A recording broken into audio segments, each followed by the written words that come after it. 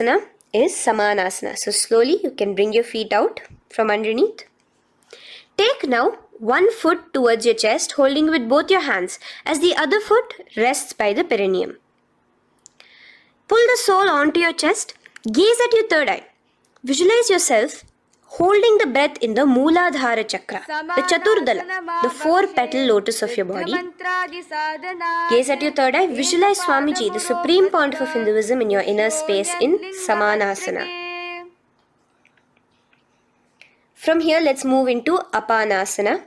Now, the foot that you have towards your chest, just bring it over your shoulder and place both your palms onto the ground beside you.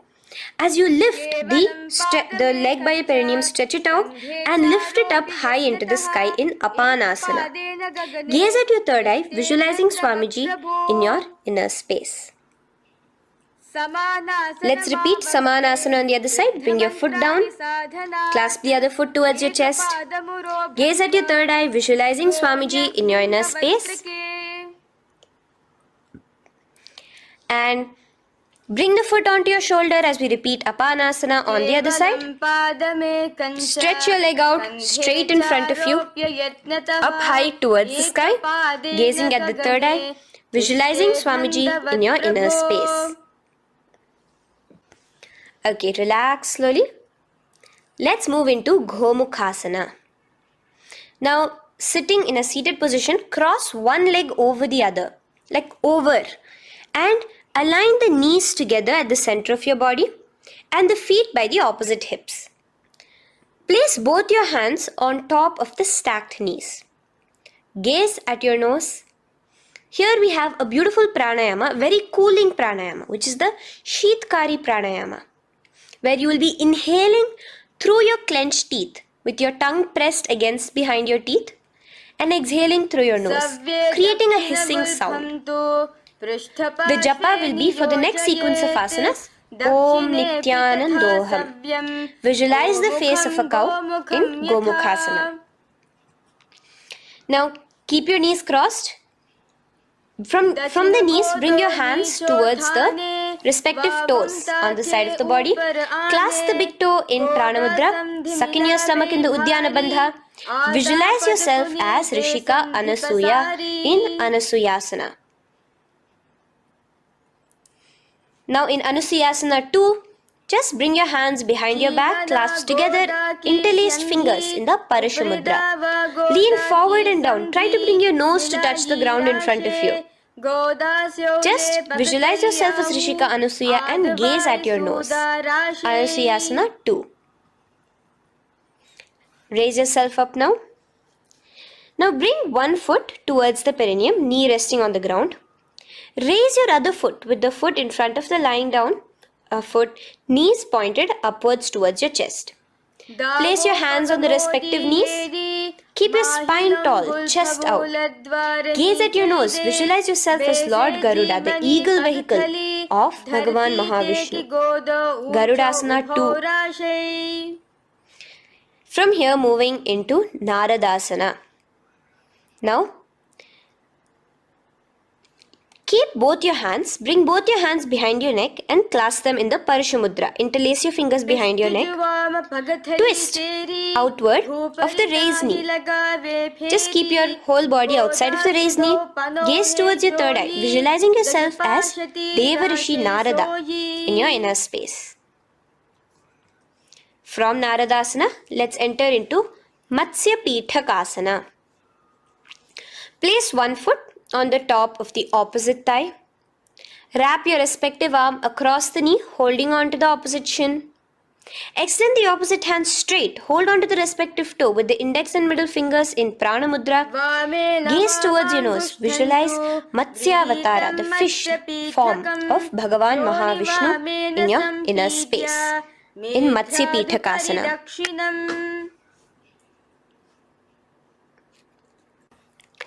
From there, let's repeat the Gomukhasana and the rest of the asanas on the other side too.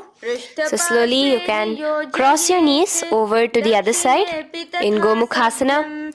Keep your hands on the top of your knees. Gaze at your nose as you visualize the face of a cow in Gomukhasana. Continuing into Anusuyasana on the other side, bring your hands to your toes, suck in your stomach in the Uddiyana Bandha, gaze at your nose, visualize yourself as Rishika Anasuya. And lean forward, bringing your hands behind your back in Anusuyasana 2. Interlace your fingers in the Parashamudra. Continue to gaze at your nose, visualizing yourself as Rishika Anasuya. As you relax the Uddiyana Bandha, just clenching the Mula Bandha alone. Raise up, bring your feet together in front of you as we enter into Garudasana 2. Place your hands on the respective knees. Stay straight. Visualize yourself as Lord Garuda as you gaze towards your nose. And twist your body out of the raised knee, hands clasped in the Parashamudra behind your neck. Gaze at the third eye, visualizing yourself as Devarishi Narada. And bring the foot to the opposite thigh as we enter into Matsya Pithakasana on the other side. Clasp your toe in Prana Mudra. Gaze at your nose, visualizing Matsya Avatara, the fish avatar of Lord Vishnu in your inner space. Now let's enter into Matsyendrasana. Remaining in the same position with one foot on the opposite thigh, place the other foot on the ground on the far side of the other thigh. Twist. Bring your elbow outside the raised knee. Keep the raised arm by your neck. Turn backwards. Gaze towards your third eye, the other hand straight out. Visualize Matsyendranatha, the great Rishi and master of Hatha Yoga in your inner space. Just switch your hands around. Straighten the hand that was originally bent and bend the other hand towards your neck. As we enter into Kubhasana, visualize yourself as a camel. Continue to gaze at your third eye. Now, straighten out both your hands straight out in the same position. Continue to gaze at your third eye, visualizing Matsyendranatha, the master of Hatha Yoga in your inner space. Now slowly, take your foot off from the thigh. As we enter into Matsyendrasana on the other side, bring the other foot to the thigh. Place the other foot on the far side. Twist, bringing your elbows outside of the raised knee, hands on the head. The other hand stretched out back. Twist, gazing at your third eye. Visualize Matsyendranatha in your inner space. Switch the hands around as we enter into Kubhasana on the other side. Remember to visualize yourself as a camel. Now stretch both your hands out in Matsyendrasana 2 on the other side. Visualize Matsyendranatha in your inner space. Now, with one leg on the thigh, bring the other foot too to the opposite thigh in Padmasana. Place your palms on the respective knees. Engage all the three bandhas in the Mahamudra Bandha, tucking your chin to your chest, sucking in your stomach and clenching your perineum. We have a new pranayama here, which is the Shitali Kumbhaka, where you will continue to inhale through the teeth without creating the hissing sound, and exhale through your nose.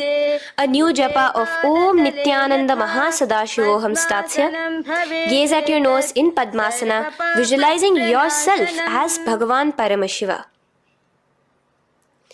Now, keeping your legs in the same position, just cross your hands over each other, clasping onto the toes with your index and middle fingers in the Prana Mudra. Gaze at your nose, visualize yourself as Devi Parvati, the consort of Lord Paramashiva in Padmasana 2. Now, uncross your hands. Take your hands and insert it into the gap between your thighs and your calves. Put both your hands within and pull it out on the other side. As you balance on your hands, lifting your whole body off the ground, visualize yourself as a rooster in Kukkutasana. Now relax. Take your hands out from inside your feet as we enter into Baddha Keki Asana. Place your hand onto the ground as you raise up on your knees. Place your palms on the ground, fingers pointing towards the legs. Now keep your elbows together, pressed against your navel. Slowly lean forward, balancing, and extend your knees off the ground, visualizing Swamiji in your inner space. In the same position, stretch your legs out behind you. In Mayurasana, visualize yourself as a peacock. Hold your balance. Relax now. Yes, relax flat onto the ground into Makarasana.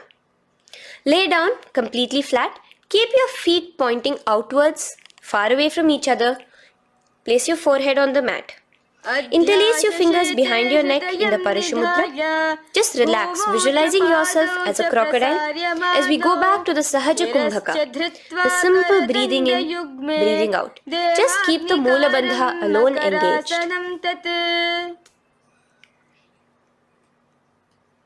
The next asana is Shalabhasana. Now lay on your stomach and place your hands on the ground beside the chest. From the laying position, raise your legs up. Use your core strength to bring your thighs off the ground. Visualizing yourself as a locust in Shalabhasana. Relax your feet down and bring your hands to your feet, pulling your feet down towards the ground beside your hips. In Ushtrasana, visualize yourself as a camel. Now slowly kick your legs back. Rise your hand is clasping your feet. Pull your feet towards the sky, lifting your chest and thighs off the ground. In Dhanurasana, gaze at your third eye. Visualize yourself as Paramashiva's bow. Relax slowly and come up to a sitting position. In Bhagasana, sit on both your knees with your head, neck and spine straight. Clench your perineum in the Moola Bandha. Place your hands on top of your knees. Gaze towards your third eye, visualizing Swamiji, the Supreme Pontiff of Hinduism, in your inner space. From here we enter into Gohyasana. We have a couple of headstand postures here, so get yourself ready. Now place your forearms on the ground with your fingers interlocked. Ensure your elbows are at shoulder width for the best balance. Place the top of your head on the ground, holding your head with your hands. Slowly walk your toes forward until your hips are in a straight line with your shoulders, and just kick your feet up slightly. Make sure not to lose your balance. Keep your knees bent together at your chest, toes pointed upwards. Gaze to your nose, visualizing Swamiji in your inner space. From here, stretch your legs out into Shirasasana, continuing to hold the balance there as you continue to gaze at your nose, visualizing Swamiji in your inner space. Bring your feet to the ground, relax slowly. The next asana is Podhyasana. So come to a seated position. Bring your hands behind your calves, stretching your legs up and your forehead to your knees. Visualize Swamiji in your inner space. Here we have a new Kumbhaka, which is the Bhastrika Kumbhaka, where you will be exhaling forcefully, making the sound of a bellows. Podhyasana. The japa for this next series is Om Nityananda Paramashivoham, the Mahavakya. Relax yourself. Continuing to remain balanced with your legs up, just bring your hands to the opposite shoulders. In Parighasana, visualize yourself as a mace as you gaze towards your third eye. Now relax. Keep your elbows and palms onto the ground as your legs are raised. Visualize yourself as a boat in Naukasana. Continuing to gaze towards your third eye, remember to continue the Bhastrika Kumbhaka. Forceful exhalation. Now, continuing to keep your balance, just bring your hands to your feet and scoop your hands underneath the heels, pull it towards the chest. Keep your spine upright, gaze towards your nose. Visualize yourself as Lord Rudra in Rudrasana, the most ferocious form of Paramashiva.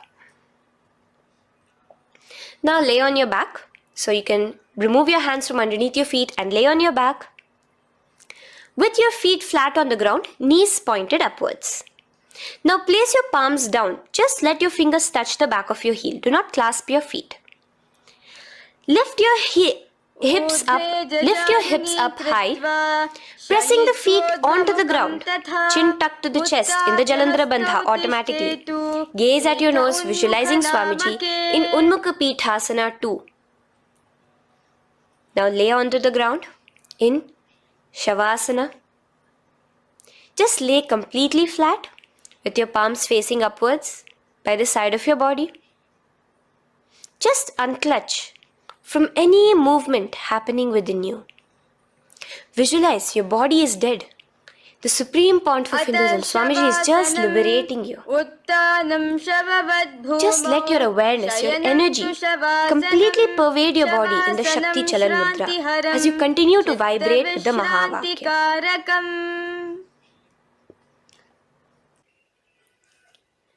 Roll over to one side and come to a seated position. Feel the life entering your body back. In a seated position, let us get continued with the sequence. We have 200 asanas more to go, starting with Yatha Sanishtasana. In Yatha Sanishtasana, sit in any posture you are completely comfortable in, bringing your hands into the Bindu Mudra with the thumbs and index touching. Start off with the Samana Kumbhaka. As you're inhaling and exhaling, feel flames licking up your spine. Clench your perineum in the Moola Bandha with the japa Om Nityananda Paramashivoham for the remaining of the sequence. Visualize Swamiji in your inner space. From here, moving into Samasana, where you bring your feet to a cross-legged position. Keep your hands on your knees with the thumbs and index touching in the Bindu Mudra. Just inhale and exhale as you visualize Swamiji in your inner space. The next is Muktasana. Press your left foot against your genital region. Place the right foot on top of your left. Keep your hands facing downwards on top of your knees. Sit straight, gazing towards your nose. Visualize yourself as a sage liberated by Swamiji himself. Now, continue to remain in the same position as we go into Siddhasana, where your gaze will be switching from the nose to your third eye. Continuing to visualize Swamiji in your inner space, ensure the Moola Bandha, the perineum, is locked. In Siddhyasana now, continuing the same position. Engage all the three bandhas, sucking in your stomach, bringing your chin to your chest in the Mahamudra Bandha. Switch the gaze to the ground in front of you from your third eye. Visualize Swamiji in your inner space. Now, relax the Uddiyana Bandha and Jalandhara Bandha. Just keep the Moola Bandha, the perineum, alone clenched as we enter Rudrasana 2, where your legs will remain in the same position, just your hands alone, from resting on your knees, will turn around to the Bindu Mudra, the thumbs and index touching. Gaze towards the third eye, visualize yourself as Lord Rudra, the fierce dimension of Paramashiva. The next is Santadhunasana. Keep your hands in the Bindu Mudra, your legs crossed in the same position as you switch your gaze from your third eye to your nose, visualizing Swamiji, his tranquility, unshakable nature. Now, relax the Bindu Mudra, keep your legs in the same position, and bring your hands to your navel, cupping one palm over the other in the Samputa Mudra. It looks sort of like a lotus bud. Continue to visualize Swamiji in your inner space in Siddhasana 2. The next asana is Bandha Yoni Asana. Maintaining one heel over the other in the same position of the legs, bring your hands to your face in the Shanmukhi Mudra. So just listen carefully now. Bring your little fingers beneath the bottom lip of both hands. Your ring fingers above your upper lip. Your middle fingers closing your nose, your nostrils. Your index finger covering your eyes. And your thumbs pressed into your ears. This is Bandha Yoni Asana, visualizing Swamiji in your inner space.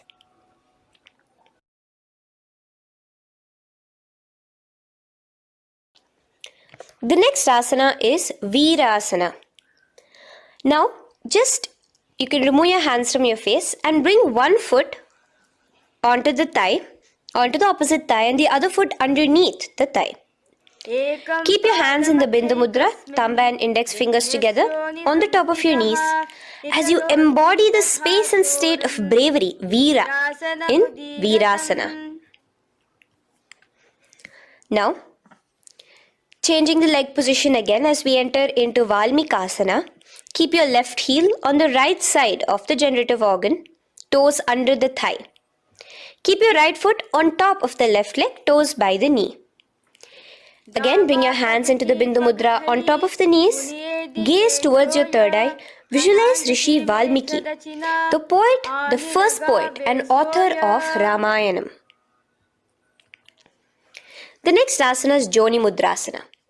So you're going to remain here as you switch your gaze to your nose, visualizing the Yoni Mandala, a beautiful formation, divine cosmic geometry, representing Devi, Shakti, a symbol of the creative energy of the universe in Joni Mudrasana. In the same position, switch your gaze to your third eye, continuing to visualize the Yoni Mandala in your inner space. Now, let's move into Bhadrasana 3. So bring your feet, the soles of your feet together, uncross them and bring them together in front of your body. Hold it with both your hands, pulling it against you. Push your knees down towards the ground. As you gaze at your nose, suck your stomach in the Udyana Bandha. Visualize Lord Veerabhadra in your inner space. Bhadrasana 3. In the same position, we are entering into Aghorasana, where your left hand will rest on top of the left knee, while your right hand comes towards your face. Now, do the Khechari Mudra, where you are bringing your tongue towards the upper palate, gazing towards your third eye. Now, with your right hand, cover your mouth, close the left nostril with your index finger, inhale through the right nostril. Close both the nostrils, hold your breath and exhale through the left nostril in the Abhyantara Kumbhaka. Repeat this on the other side. Visualize yourself as an Aghori, completely dedicated to Paramashiva in Aghorasana. The next asana is Kaneri Pavasana. So you can distance your feet a little away from your body. As you lean forward, place your elbows onto the soles of your feet and rest your chin on your palms. Gaze at your nose, suck your stomach in Udyana Bandha. Here, continuing with the Rechaka Kumbhaka, where your exhalations are prolonged than your inhalations, visualizing yourself as a female elephant drinking water in Kaneri Pavasana. The next asana is Parasana. So now, come to a seated position, raise yourself up and keep your knees raised. Bring your hands underneath your knees, between your calves and thighs, and clasp them together. Interlace your fingers in the Parashamudra in front of your navel. Lift your feet off the mat. Visualize Swamiji, the Supreme Pontiff of Hinduism, in your inner space as you gaze at your nose in Parasana. The next asana we'll be moving into is Gopi Chandasana. Now, take your hands out from in between the feet as you let your feet rest on the ground. Take your hands out from underneath your calves. Interlace your fingers around the feet with the soles of the feet together and raise it up towards your chest. Rest your knee on top of your feet. Gaze at your nose. Embody the state and space of a king in Gopi Chandasana. The next asana is Udarasana. So now just quickly release your legs, bring your hands underneath your calves and hold on to your feet again from inside out, both your feet together. Bring your feet up to your chin, resting your chin on top of the interlaced fingers. Bring your feet to your chest, gaze at your nose, visualizing your body, the Supreme Pontiff of Hinduism, free from any defects in Udarasana. Now, in the same position, just lift your legs up towards your head. Let the top of your hands come towards the top of your head, your forehead. And this is Vishishtasana. Visualize yourself excelling in everything in this posture. Now, slowly relax. Keep your hands underneath your shins as you take your hands up to the shoulder, pulling your hand and interlacing your fingers behind your neck.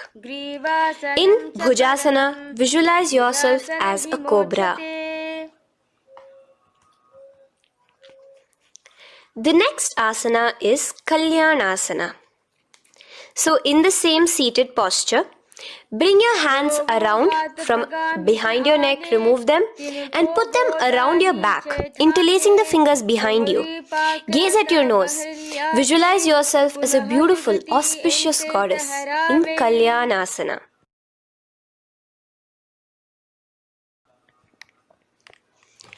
The next posture is Sankatasana. So now, uncross your hands from behind you. Release yourself completely onto the ground. Place your left knee on the mat and the left foot flat. Sit on top of your left foot, knee pointed forward. Raise your right leg on top of the left, bringing the right heel to the left hip. Place your hands on the opposite knees. Here, do the Ujjayi Pranayama. As you inhale and exhale, make the sound of an ocean. Visualize yourself as a swan, a beautiful swan in Sankatasana. The next is Dhenukasana. Just in the same position, slide your left heel to the left hip. Keep your right knee on top of the left. Place both your hands on your right thigh. Visualize a cow in your inner space as you suck your stomach in the Uddiyana Bandha, Dhenukasana. Now slowly uncross your legs as we move into Matsyendrasana. Place the right foot on the left thigh, the left foot on the right knee. Bring your left hand behind your back, hold the right thigh. Twist a little bit. Place your right hand on your left thigh. Twist your body, gaze towards your third eye, visualizing Swamiji in your inner space. The next asana, Matsyendrasana 2, just untwist your body. As you clasp the respective toes of both your feet with your hands, lean forward and down, bringing your forehead to the ground in front of your feet. Visualize Swamiji, the Supreme Pontiff of Hinduism, in your inner space. Raise up now. Keep your legs in the same position. We have the Guru Asana. Interlace your fingers together and place it over the topmost knee. Suck in your stomach in the Uddiyana Bandha, clench your perineum in the Moola Bandha, tuck your chin to your chest in the Jalandhara Bandha. As you engage all three bandhas, visualize Swamiji in your inner space. Let us now repeat Sankatasana on the other side. So, you can release your hands, your legs as you cross the other leg over. Visualizing yourself as a swan, remember to put your hands on the opposite knees. The next asana, Dhenukasana, repeating it on the other side. Slide your leg out, bring both your hands to the topmost knee. Suck your stomach in the Uddiyana Bandha. Visualize a cow in your inner space. Matsyendrasana again, repeating it on the other side. Bring your legs to the cross-leg position. Twist your body around as you gaze at your third eye, visualizing Swamiji in your inner space. Untwist as we enter into Matsyendrasana 2 on the other side. Hold on to your feet, bring your forehead to the ground, continuing to visualize Swamiji in your inner space. Slowly raise up and let us do Guru Asana on the other side. Engage all the three bandhas in the Mahamudra Bandha. Interlace your fingers, place it on top of your knee. Continue to visualize Swamiji, the Supreme Pontiff of Hinduism, as we do Guru Asana. Now, slowly uncross your feet and place them flat on the ground, knees towards the chest in Pashasana. Keep your hands holding the opposite knees, thighs together, and keep your spine completely erect. Continue the Khechari Mudra, where your tongue is pressed against the roof of your mouth. As you gaze at your third eye, visualize Swamiji in your inner space. Continue the Ujjayi Kumbhaka. As you breathe in and out, make the sound like an ocean. Now in the same position, just bring your chin towards your knees in Bodha Shokasana. Lean forward, gazing at your nose. Visualize Swamiji, the abode of bliss in your inner space. Now raise up and bring your hands, uncross your hands, bring your hands underneath your knees, clasping the opposite elbows in Kurakatasana. Gaze at your nose, visualizing Swamiji in your inner space. Now, in the same position as Kurakatasana, just cross your ankles into Sumati Asana. Toes pointed upwards. Gaze at the nose. Visualize the great sage and Maharishi Sumati in your inner space. The next asana is Dandasana. Extend your feet out straight in front of you. Keep your arms straight above your head. Interlace the fingers from inside out. Let your wrists point outwards. Engage the Mahamudra Bandha, all the three bandhas. As you gaze at your nose in Dandasana, visualize Swamiji in your inner space. The next is Arambhasana. Now keeping your legs straight, release the Jalandhara Bandha and the Udyana Bandha, keeping your perineum clenched in Mula Bandha. Lean forward and down. Hold your big toes in the Prana Mudra with your index and middle fingers. Head to your knees. Do here the Nadi Shodhana Pranayama. Inhale through the left nostril, hold and exhale through the right. Visualize Swamiji in your inner space. The next is Bhidokasana. So slightly raise your body up and bring your hands underneath your knees, extending your knees slightly up. Keep your heels a bit apart from each other and clasp your feet. Bring your shoulders down, wrapping your hands around your legs. Gaze towards your third eye, visualizing Swamiji in your inner space. So from here, let's enter into Jalandhari Pavasana. So you can actually remain in the same position with your hands underneath your calves and just bring the soles of your feet together. You might want to bring your body closer. Place your head on top of your feet with the palms facing upwards on the ground. Gaze at your nose. Visualize Swamiji in your inner space. Now slowly bring your hands out from underneath and come to a seated position. Stretch your legs out as we enter into Urdhva Paschimottanasana.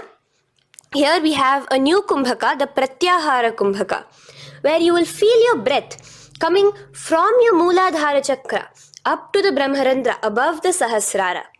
This is the Pratyahara Kumbhaka. In Urdhva Paschimottanasana, extend your legs out, lift one foot behind your neck and lean forward and down towards your foot, visualizing Swamiji in your inner space. Now, slowly, keeping your leg behind your neck, lay onto your back as we enter into Anantasana. Hold the foot from the top of the opposite hand. Visualize yourself as infinite, endless, eternal. Gaze at your nose in Anantasana. Just now, in the same position, roll onto your elbow of the hand holding the foot. Gaze at your nose, feeling in complete control like Swamiji in Ankushasana. Slowly remove the leg from behind your neck. Take a moment to stretch, relax. Lay on your back. Bring your knees towards your chest. Bring your hands around, encircling the thighs and the calves with your arms. Roll to the left and right in Drishasana, visualizing Swamiji in your inner space. The next asana is Urdhva Paschimottanasana. On the other side, let us repeat it. Raise up to a sitting position and bring the other foot behind your neck. Lean forward and down, clasping your foot. Repeating Anantasana on the other side, lay on your back, bring the opposite hand to the foot, gaze at your nose, and continuing the gaze at your nose, roll onto the elbow as we repeat Ankushasana on the other side. Now, you can release your foot And try to remain in the same position without removing the leg from behind your neck as you bring the other leg too to cross behind your neck with both your legs behind your head. Laying on your back, bring both your hands to clasp behind your back. Gaze to your nose, visualizing Swamiji in your inner space in Yoga Nidrasana. As we enter into Atma Ramasana, in the same position you can uncross your hands from behind your back. Bring it up, continuing to keep it underneath the legs. Just clasp it behind your neck. So you can bring your legs out from behind your neck. Just let your hands interlace behind your neck, gazing to your nose, visualizing the Atma Rama, Bhagavan Mahavishnu within you as your soul blessing you, as you gaze at your nose in Atma Ramasana. Now, you can release your hands and legs. Continue to lay on your back as we enter into Kochikasana. Bring your knees to your chest with the soles facing upwards. Extend your arms sideways as you gaze towards your third eye, visualizing Swamiji in your inner space. Now, from Kochikasana, keep your arms reached out to the sides at shoulder level. As we enter into Jatara Parivritti 1, keep one knee bent, twist it and bring it to the ground on the opposite side with the other leg extended straight. In Jatara Parivritti 2, keep both the knees bent to one side. And in Jatara Parivritti 3, keep both the legs straight to one side. Throughout this, keep your head looking in the opposite direction. And let us repeat this on the other side. You can bring your knees back to your chest. Let your legs out, go to the other side and do Jatara Parivritti 1, 2 and 3. The next asana is Dvipada Pitham. So now from Jatara Parivritti you can bring your feet down, lay on your back with your knees pointed upwards, feet flat on the ground. Extend your hands holding your ankles. And lift your hips up. Engage the Jalandhara Bandha automatically as you raise your hips up. Gaze at your nose, visualizing yourself as a bridge in Dvipada Pitham. Now in Paryankasana, so you can lay back onto the ground and place your feet flat. Bring your arms over your head, placing the hands flat near your shoulders with the fingers pointing towards the feet. Lift your entire body up and off the ground in Paryankasana as you visualize yourself as sturdy as stone furniture. Lay back down slowly as you bring your hands out. Keep your knees to your chest here and your hands on the shoulders as we enter into Svottanasana. Visualize you're laying on your back as a playful dog. Move your hips in the circular motion. Do the Sahaja Kumbhaka. Now let us enter into Viparita Karani. First, bringing your arms out from behind your shoulders. Let your arms be extended by the side of your body. Use the strength of your arms, palms flat on the ground, to push your body, your upper body, your lower body off the mat. And keep your legs straight above you, extended. Move your legs around and around in Viparita Karani. Automatically the Jalandhara Bandha is engaged. Breathing during the Jalandhara Bandha is the Murcha Kumbhaka. Visualize Swamiji in your inner space. The next is Viparita Karani 2. In the same position, just stop the rotational movement of your legs. Visualize Swamiji in your inner space. Now, as we enter into Langalasana, just let your feet from the top rest onto the ground above your head. Interlace your fingers in the Parashu Mudra behind your body. Visualize yourself as a plow in Langalasana, continuing to engage the Jalandhara Bandha. Bhumim karshayet Langalasanam bhavati. Now, in Shaita Paschimottanasana, bring your hands out from behind your body and hold on to the toes above your head. Keep your legs and hands completely straight. Visualize Paramashiva as Shaita Paschimottanasana is one of the 84 different asanas directly revealed by Paramashiva himself. Continue to do the Murcha Kumbhaka, inhaling and exhaling with the Jalandhara Bandha. Clasping your toes now, spread your feet wide apart from each other in Supta Konasana. Visualize Swamiji in your inner space. Bring your feet back together as we enter into Chakrasana. Clasp your ankles, keeping your legs and hands completely straight above your head. Visualize yourself as a chakra, a wheel in Chakorasana. Now slowly rest your back onto the ground. Keep your legs raised up in Supta Prasarita Padangushtasana.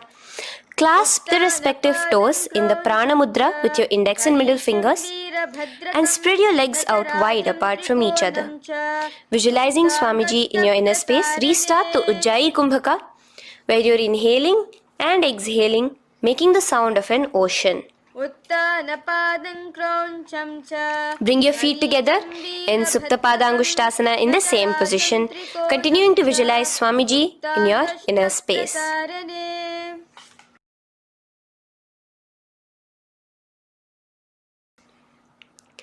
Now, release your feet and bring them into Padmasana.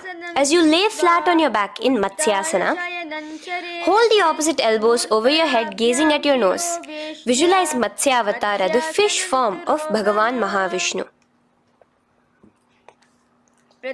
Now in the same position, put one hand over the other, extended straight above your head. As you visualize Lord Rama in your inner space, continue to gaze at your nose. Now, slowly bring your hands to your hips as we enter into Sarvangasana. Lift your hips and legs up into the sky, crossing your legs in Padmasana. Let your hands support you, your elbows on the floor. Do the Jalandhara Bandha as you gaze at your nose in Sarvangasana. Now, bring your hips back onto the ground in Vrishchikasana. So, in the Padmasana, just remove one foot alone. Keep one foot on the opposite knee as you pull the knee towards your face. Let your hands stretch out above your head, hooking forward as you raise your upper back off the ground, visualizing yourself as a scorpion in Vrishchikasana, gazing at your third eye. Do the Jalandhara Bandha, tucking in your chin to the chest. Now just switch your legs around as we repeat Vrishchikasana on the other side. Continuing to visualize yourself as a scorpion, gaze at your third eye. The next asana is Vrishapada Kshepasana. So come now to a complete flat position on your mat. Come down to a complete lying down position and interlace your fingers around your neck. Now raise both your feet off the ground. Extend one leg straight and the other knee to the chest in a bicycle motion. Alternate between extending and raising the knee again and again, bringing your opposite elbows to the respective knees. Visualize Swamiji in your inner space. Breathe in and out in the Sahaja. From Vrishapada Kshepasana, now lay flat onto the ground with your hands by your side as we enter into Marottanasana, where you will be lifting your legs one by one, touching the ears with your knees. Visualize Swamiji in your inner space. The next asana is Vrikasana. Now what you'll be doing is laying on your back. Bring the soles of your feet flat onto the ground. Stand up completely and lay back down. Visualize yourself as a wolf in Vrikasana.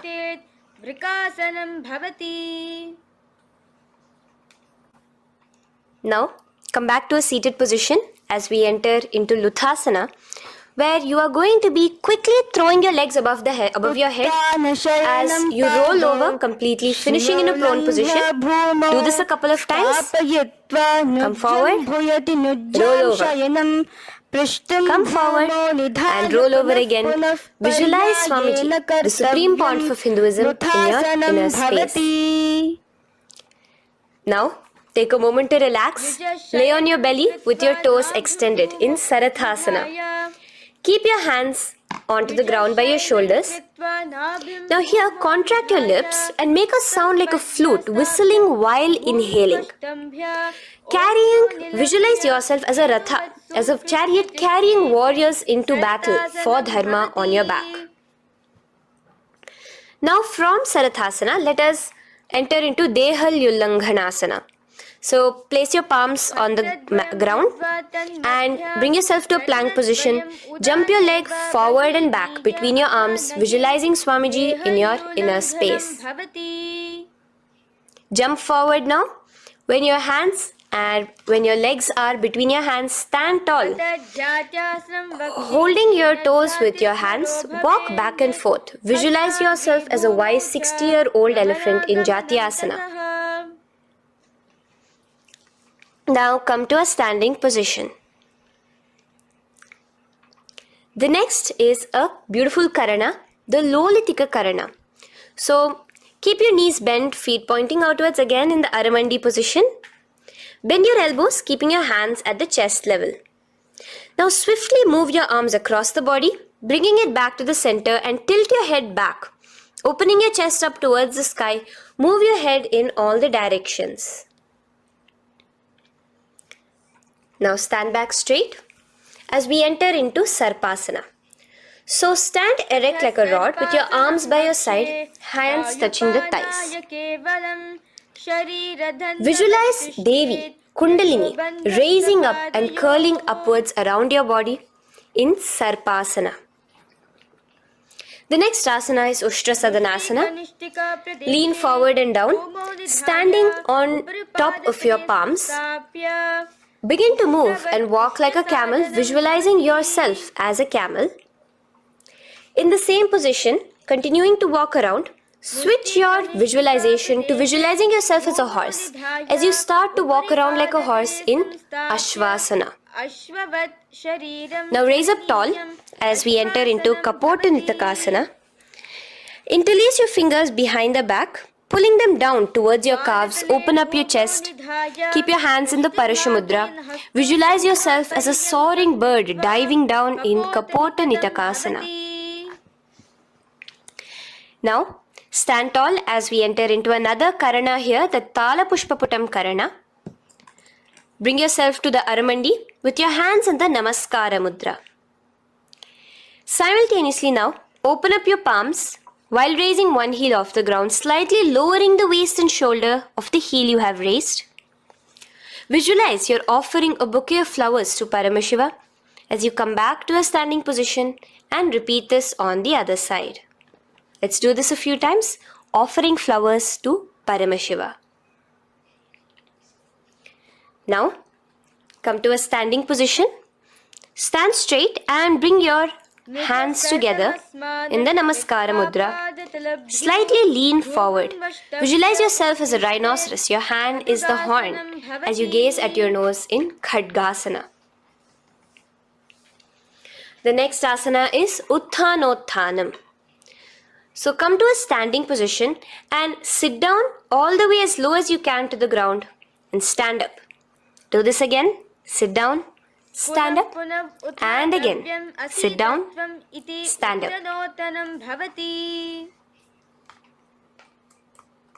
As you gaze at your nose throughout this. The next asana is Musalasana. Now come back to a standing position. Raise your hands above your head. Tall as you jump up and down repeatedly. Visualize yourself as a mace. Jump here in Musalasana. The next asana is Uchirshaka. So come back to a standing position. Pull the sole of one foot towards your belly. Now with the other leg, sit down and stand up. Release the leg. Pick the other leg up, pull it towards your belly. Sit down and stand up in Uchirshaka as you visualize Swamiji in your inner space, gazing at your nose. The next is a Karana, which we will be entering into, the Pashvajanu Karana. So again, bringing yourself to the Aramandi position. Bend and lift one knee towards your chest, pointing the toes downwards. Keep your arm around the knee, holding it with the hand in a fist. Let the other hand hang down on the thigh, wrist twisted, fingers pointing inwards. This is the Parshvajanukarana. Now slowly release as we enter into Tandavasana. Stretch one leg out straight in front of you as you alternate between sitting and standing. Visualize yourself fiercely dancing as Paramashiva. Raise the foot to the inner thigh of the opposite side. As we enter into Brahmanasana, let your hand be resting by the sides. Keep your standing leg erect like a rod. Visualize yourself being blessed by Lord Brahma. Now, you can bring the left foot around the right knee and rotate it, tucking the left toes on the other side of the right calf. Simultaneously cross your left arm below the right, bring your palms together in the Namaskara Mudra. Visualize yourself as Lord Garuda in Garudasana 3. Now slowly uncross your legs and hands as we enter into Ekapadasana, coming to a standing position. On the right leg, bring your left foot to the opposite thigh with your hands relaxed by the knees. Now take a hold of the raised foot with your hand in the Prana Mudra.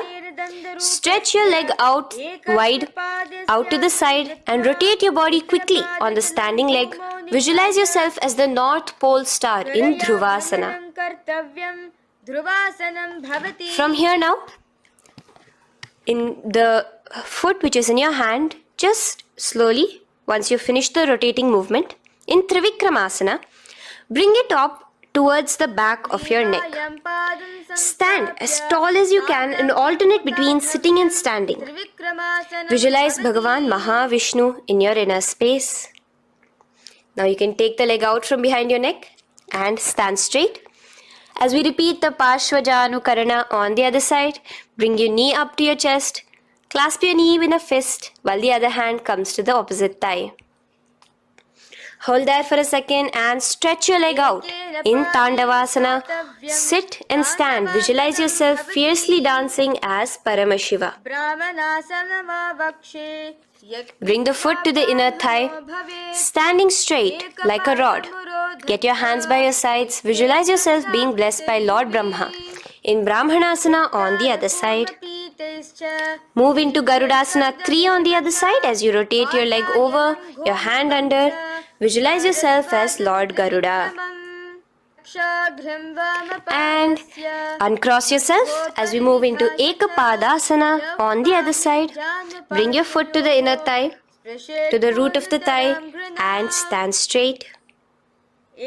Clasp your toes, stretch it out as we go into Dhruvasana on the other side. Visualize yourself as a pole star rotating quickly. Come back to a standing position and bring your foot behind your neck. In Trivikramasana, sit and stand. Visualize Vishnu, Bhagavan Mahavishnu in your inner space. Now, stand tall as we do the Samanakha Karana. Stand with your feet close together, toes slightly pointed outwards. Keep both the hands to the side of the body.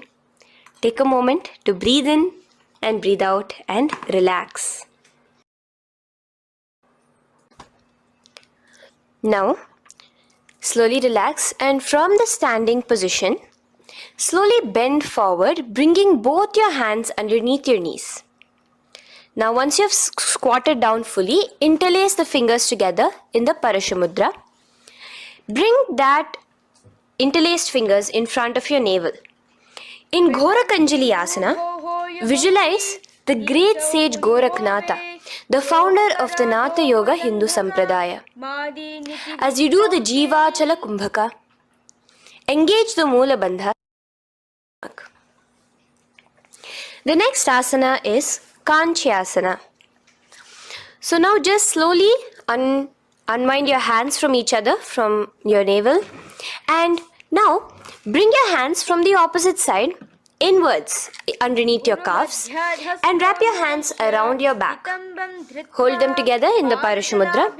Keep your body, your upper body, upright, visualizing the Supreme Pontiff of Hinduism in your inner space. The next is Bhairu Asana. So slowly unclench your hands and bring them out from underneath your legs. Keep your feet and knees together, and in a squatting position, bring your hands behind your back, clasping them together, remaining in the Parashamudra.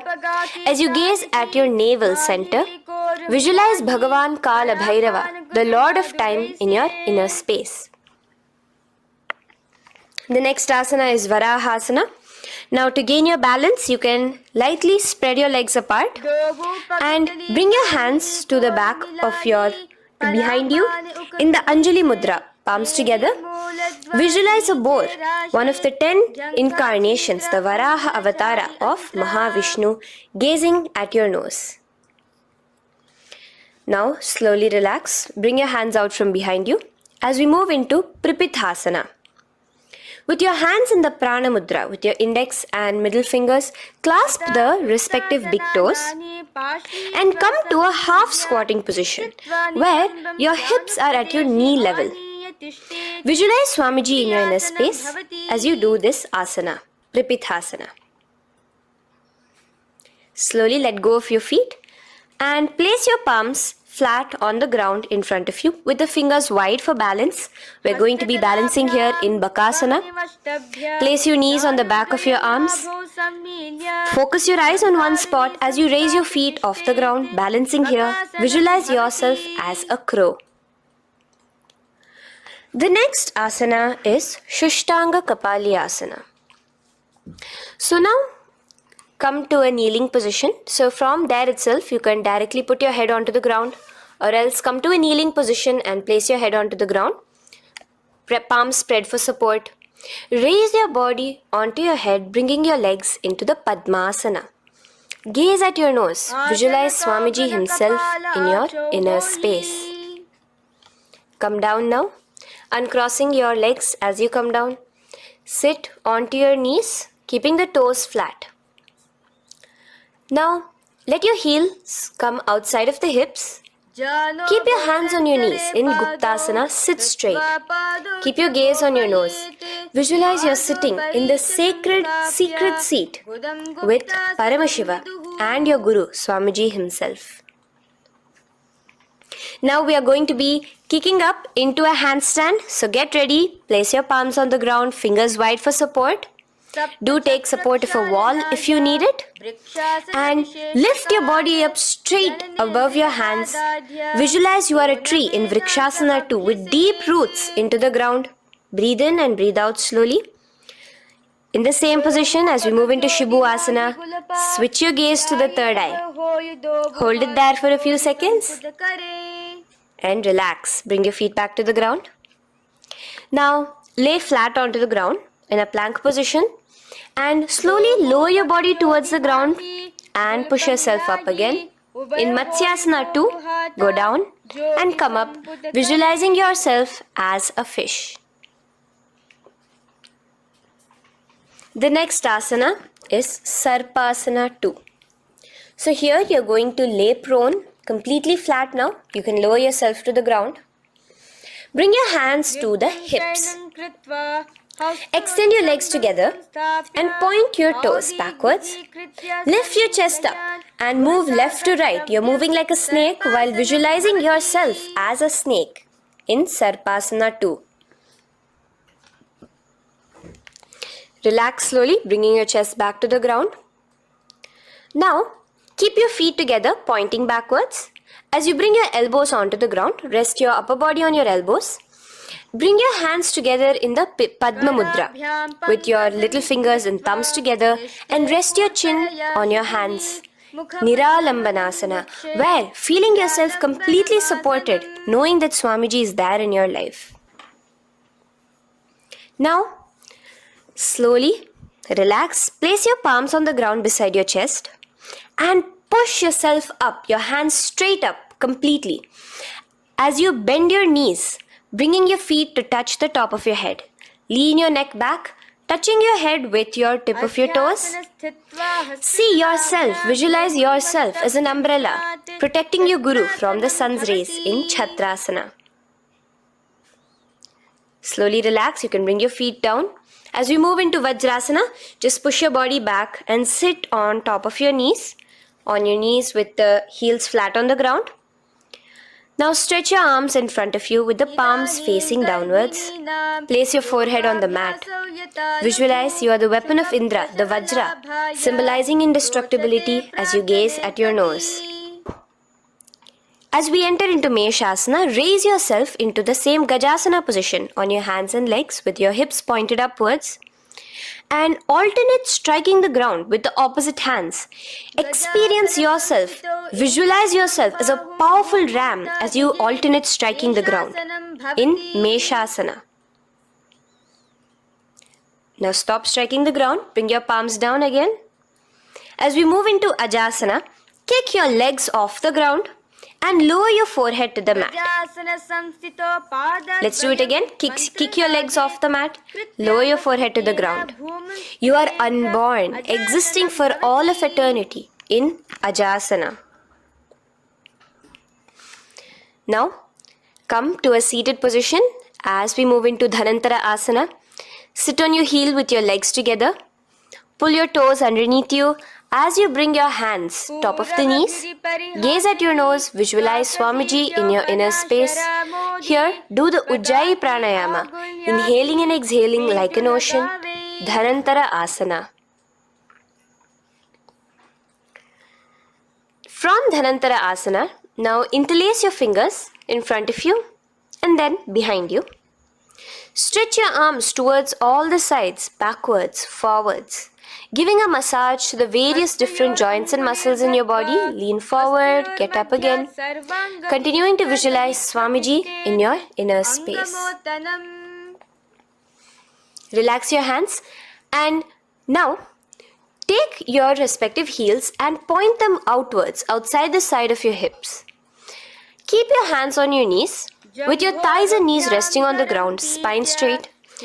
Visualize yourself as Lord Garuda in Garudasana 4. You have Mahavishnu and Mahalakshmi on your back as you are flying. The next asana is Ananda Mandirasana. Now you can continue to remain in the same position. You can bring your feet pointing inwards. Use your hands to clasp underneath your ankle. Make sure your knees are spread out wide.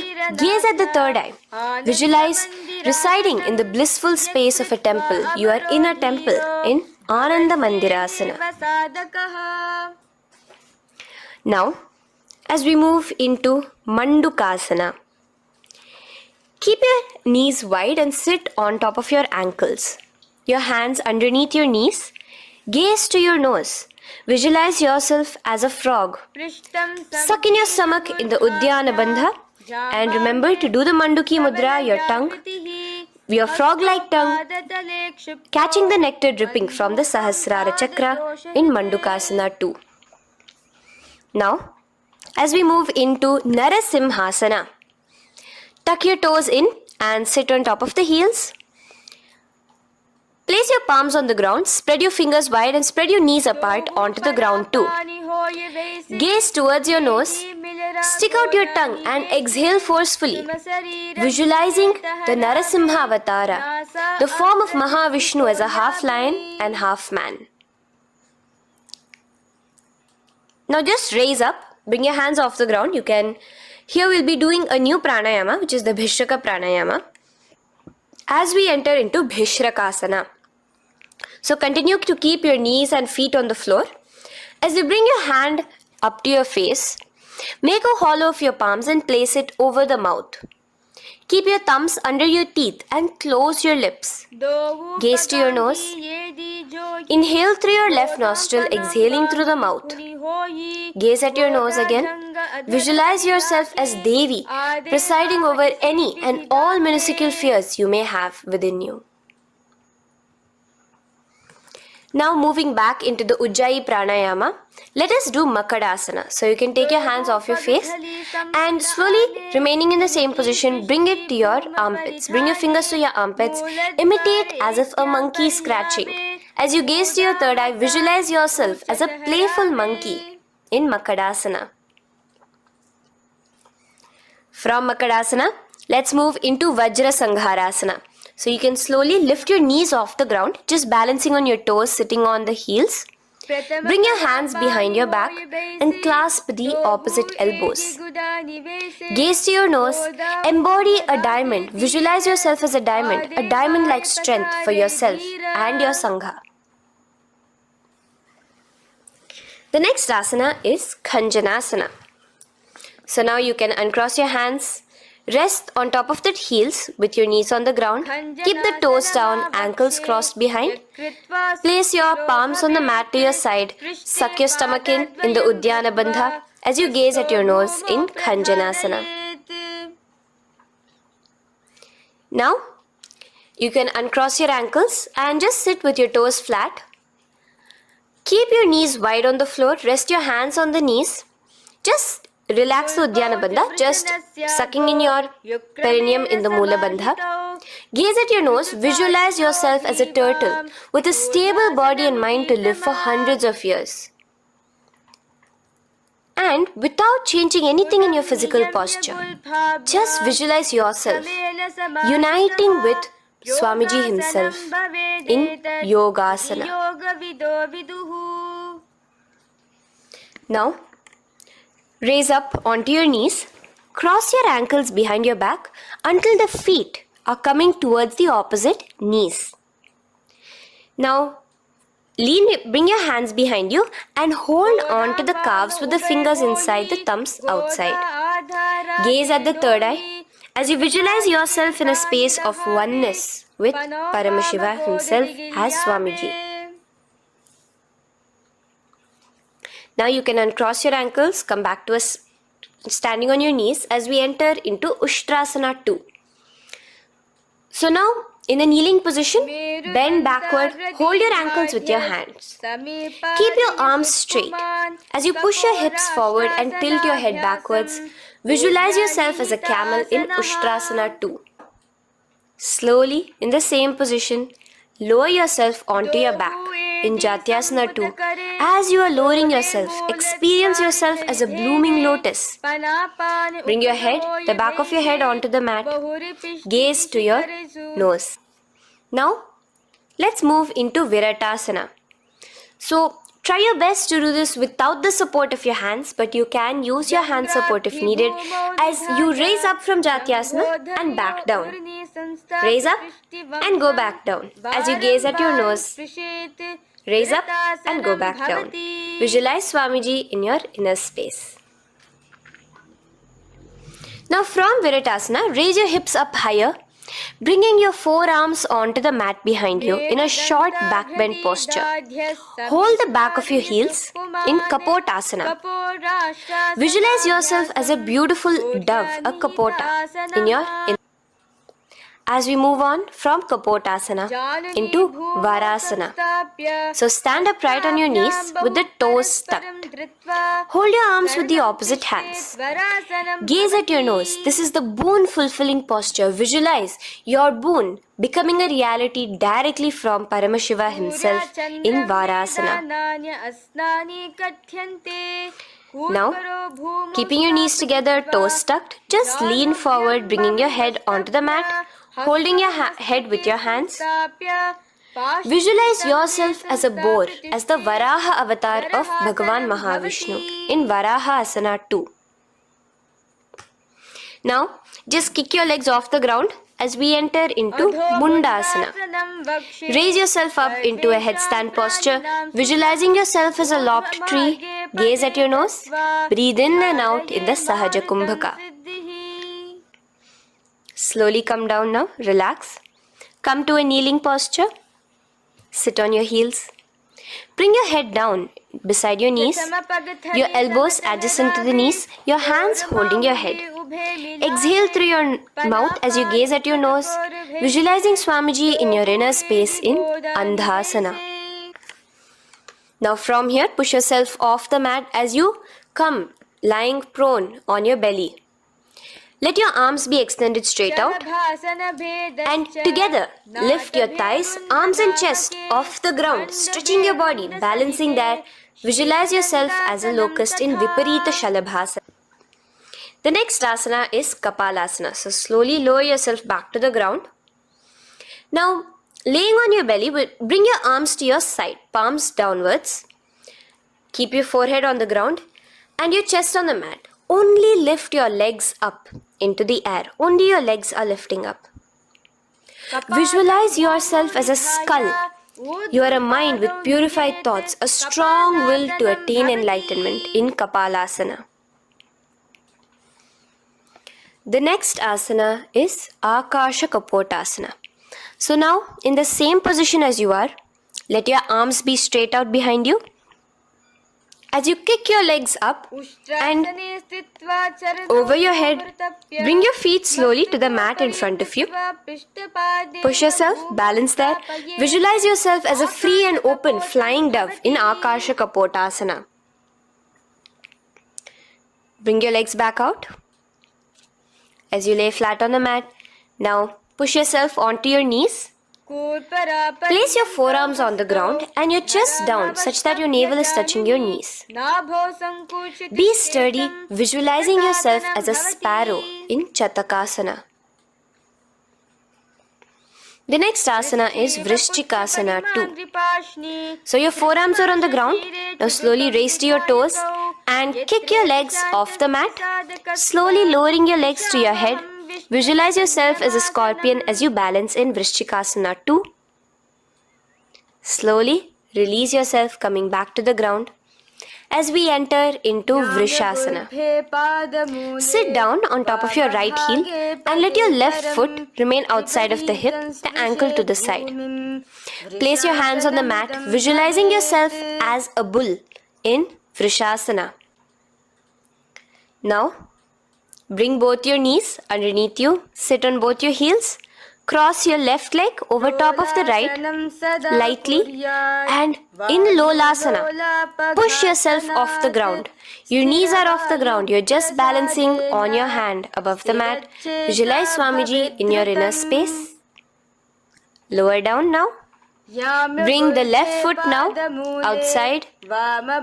Bring the right foot out and sit on your left heel now as we do Vrishasana on the other side. Visualize yourself as a bull. From here, let us get into a very powerful asana, Balagunasana. So, place your left toes on the ground, sit on the heel of your left foot. Place the right foot flat with the knees raised towards your chest. Maintain your palms on the respective knees. Be upright. Visualize Balagunahai, one of the 84 siddhas in your inner space in Balagunasana. Now come to a squatting position. Let your feet be flat as you bring your elbows under your thighs and calves, wrapping it around your shins. Hold on to your ankles from the outside in Grahasana, visualizing yourself as an entire planet. Now, you can unwrap yourself as you sit on top of the opposite heel in Balagunasana on the other side. Maintain your palms on the respective knees. Visualize Balagunahai, one of the 84 siddhas in your inner space. Now, sit upon both the toes with the heels up and knees off the mat, knees pointing forward. Now, keep your hands downwards on the respective knees. Keep your spine upright as you visualize Swamiji in your inner space in Utkatasana. The next asana is Vajra Sangharasana. Just spread your knees out wide in Utkatasana. Spread your knees out wide. Clasp the elbows behind your back. Visualize Swamiji in your inner space in Vajra Sangharasana 2. The next asana is Anilasana. Now, sit with your feet hip width apart. Bring your hands under the soles of your feet from inside. Your palms facing downwards. Step onto your hands. Keep your arms straight, elbows together at the navel. Gaze to your nose. Visualize yourself able to consume and live off of air alone in Anilasana. The next is Padukasana. So from Anilasana, you can release your hands. Place the back of your hands on the mat with your fingers facing upwards. With your fingers facing towards your body, palms upwards, step your feet on top of your hands and wrap your hands around your feet like a shoe. Walk around. Visualize you're wearing padukas, walking across the length and breadth of the world in Padukasana. Now bring your palms onto the ground. Stop moving around as we move into Kukutodana. Kick your feet up into the air and let them fall back down. Let's go up again and come down. Kick up and go down. Visualize yourself as a rooster in Kukutodana. The next is Viparita Nrityasana. So as you're kicking yourself up, you can go up into a complete handstand posture, which is Viparita Nrityasana. Do take support if needed. And move around on your two hands as if you are dancing in Viparita Nrityasana. Slowly come back down to a standing position. Lean forward and let your feet be slightly apart from each other. Bring one palm down on the mat with the arms straight. Bring the opposite hand to your head and be stable in Kunjarasana. Now just put that hand down as you bring the other hand to your head, repeating Kunjarasana on the other side. Be stable here. Now you can squat back down onto the ground. Keep your feet flat. Hold your respective ankles and lift your feet off the ground in Kadamba Asana. Visualize yourself as a Kadamba tree, a pious tree that promotes a long life. The next asana is Pavana Muktasana. Now sit back down onto the ground. Bring your knees towards your chest. Let your hands wrap around your knees. Hold it close to your body. Visualize all the excess vata, air, just balancing and releasing in your system in Pavana Muktasana. Now, let us move into Chakorasana. So first stretch your legs out in front of you. Bring one leg behind your head. Now place both hands on the ground and lift your body off the ground while lifting the other leg too, up straight. Visualize yourself as a powerful source of energy. Gaze at your third eye in Chakorasana. Slowly relax back down. Now hold your left toes with the left hand, index and middle fingers. Pull the foot to the left ear. We are entering into Dhanurasana 2. Extend your right leg out, keeping straight. Hold the big toe with your right hand. Visualize yourself as a bow in Dhanurasana 2. The next is Ashtavakrasana. So lift your left leg over top of the left shoulder. After releasing your hands, bring the right foot across and hook it on top of the left foot. Lean forward and down. Keep your palms onto the ground. Extend your legs out to the left. Lift your head up and chest. You're completely balancing only on your hands as you visualize yourself as a flying crane in Ashtavakrasana. Now slowly relax down. From here, bring your right foot to the left thigh and your left foot flat onto the ground. Knees raised up. Have your left shoulder underneath the respective leg and place your hands flat on the ground. Gaze towards your third eye. Visualize you are immortal, able to exist solely from prana alone in Pranasana. From here, moving into Parshva Matsyendrasana. Place your right foot at the root of the left thigh. Then the left leg by the side of the right knee. Hold the left leg by the right hand. Twist your body out. Remain steady here, gazing at the third eye. Visualize Matsyendranatha, the great Rishi, Yogi, master of Hatha Yoga, in your inner space. Now slowly unwind yourself. As we repeat Chakorasana on the other side, lift the other leg behind your head. Place both your hands on the ground and keep your entire body off the ground straight up.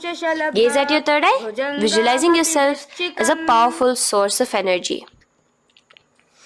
Now relax back onto the ground. Let's repeat Dhanurasana 2 on the other side.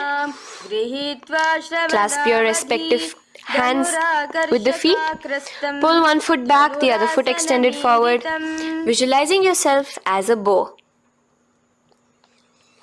Release your feet as you cross them over each other, over top the shoulder in Ashtavakrasana on the other side. Raise off the ground. Visualize yourself as a flying crane. The next asana, we'll be repeating Pranasana on the other side. Bring the right foot to the left thigh. Bring your hands onto the ground with the knee raised. Gaze at your third eye, visualizing yourself able to live off just prana, just air alone. And relax as we do Parshva on the other side. Twist yourself, visualizing Matsyendranatha, gaze towards your third eye. And from there, let us enter into Ardha Paschimottanasana. Keep one leg straight and press your perineum with the other heel. Bring your chest forward and down. Hold your toes and feet and bring your head towards your knees. Here in Ardha Paschimottanasana, visualize Swamiji in your inner space. Now raise up, and the foot which was at the inner thigh, now rotate it outside of the hip. Now hold the sole of your other foot and lift your leg up towards your forehead. Try to bring your knee to your forehead as you keep your knee straight. Gaze to the nose in Kraunchasana. Visualize yourself as a crane. Now slowly relax down your leg. Now the leg that is now straight, you can bring it to the inner thigh as you straighten out the other leg. As we repeat, Ardha Paschimottanasana on the other side. Lean forward and down, clasping your foot. Bring your forehead to your knee. Visualize Swamiji in your inner space. Slowly raise up. Place your right ankle outside of the hip now. Hold the sole of the left foot, lifting the leg up towards your forehead. Stretch yourself there. Gaze at the tip of your nose. Visualize yourself as a crane in Kraunchasana on the other side.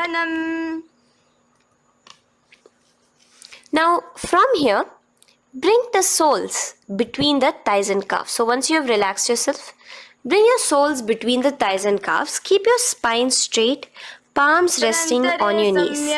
Visualize a swastika, embodying peace, well-being, good fortune and prosperity as you gaze at your nose in swastikasana. Now without changing anything about your position, just take your hands alone. Cover the respective heels with your hands in Gorakshasana as you tuck your chin to your chest in Jalandhara Bandha. Gaze at your nose. Visualize the great Rishi Gorakhnatha, the founder of the Natha Yoga Hindu order. Now release the Jalandhara Bandha. Continue to keep the Mula Bandha engaged throughout the whole sequence. As you raise one foot to the opposite thigh, bring your hands to your face in the Shanmukhi Mudra, closing your eyes with your index finger, nose with the middle finger, ears with the thumbs. Gaze at your third eye as you meditate on Swamiji himself, the Supreme Pontiff of Hinduism. Now release the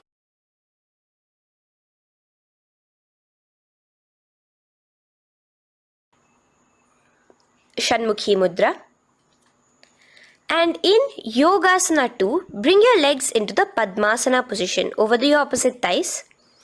Keep your hands flat onto the ground beside your knees with the palms facing upwards. Sit straight, gaze at your nose.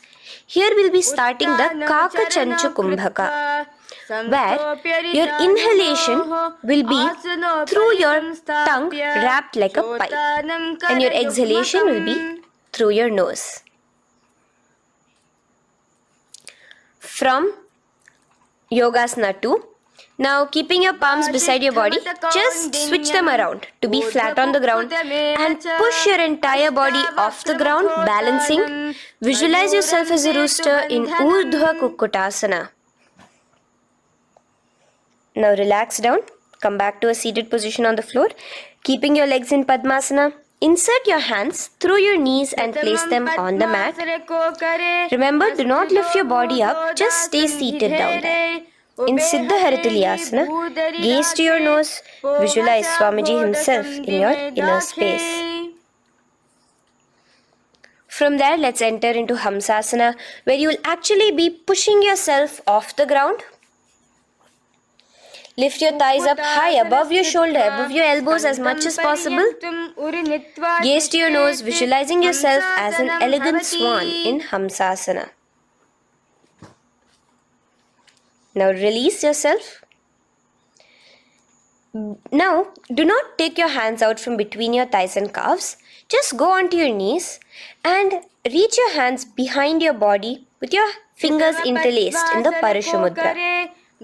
Bring your forehead to the floor as you gaze at your nose. Visualize yourself as Lord Paramashiva's bow in Karmukasana. Now, slowly come back to the seated position as we move into Kurmasana 2. Keeping your hands in between your thighs and calves, bend your elbows and hold your respective shoulders with your hands. Visualize yourself as a turtle, a stable body and mind to live for hundreds of years.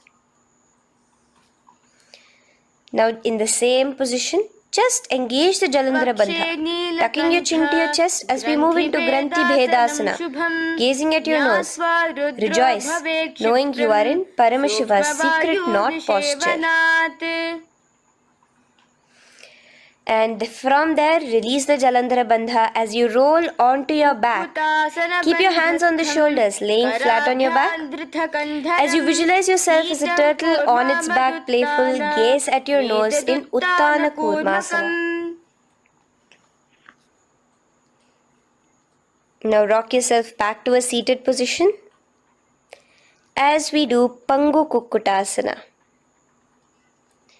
Now it's the same as your hands between your thighs and the calves, except you will be placing one hand flat on the mat. Hold the wrist with the other hand. Lift your body up and holding only on one hand. Visualize yourself as a rooster in Pangu Kukkutasana. Now release back to the ground. Hold. Let's do Pangu Kukkutasana on the other side. Place the other palm flat and bring the other hand holding the wrist. Push yourself off the ground. Visualize yourself as a rooster. Continue the Kakachanchu Kumbhaka, sucking in your breath through your curled tongue and exhaling through your nose. As you slowly extricate your hands from between your thighs and calves, let's do Girdharasana here. So now, interlace your fingers in the Parashamudra as you place your elbows on the feet, remaining your legs in Padmasana. Lean forward and down, resting your chin on your knuckles. Place your thumbs to your throat in Girdharasana. Visualize Swamiji in your inner space. From there now, sit straight into Padmasana 3.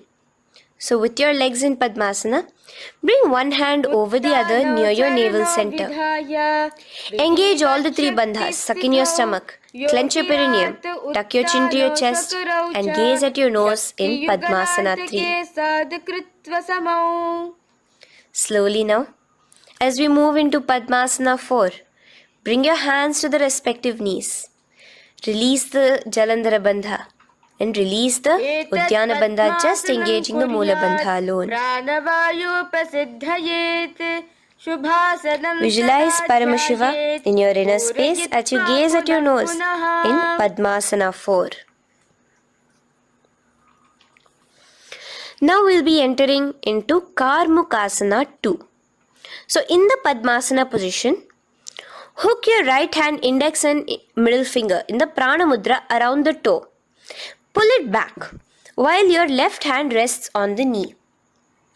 Now, as you visualize yourself as Paramashiva's bow, just release your right foot, bring your left hand to the left toe, right toe, and let your right hand be on the right knee. Now from here, let's do Karmukasana 3. So you can release your toes, cross your hands behind your back, continue to keep your legs in Padmasana, and with your respective hands, cross behind your back. Hold on to the toes in the Prana Mudra. Engage all the 3 bandhas, suck in your stomach, clench your perineum, tuck your chin to your chest. Visualize yourself as Paramashiva's bow in Karmukasana 3. Slowly relax the bandhas, just keeping the Moola Bandha. Continue to hold on to your toes. Release the Udyana Bandha and the Jalandhara Bandha. Switch your gaze to the third eye. Visualize you are Paramashiva's third eye itself. Anything you come across, you just rejuvenate it, destroy it in Dridhasana. Now, try to keep your hands at the toes.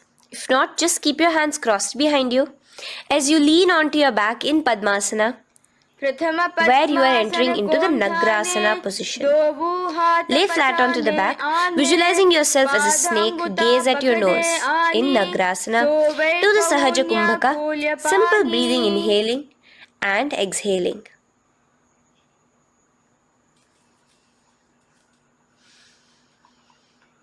Now bring your knees to your chest. Let your hands wrap around your knees. Slowly uncross your Padmasana and bring your knees to your chest. Bring your hands to the Parashamudra, the fingers interlocked on top of your knees. As you pull your chin up to your knees, visualize yourself as a ball in Kandukasana. Now relax. Bring your feet onto the ground, the knees pointed upwards in Urdhva Pavanasana. As you interlace your fingers, bring the interlaced fingers behind your head. Laying down, gaze at your nose in Urdhva Pavanasana. The next asana is Marakata Pithasana. Now, from behind your head, take your hands out and clasp onto your feet. Just step lightly onto your palms. As you push your hips up into the sky, automatically engaging the Jalandhara Bandha. Visualize yourself as a powerful alpha ape in Marakata Pithasana. In the same position now, bring your hands to your hips as we enter into Uttanashiki Pitakasana. Let your weight rest on your elbows as you stretch your legs out straight. Gaze at the nose. Visualize Swamiji in your inner space. From there, continuing to rest on your elbows, kick your feet up high into the sky in Narakasana. Stretch your palms out behind you, flat on the ground. Balance there. Visualize yourself blissfully traveling through hell unscathed in Narakasana. Bring your hands to your hips now as we move into Tiryanaukasana. Angling your legs down at an angle, visualize yourself as a boat crossing the ocean of samsara in Tiryanaukasana. Now from there, come back straight as we enter into Dhwajasana. Keep your legs up high above your body, your hands stretched out down behind you. As you push yourself up, visualize where Kailasa's flag respected across all nations in Dhwajasana. Hold there for a few seconds. And relax now. Flat onto the ground. Palms slightly away from your body. Do not move at all in Mritasana. Your body is dead. Visualize that. Visualize the Supreme Pontiff of Hinduism liberating you. Let your awareness travel to all the parts of your body in the Shakti Chalan Mudra as we do Mritasana.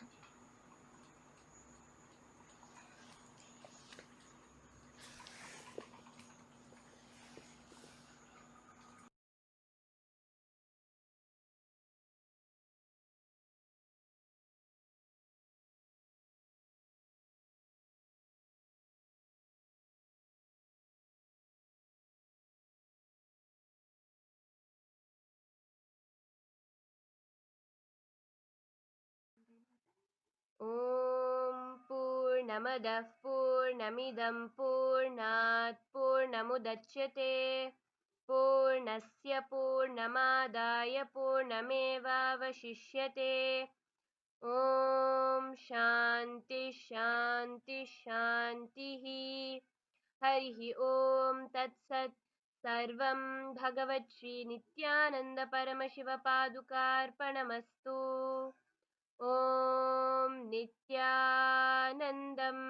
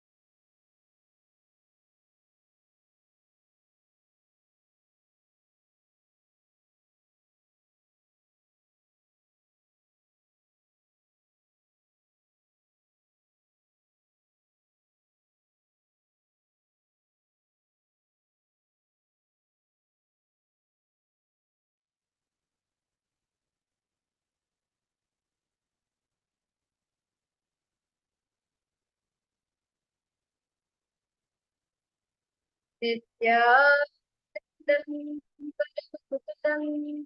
केवलं ज्ञानमूर्तिं द्वन्द्वातीतं गगनसदृशं तत्त्वमस्यादिलक्ष्यम् एकं नित्यं विमलमचलं सर्वदी साक्षिभूतम् भावातीतं त्रिगुणरहितं सद्गुरुं तं Namami.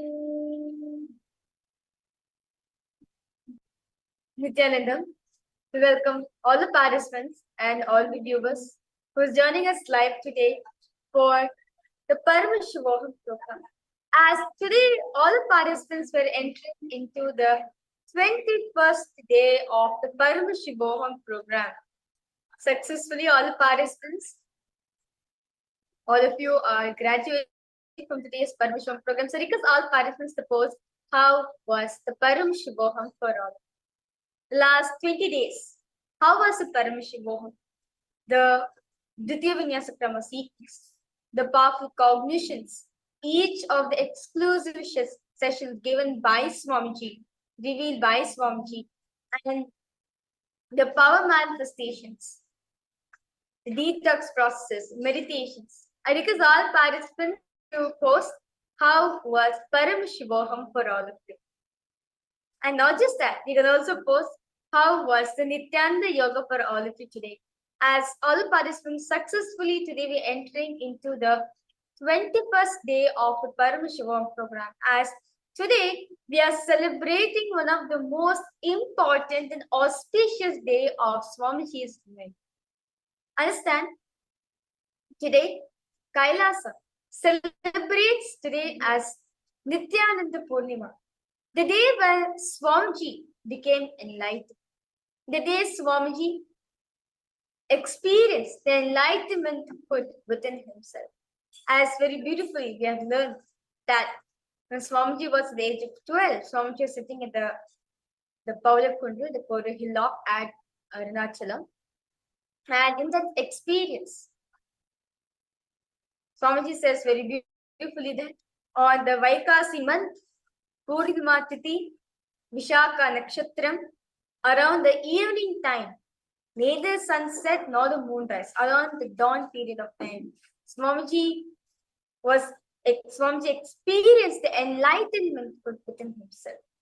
Swamiji experienced enlightenment in himself and decided to give this experience for all of us. Understand? Swamiji says very beautifully.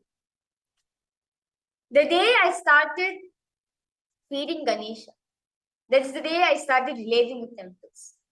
That's the day I started building the temples.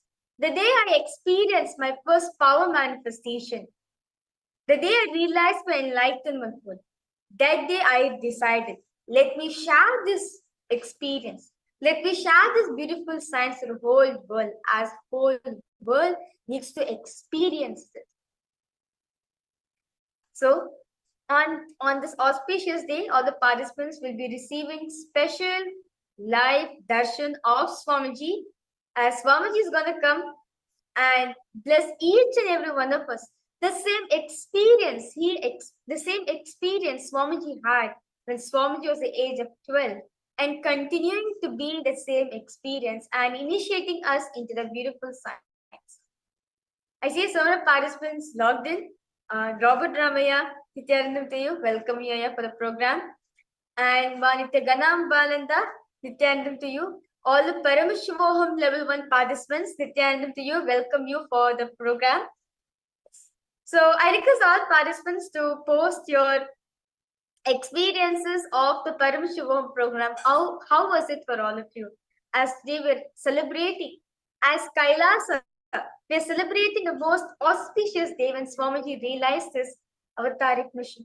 Swamiji experienced this enlightenment in himself.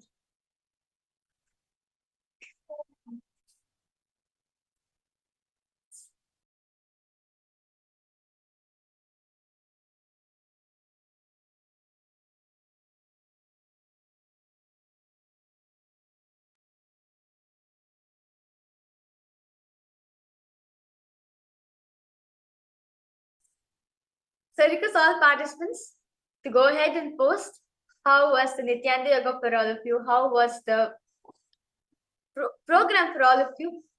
As all the participants, please do invite your friends and families for exclusive sessions we're going to be having today. As today, we are going to be experiencing the most ultimate, compassionate form of Paramashiva as the form of Bhagavan Nityananda Paramashiva Murti, the most ultimate, most compassionate form why he happened on planet Earth to relieve us from the suffering and experience the superconscious breakthrough in life. So request all participants do invite your friends and families for the exclusive sessions which are going to be having today, and also the most powerful darshan which Swamiji is going to be coming live and giving for all participants. So with that, let us now enter into the power manifestation. So request all participants now to settle down. You can drink some water, hydrate yourself, go ahead, change your clothes. And while you're settling down for the program, I request all participants now to settle with the IBAN, or if you do not have an IBAN, a cloth, preferably a darker color, as we are going to be manifesting the power of third eye reading right after the yoga.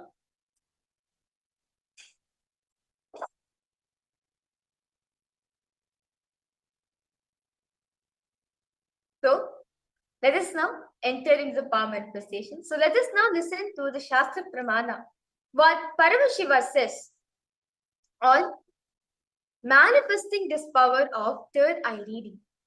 Very beautifully, it is taken from the Vijnana Bhairava Tantra, Sutra 34, verse number 34, Dharana 11. Paramashiva says very beautifully, Kapalantar manonyasa tishtan mili talochanaha kramena manasodardhyat lakshaye lakshamuttamam. Paramashiva says very beautifully that by fixing the mind on the inner space within the crown center and sitting stably without any movement, having the eyes closed in succession, by this stability of the mind and inner space through the power of the third eye, one directly sees the ultimate goal, Laksham, by having the vision beyond the sight that reveals any object or place, attaining the space of oneness with the source, Paramash. The meaning goes, let us now understand what Paramash was saying, that when you concentrate on the inner space, when you concentrate on the Sahasrara Chakra, understand? The Sahasrara Chakra is the place where Guru resides, where Swamiji resides. So when you concentrate on the inner space within the crown center, within the Sahasrara Chakra,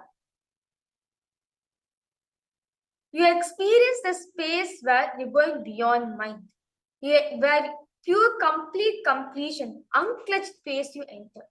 In that space, you manifest the power of third eye reading, where you're having the ability to see through the third eye, any object or place, anything.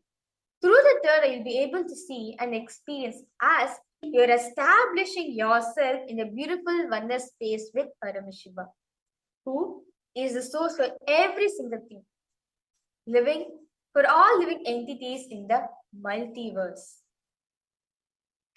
Very beautifully, Sri Krishna also speaks about this power in the Bhagavad Gita, chapter 11, verse 8, where Sri Krishna says to Arjuna, Natumam shakyase drashtum anenaiva svachakshusa divyam dadamite chakshuhu pashyame yogameshwaram. Very beautifully the meaning goes, but you cannot see my cosmic form with these physical eyes of yours. Therefore, I grant you the divine third eye vision. Behold my cosmic opulence. Understand, Krishna saying to Arjuna that the two physical eyes which you're having is limited, does not have the ability to perceive my cosmic form. With the two physical eyes, you cannot see my cosmic form. Therefore, I initiate you the third. Divya Chakshu, the third eye. Divyam Dadamite Chakshu means what?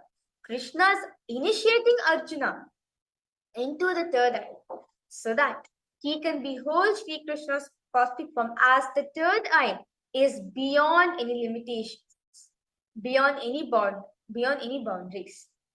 So in the 11th chapter of Bhagavad Gita, which is the Vishwarupa Darshana Yoga, which contains a detailed description of Sri Krishna's cosmic form as it is narrated by Arjuna as he sees Krishna through his third eye.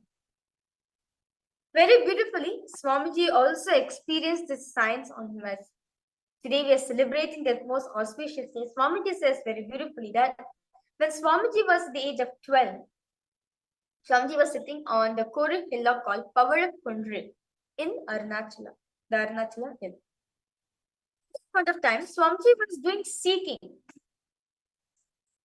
on what is pain. As right before that, Swamiji was listening to Annamale Swamigal, and Annamale Swamigal told that there's no such thing called pain. We do not experience pain. And out of that seeking, wanting to know the truth, Swamiji cut his tie and Swamiji cut his tie and it was treated and it was taken to Annamale Swamigal. Annamale Swamigal told very beautifully one thing to Swamiji that you experiencing on the truth itself is very beautiful. That experience itself will make you to realize the truth.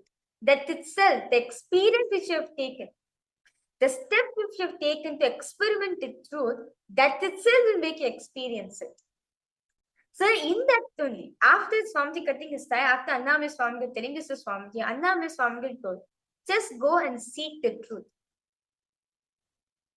Just go seek within yourself. Ask the questions to yourself. Who am I? What is pain? Who experiences pain? Where does pain come from? How does it start? So when Swamiji was doing the Atma Vichara, meaning the seeking experience, asking the questions, when Swamiji was seeking the questions within himself, was doing the seeking. At this point of time, when Swamiji was doing the beautiful practice, something opened up in Swamiji, where Swamiji could feel everything around him. The whole 360-degree visions, 10 directions above him, below him, everything Swamiji is able to see. The next moment, Swamiji felt that he was not just able to see, he was able to feel, experience all of that as him, as Swamiji. Swamiji says that the skin on the stone on which he was sitting and the skin of this body both carried him equally. In both, Swamiji felt his presence. Whether the setting sun, the rising moon, the Arunachala hill, the temple tower, shrubs, bush, everything Swamiji was able to feel, experience as him. Swamiji says that the idea that something is inside of me and outside of me broke, as I could feel everything as me. Whether a plant which is there next to me, whether the Arunachala hill, whether the temple tower, the whole city, Swamiji could feel himself. Swamiji could feel his presence in everything. Swamiji says, first was able to see the 360-degree visions, 10 directions. The next moment itself, Swamiji realized I was not just able to see alone, I was able to feel, experience all of that as me. Today, as Kailasas, as the citizens of Kailasa, we are celebrating this auspicious moment of Swamiji's life, where exactly on the Vaikasi month, the Tamil month of Vaikasi, Vishakha Nakshatra, Purnima Tithi, where we are celebrating the Nityananda Purnima, where Swamiji experienced this enlightenment within himself.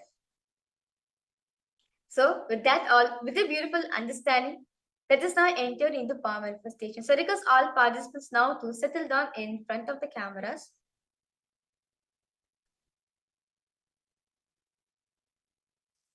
Now, request all participants now to close your eyes, tie your eyes with the eye band.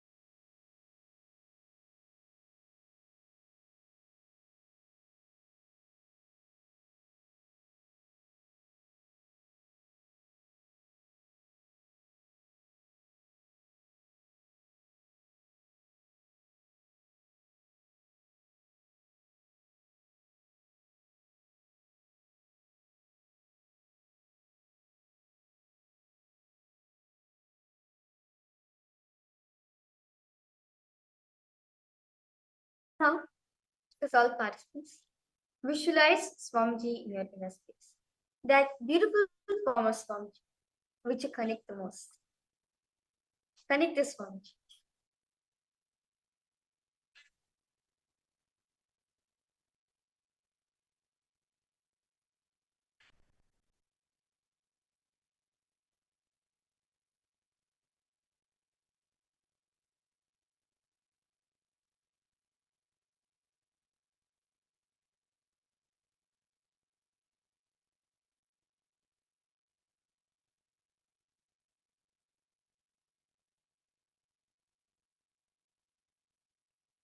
Slowly, intense, start chanting the Mahabha.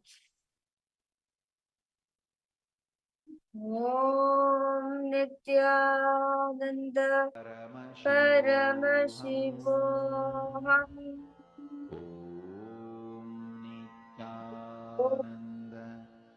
Paramashivoham Paramashivoham Nityananda Nityananda Paramashivoham Paramashivoham Nityananda Paramashivoham Intensely chant the Mahavakya.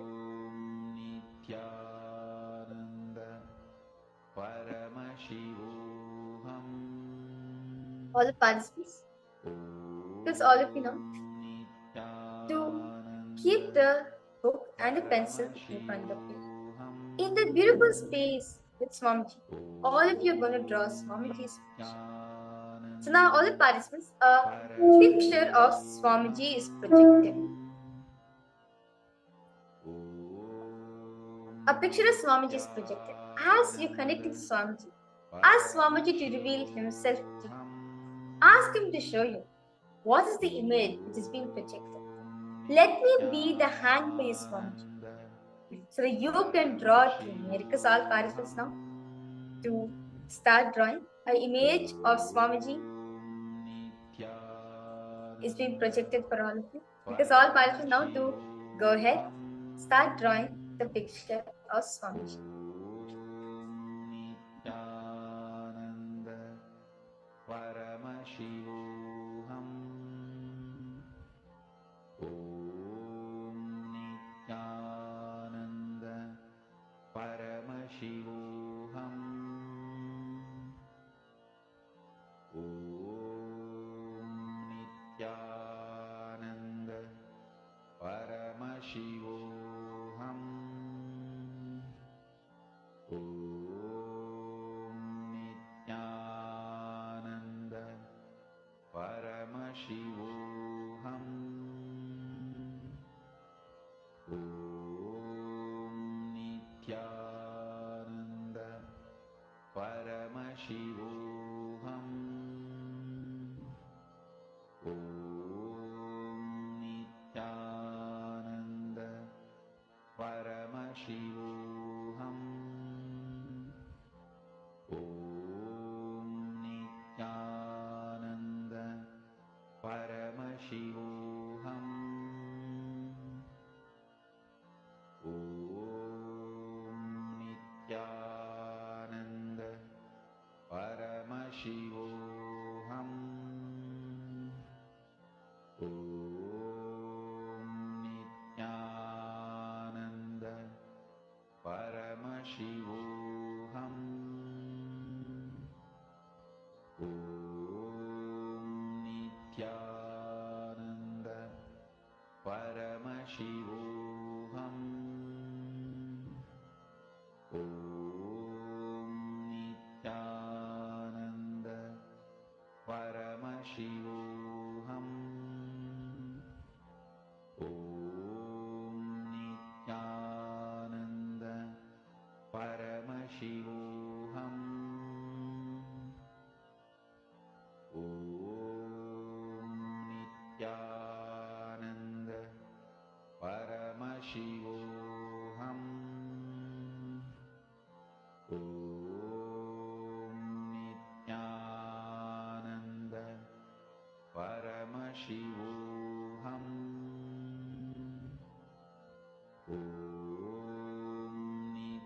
Just enjoy that beautiful space each and every one of you are having with Swamiji. Ask Swamiji to reveal the image which is being projected as you're gonna draw it. Understand? In the beautiful oneness piece of Swamiji, you're gonna draw Swamiji. Paramashivoham Om Nityananda Paramashivoham Om Nityananda Paramashivoham Om Nityananda Paramashivoham Om Nityananda Paramashivoham Om Nityananda Paramashivoham Om Nityananda Paramashivoham Om Nityananda Paramashivoham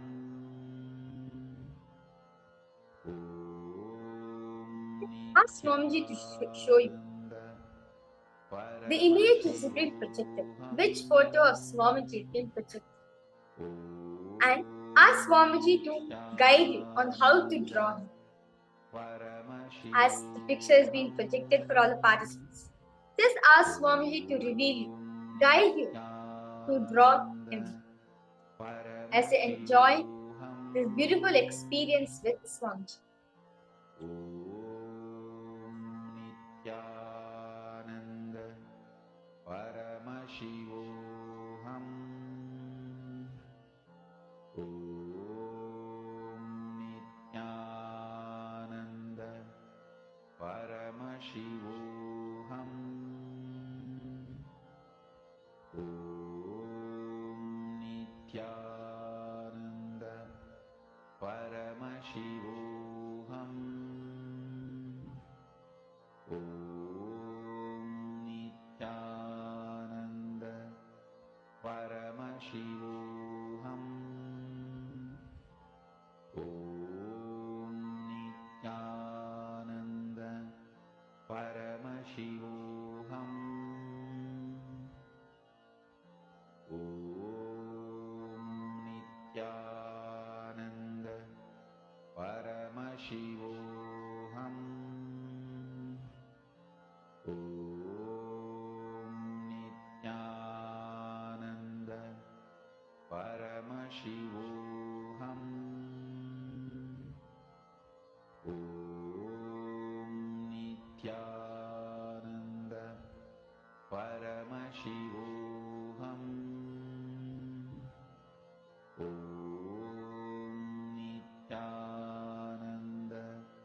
Paramashivoham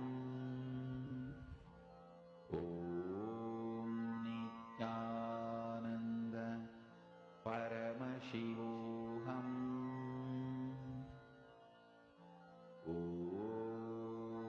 Nityananda Paramashivoham Om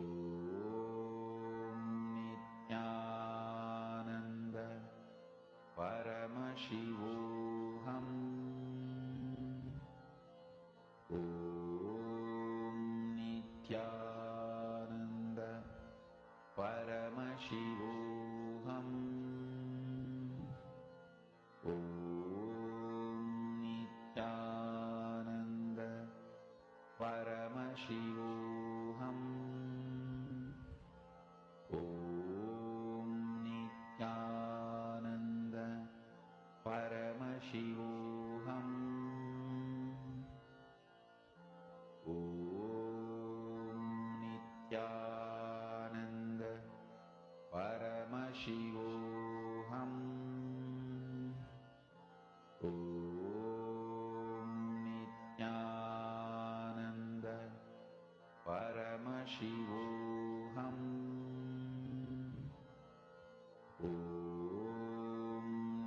Nityananda Paramashivoham Om Nityananda Paramashivoham Om Nityananda Paramashivoham Om Nityananda Paramashivoham Om Nityananda Paramashivoham Om Nityananda Paramashivoham Just if any self-doubt is arising in you at this moment of time, drop as Swamiji speaks, as all of you are enjoying the beautiful space of Swami. This is the most intimate time, personal time you can ever get with Swamiji. Understand? Each every time you're manifesting the power, it's just your personal time with Swamiji. Just enjoy. Just let them to flow through you as you are drawing Swamiji. When you draw Swamiji, you'll actually feel within yourself that you are Swamiji. You'll feel that within your core in you that you are becoming Swamiji as you are drawing Swamiji. Spiritual lullaby for samadhi and suprabhatam, wake up call, wake up song for Paramashiva. This Mahavagya is spiritual lullaby for you to fall into samadhi. Suprabhatam, wake up song for Paramashiva to wake up in you. Continue to chant the Mahavakya. Understand? You are chanting the Mahavakya. Whenever chanting the Mahavakya, he is there with you. Puts me in Swamiji is samadhi. there with you at this moment. This is spiritual Just lullaby for ask him to samadhi guide you, and to draw himself. Suprabhatam. Let him Wake reveal up himself song to for you Paramashiva as you in are me. manifesting this beautiful power. For Paramashiva to manifest. With this one spiritual powerful cognition, chant this Mahavagya.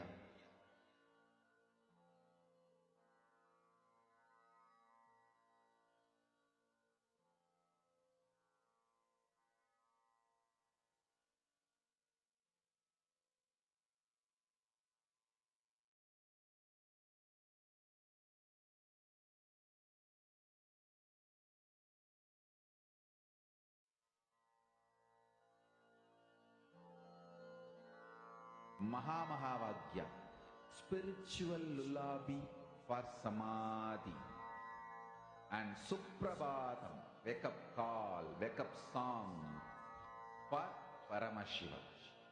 For Paramashiva to manifest. With this one spiritual powerful cognition, chant this Mahavagya. Om Nityananda Paramashivoham. Om Nityananda Paramashivoham. Om Nityananda Paramashivoham. Om Nityananda Paramashivoham. Om Nityananda Paramashivoham. Om Nityananda Paramashivoham. Om Nityananda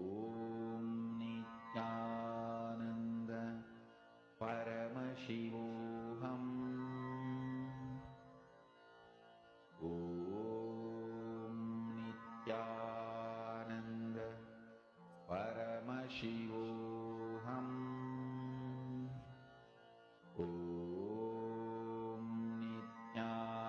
All participants now to relax slowly, very slowly. Please open your eyes. And I request all participants to look at the drawing of Swamiji. That's it. However it is, that changes. Swamiji is manifesting through you. So shall we verify all the answers? I know all the participants are excited to see what was the image that been projected. So I will be projecting the image for all the participants. So the exact image of Swamiji, which was projecting for all the participants, is this beautiful image of Swamiji. It's actually a black and white picture of Swamiji, where Swamiji is just sitting and in bliss. Like Swamiji is sitting in a sofa, kind of a couch, and Swamiji is just sitting and in the beautiful bliss space.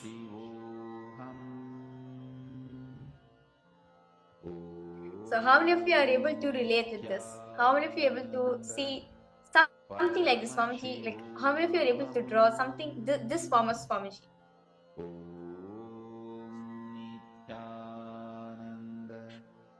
Paramashivoham.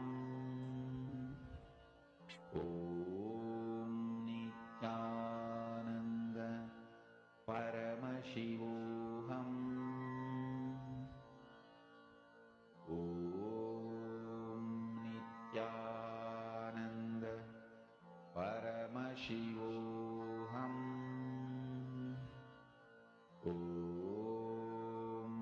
I now request all participants to, with that beautiful power manifestation we are having, let's now enter into today's program. Today, for all participants, as today we are celebrating the auspicious day of Swamiji. Swamiji experienced the enlightenment. Swamiji realized his avataric mission, why he manifested on planet Earth, and the mission of Kailasa.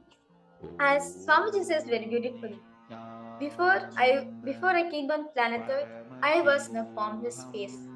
I was Paramashiva. As Swamiji says, the ultimate form, the ultimate manifestation of Paramashiva is there in Maha Kailasa, where Maha Kailasa only he exists as the first person. He does everything. It is from that space, it is from that loka, Swamiji, Paramashiva manifested for all of us as Swamiji. So let us now listen from Swamiji on the place where he originated from, the loka which Swamiji came from, the space of Maha Kailasa.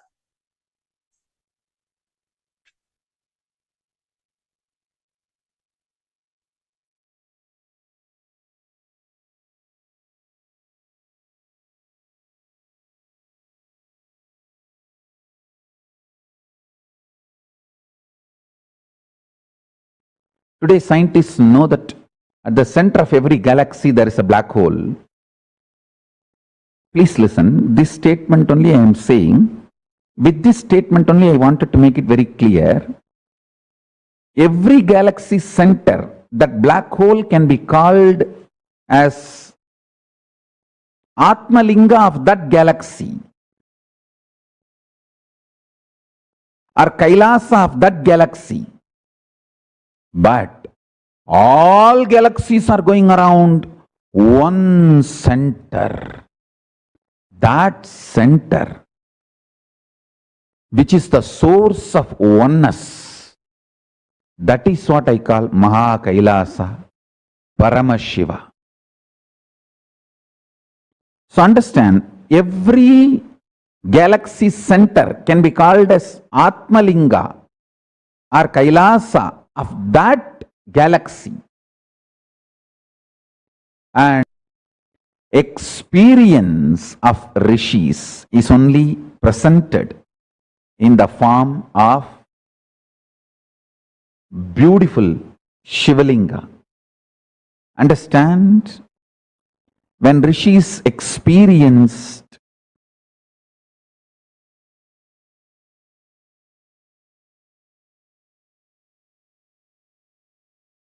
black hole, or Atmalinga of each galaxy, or Kailasa of each galaxy, they literally saw the shape, and that shape is what they beautifully presented in the form of Shivalinga. I wanted to give you a clarity. What Surya Siddhanta says as Surya Mandala is known whole universe, not just our galaxy. So, the multiple Surya Mandalas, which we know as Surya Mandala, are going around its centers, Kailasas, and all those Kailasas are going around Mahakailasa. Understand? Surya, as per Surya Siddhanta, whole known universe is Surya Mandala. All the manifest Vyakta is Surya Mandala. Avyakta is dark matter. So the whole manifest Vyakta, known universe, is going around inside Avyakta, the dark energy, on Mahakailasa. Mahakailasa is the center. The dark matter, the dark energy is the base foundation on which the whole known universe is going around. Whole known universe is going around Mahakailasa, floating in the dark matter. So everything manifested, Vyakta, is Surya Mandala. So now, the next revelation is, even Mahakailasa, Paramashiva, is going round himself, means he is doing Swapradakshina, and around him the whole universe is going around. Listen carefully. So, the next, it's not conclusion, it's revelation. Anything which can rotate within itself is the reflection of Paramashiva. If you can will and center your consciousness with this powerful cognition, this moment, you can connect with Paramashiva, who is center of the Mahakailasa. Listen. Paramashiva, who is center of the Mahakailasa, who is also going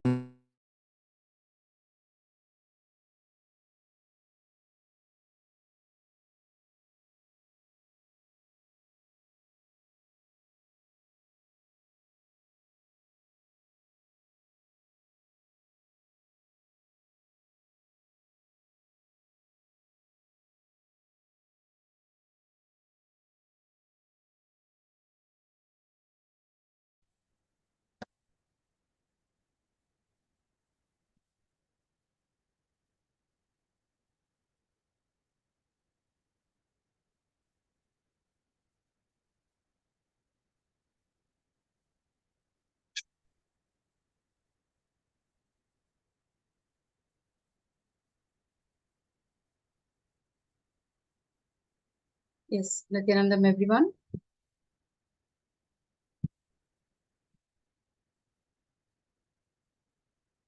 Nityanandam. Okay. So let's begin today's session with the Sadguru Vandanam. Please sit with your head, neck, and spine in a straight line as we chant the Sadguru Vandanam. Om Nityanandam Paramasukhadam Kevalam Jnanamurtim Dvandvatitam Gagana Sadrusham Tattvamasyaadhilaksham Ekam Nityam Vimalamachalam Sarvadhi Sakshi Bhutam Bhavatitam Triguna Rahitam Sadgurum Tam Namami. I welcome you all with my love and respects. So today we are on the final concluding day, the Paramashivoham, day 21, Paramashivoham Level 1, day 21, and today's topic is living fully. So how do we live active? How do we practice activism? So what is activism?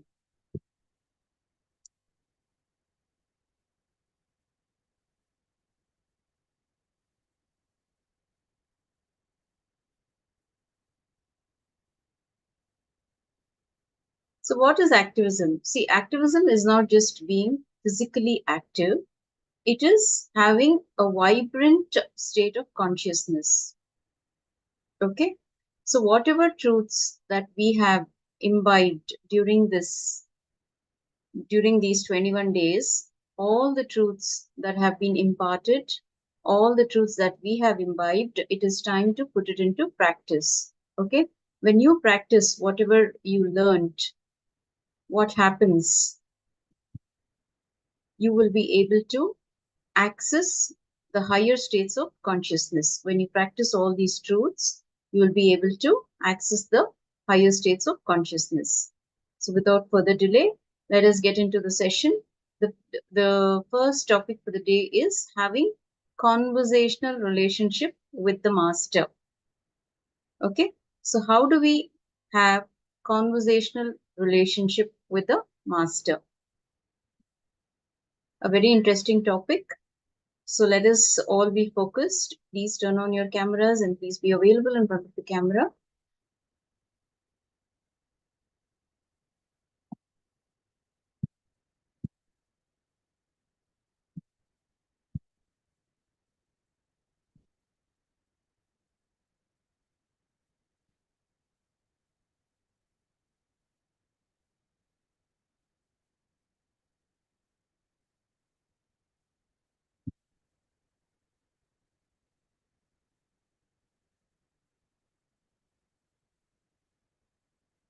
Okay, I see many of you are just logging in. Welcome.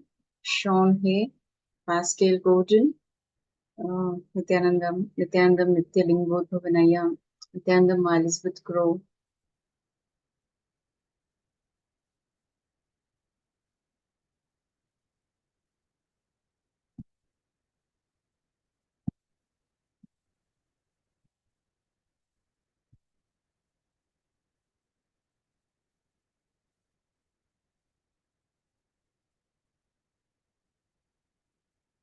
Okay, so how do we have that conversational relationship with Guru? How do you start getting comfortable with the Guru? See, all of you have watched the Guru from a distance now. You have been receiving darshans. You have been listening to all the powerful truths that has been gifted to humanity by the Master.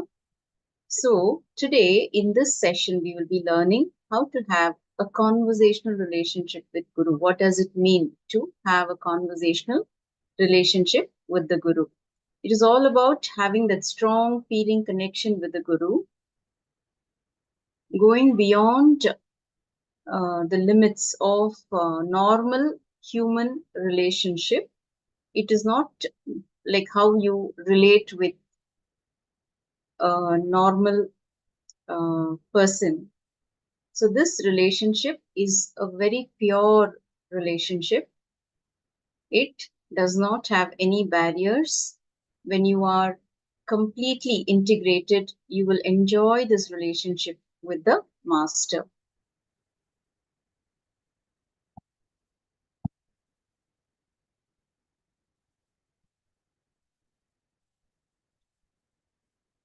So what we will be learning in today's session. What is conversational relationship? Why do we have conversational relationship with the Guru? How do we have a conversational relationship with the Guru? You will also be learning sacred Hindu references to having conversational relationship with the Master. And we will also be internalizing activities. We will be doing some internalizing activities and techniques to have that conversational relationship with the Guru or Master. So what is conversational relationship? It is where the Guru and disciple can have a conversation and the Guru or Master is able to tell you the truth as it is. Conversational relationship is what is called as integrity. Now, a Guru should be able to have a direct conversation with you without fear that you will go and harm yourself or people around you and life with the greed, the fear, or violence. Okay? So, Guru should be able to have a direct conversation with you without having any kind of fear that will harm you, that what your actions should not harm you as well as people around you and life. So conversational relationship is where a Guru can explain things and have a straight talk.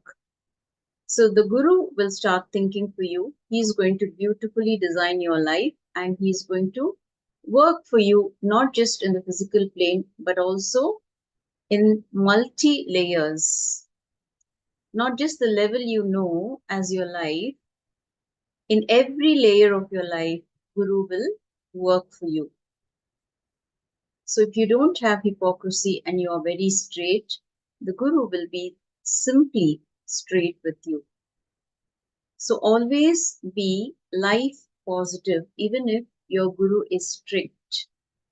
If you find your Guru is strict with you, it will only be for you to do yoga and not to destroy your life. So Paramashiva is absolutely life positive and it is absolutely a pure life. So the next question is, why do we need to have a conversational relationship with the Guru? So what I will be sharing with you is just a drop in the ocean. What a Guru can do to you, you can never cognize. It is just beyond your logic and beyond your imagination.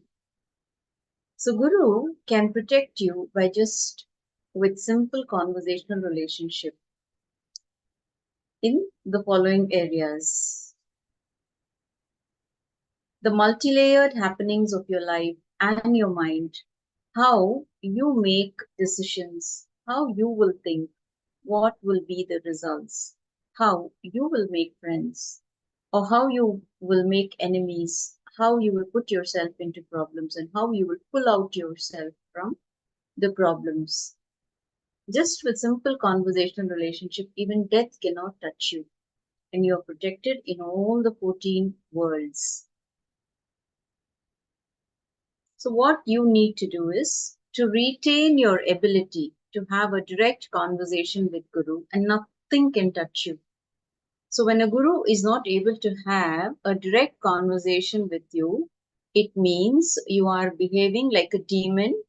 Or see, there are demon kings, asuras. So one of them was Ravana and one of them was Bhasmasura. See, Ravana was greedy and he was trying to take over Kailasa under his control. He was devoted to Paramashiva, but rather than surrendering to Paramashiva, he wanted to take over Kailasa at one point of time. And that is how he was destroyed by an incarnation of Vishnu. Bhagavan Sri Ramachandra Prabhu Bhagavan Vishnu had to incarnate as Bhagavan Ramachandra Prabhu to destroy Ravana, who was an Asura king. Again, Bhasmasura was greedy. He was also a demon king and he had attained a lot of powers by meditating for several ages.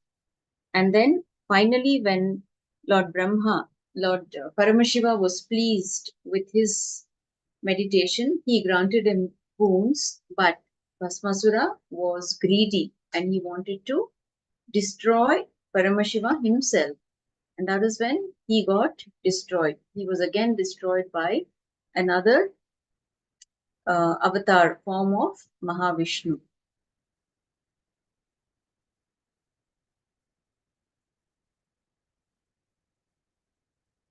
So when a guru is able to tell you whatever you need to correct, wherever you need to correct, you will be saved. You will be saved from destruction. See, all of us don't even know how to go about life. There are many decisions that we take in life where we bring upon misery and suffering upon ourselves, which ultimately destroys that feeling connection with the master. So when a master is able to guide you, tell you directly what is right for you and what is not right for you, you can be saved. And even the Lord of Death, Yama, cannot touch you. Even if you think you want to take one step towards the master or guru, the guru will take billion steps towards you. Please understand, when you take one step, he takes billions of steps towards you. So when you decide to be integrated to the master, when you declare integrity to the master will be working around your whole life. He will be realigning everything for you in your life, and you will not even be aware of what the master is doing for you. All you need to do is just trust him and surrender. So with sincere, obedient disciples, Guru can straightaway tell them what they need to correct within them or outside them. What is right in them, a Guru can praise. What they need to understand, Guru can tell directly. Either you need strong Guru Bhakti, simple obedience to Guru's words.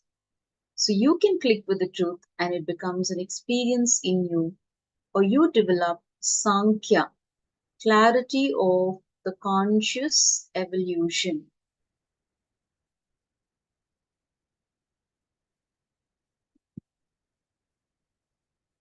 So now let us look at the Hindu references to conversational relationship with the Guru.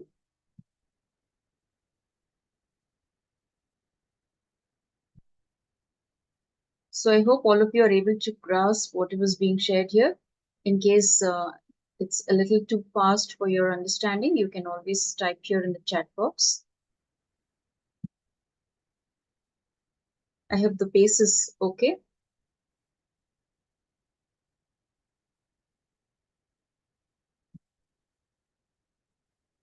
Okay. Now, the Shastra Pramana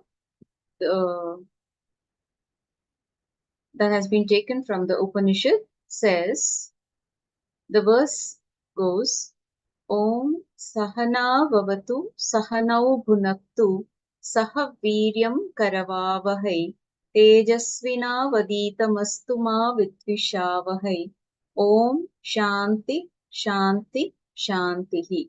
This Shanti or peace mantra means, may we both, master and disciple, achieve perfection or completion.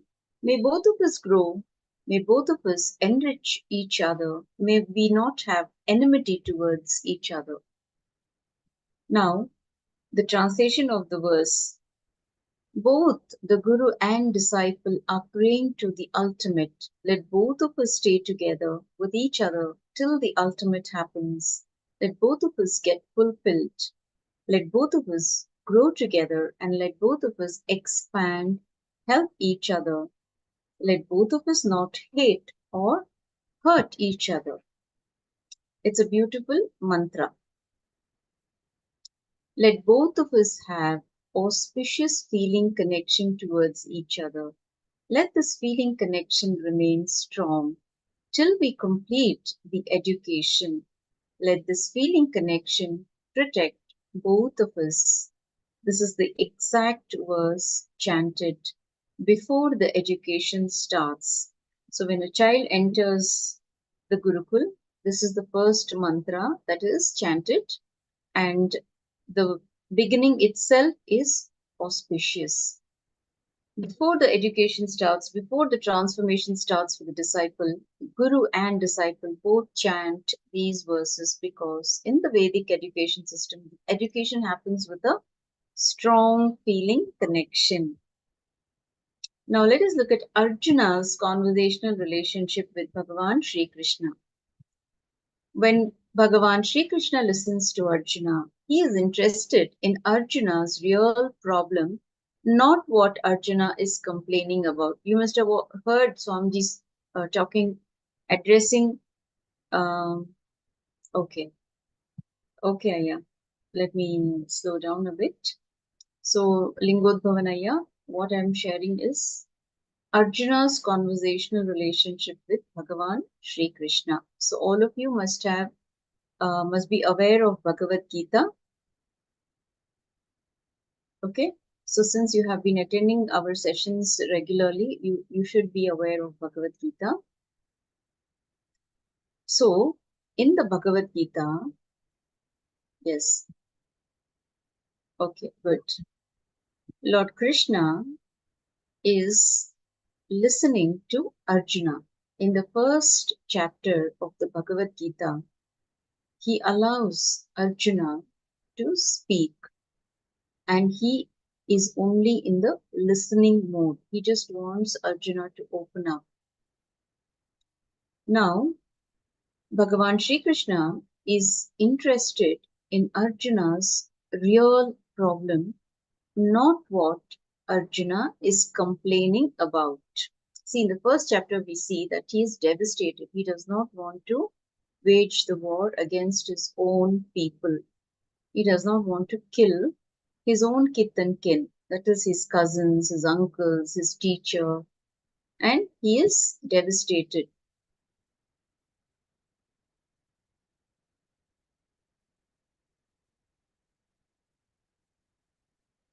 So,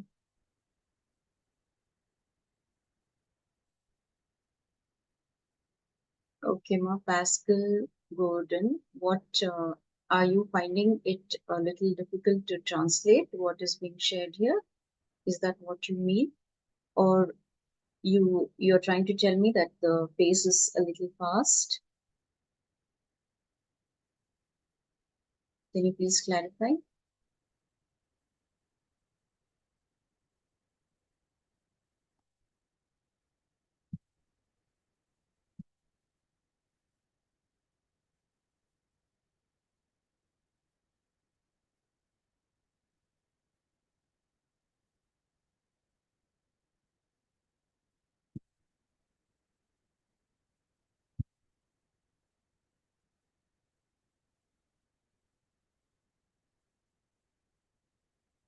Okay, okay. Okay, ma'am. Thank you.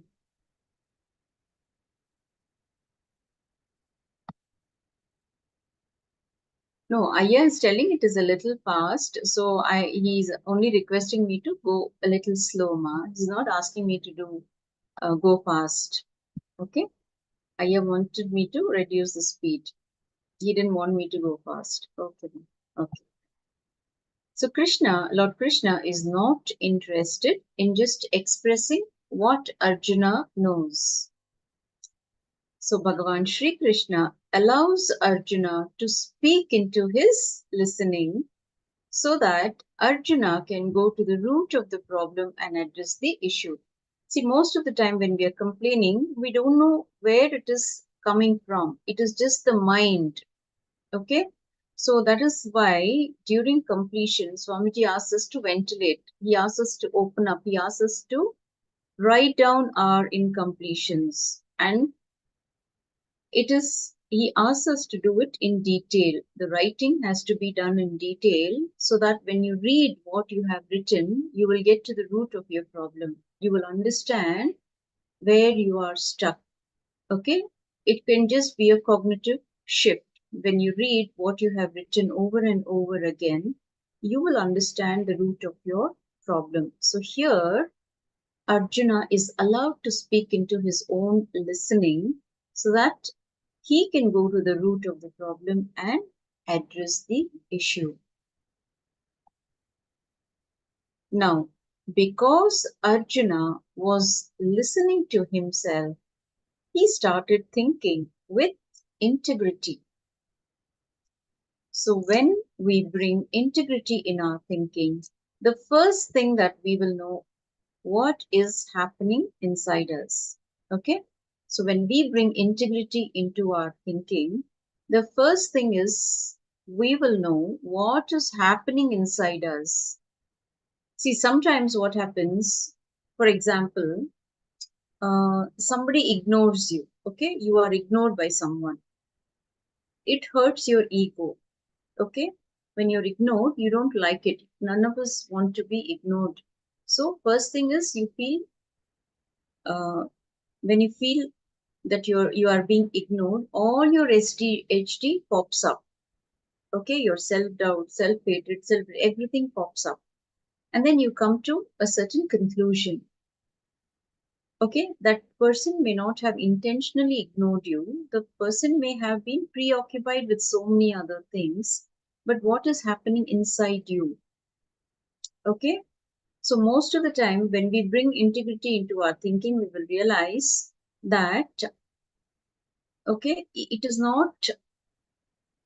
is just your pattern which has just popped up and which is bringing you that suffering. Okay? When you bring integrity into your thinking, you will know what is happening inside you.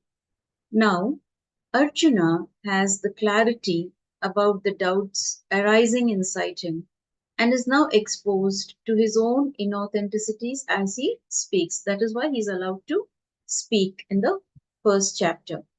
Now, Arjuna's actual inner image, his whole mamakara means inner image, it was hidden from him.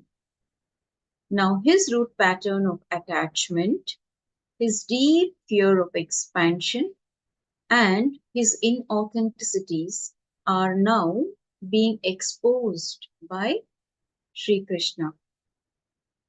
Now, the transformation that Sri Krishna leads him to over the 18 chapters is the revelation of truth to Arjuna and to whole of humanity. What Bhagavan Sri Krishna is addressing to Arjuna is not just for Arjuna but for the whole of humanity. That is why Bhagavan has asked you to read the Bhagavad Gita every day. The Bhagavad Gita decoded is a beautiful gift from Bhagavan. Here, it is not like when you read, it is actually, you can feel that Bhagavan, Nityananda Paramashivoham, again who is an incarnation, he is directly speaking to you. He is able to address your inauthenticities. He is able to show you your blind spots. He is able to guide you in the right path. So that guidance leads to your own transformation. Now let us look at another example that happened in the life of Swami Vivekananda. That is all about having conversational relationship with the master. So Narendra, known as Swami Vivekananda, had just lost his father and was in a lot of debt. So once his guru, his master, Paramahamsa Ramakrishna Paramahamsa, was talking with Narendra and other few disciples. During the conversation, Ramakrishna said to a devotee who was rich, Narendra has lost his father, his family is in trouble. It would be great if his friends help him in this time of need. After that, the rich fellow left the place. So Naren, that is Narendra, who was addressed as Naren, he was angry with his guru because whatever the guru spoke on behalf of him affected his pride, it affected his ego. So he questions the master, why did you have to tell him all that?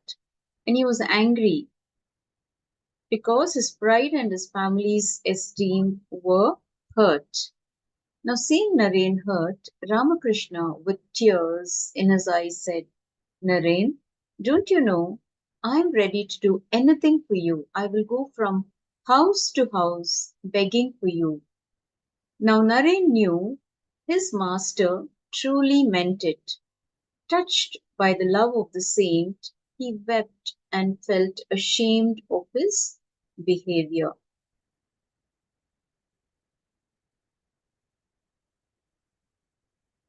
Now, let's look at another example, another incident which happened in the life of Shivan Pillai. Okay, Shivan Pillai is the disciple of Narayanasamy Tata, who also happens to be Swamiji's guru. Narayanasamy Tata, he was trained under Narayanasamy Tata also. Now, Shivan Pillai is a devotee of Narayanaswamy Tata. Shivan Pillai was called by his friends. Come on, let's go for a trip. And they took him. But his friends did not tell that they are planning to commit a certain crime and they're taking this fellow along with them for committing that crime. They wanted him to make a part of the crime that they were about to commit. Now, this gang was planning for a crime and they knew that Narayanaswamy Tata will tell all the truth to the police. Narayanaswamy Tata, he could see, he had that ability, he had a superpower to see the crimes committed by the criminals, and he would help the police in that area, in that town, to catch the culprits, because he was able to see the happenings as it was. He had that superpower. Now, these criminals, they knew that they could get into trouble because of Narayanaswamy Tata's powers. So, they plotted this crime that if one of the devotees of Narayanaswamy Tata is a part of their gang, then Narayanaswamy Tata will not be able to reveal the truth to the police because one of his disciples would be involved in the crime that they were going to commit. So they planned accordingly and they took this Shivan Pillai, disciple of Narayanaswamy Tata, with them and they committed the crime. Now Shivan Pillai, who accompanied them, did not participate in the crime, but he was part of the team. Even though he did not participate in the crime, he happened to be one of the team members. So he ran back to Narayanaswamy Tata and begged him, please save me. I did not do the crime and they lied to me. They did not tell me that they were going to commit this crime and they just took me with them. So even though I have not committed any crime, I am a part of it. I was a part of that team when the crime was committed. So now Narayanaswamy Tata understood the whole thing and he told his disciple, all right, go and sit. And he particularly mentioned one cave in Arunachaleshwara hill. In the Arunachala hill, he said, go and sit in that cave. Now don't come out of it. You will get food inside the cave, and as long as the food comes to you, do not come out. Just eat and stay there. Just don't come out, and you don't have to worry about anything. So Narayanaswamy Tata gives the disciple the assurance that he will protect him. Okay, now this disciple, see, Narayanaswamy Tata is able to tell the disciple all this because the disciple was open to his guru. He could receive the instructions given by his guru, and that is how he is able to receive instructions from the guru. Because he was an obedient disciple, he did whatever was told to him. Now, as usual, the police came to Narayanaswamy Tata to resolve this crime.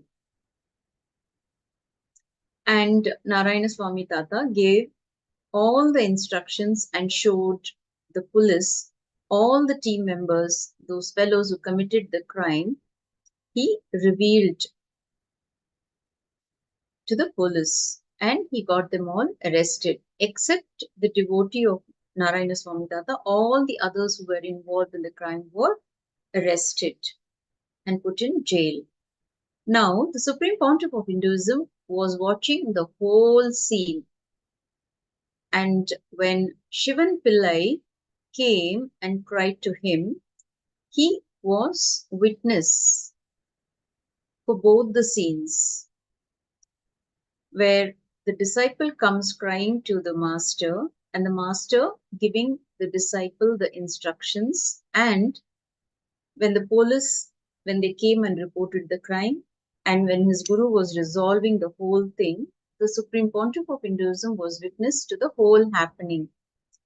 And then he asks Narayana Swami Tata, Tata, you could have saved Sivan Pillai because he did not commit the crime. He was only in the scene. You would just, if he did not tell his name, that is enough. You could just save him by not mentioning his name. Why did you have to ask him to go and sit in the cave? That was the Supreme Pontiff of Hinduism Swamiji's question to his guru. So the police is not going to arrest Shivan Pillai if you did not tell his name. But why did you ask him to go and sit in the cave? Then Narayana Swami Tata told the Supreme Pontiff of Hinduism that he was under some planetary influence, some negative planetary influence, where he could be arrested. And he was in that kind of a situation where he could have got arrested. So instead of spending time in jail, instead of going to the jail, he changed it into Bandhana Yoga, which means withdrawal from society, and he was meditating. So the same punishment is now used and it has transformed into tapas. And that fellow has now got some powers because he obeyed the Guru Vak. Guru Vak means Guru's instructions, is also known as Guru Vak. Whenever Guru instructs, he guides you, he tells you something. When you do it without questioning, you will be protected, you will be taken care of. All your problems, the obstacles in your life, the challenges that you're facing, the ups and downs in your life, it is all taken care of by the master when you just simply listen to the master. Swamiji says, simple obedience, simple integrity is all you need to have that feeling connection with the master. To maintain that feeling connection with the master, see, again, it is a grace. Only his grace can give you that feeling connection with the master.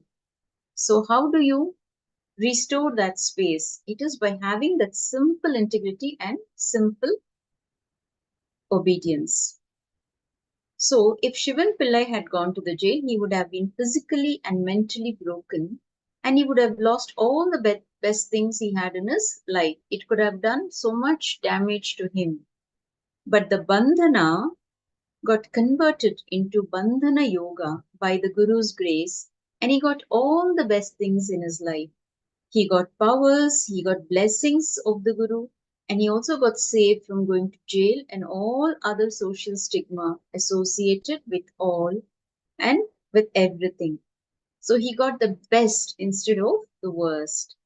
That is what Guru's grace can do to all of us. The Guru Bhakti is again a gift given by him. You cannot just achieve it on your own. It is just pure compassion of the Master that bestows that grace on us. And since this devotee was so devoted and he was so obedient, he just obeyed whatever Guru had to tell him. Whatever the Guru told him, he just followed it. So now we will look at the Supreme Pontiff of Hinduism's conversational relationship with his master. So here Swamiji is sharing, my guru-disciple relationship with my guru is choiceless, optionless, absolute, sweet, simple surrender and obedience. That's it. And it's neither difficult nor easy. Let me repeat in Master's own words. My guru-disciple relationship with my gurus is choiceless, optionless, obsolete, absolute, sweet, simple, surrender, and obedience. That's it. And it's neither difficult nor easy. My guru-disciple relationship is simple because I chose it and I decided to live it. It's neither difficult nor easy. It is simple. So when I choose to connect with my gurus as they introduced themselves to me, I inherited all their state, space, powers, being, superconsciousness, KAILASA, and everything. Said, unsaid, everything of theirs I inherited, and it started manifesting in me. Now, these are the direct words from the Supreme Pontiff of Hinduism, Bhagavan Nityananda Paramashivoham.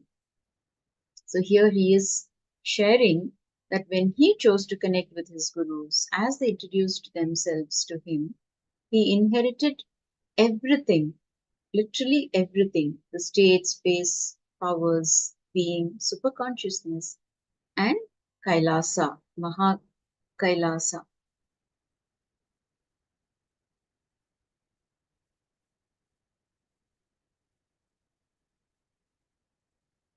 So whoever connects with the introduction I am giving about me inherits everything that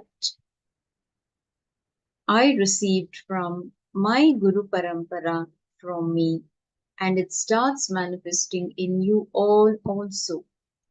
So whoever is connecting with the Supreme Pontiff of Hinduism, Jagat Guru Mahasannidhanam, Bhagavan Nityananda Paramashivam. Okay? Now, whoever connects with the introduction I am giving about me inherits everything when you do not have doubts about the Master, when you just drop everything, when you connect with him as Bhagavan Nityananda Paramashivam. You inherit everything from him and it starts manifesting in you also.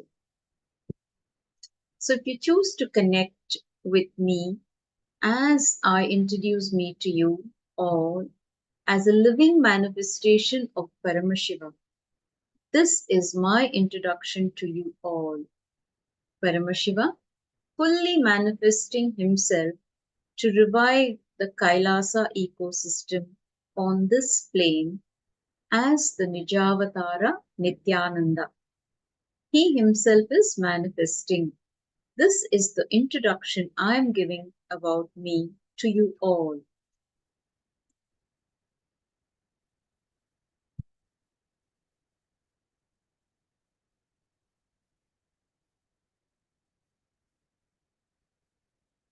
So whoever chooses to connect with this introduction, they feel blessed. You inherit everything I received from my Guru Parampara, from Paramashiva himself and Paramashiva Shakti and my whole Guru Parampara. Whatever I received, you are inheriting all of that. And this is the science of inner net.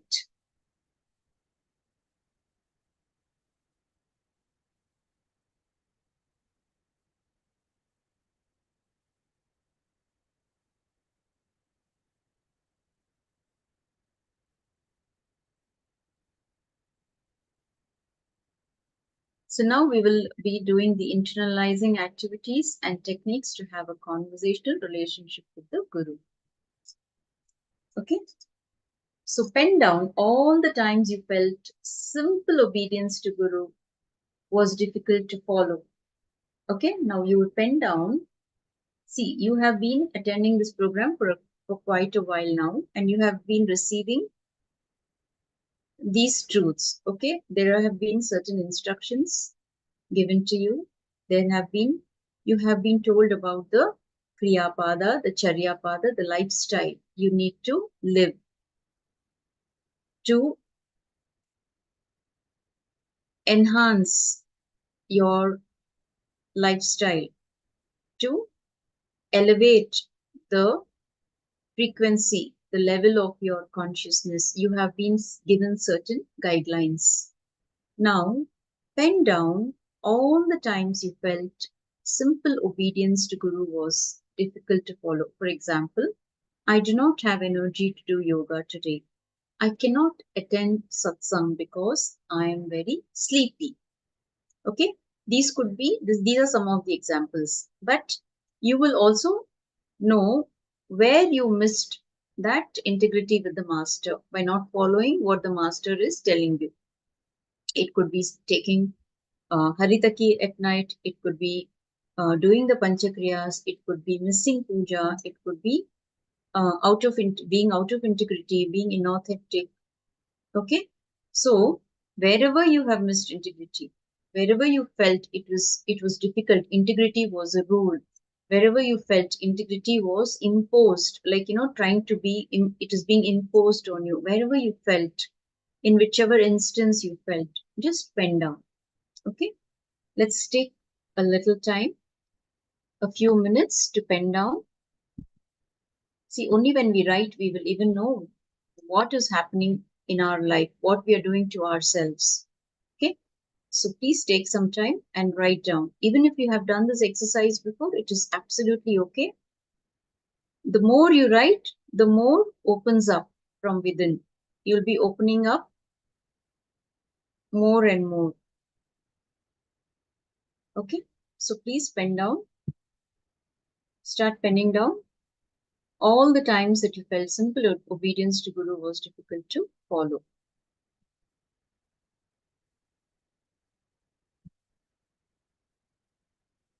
So it's not just about missing yoga. It's more than that. When you look in, you will be able to understand where you have missed integrity, where you have felt that integrity was a rule.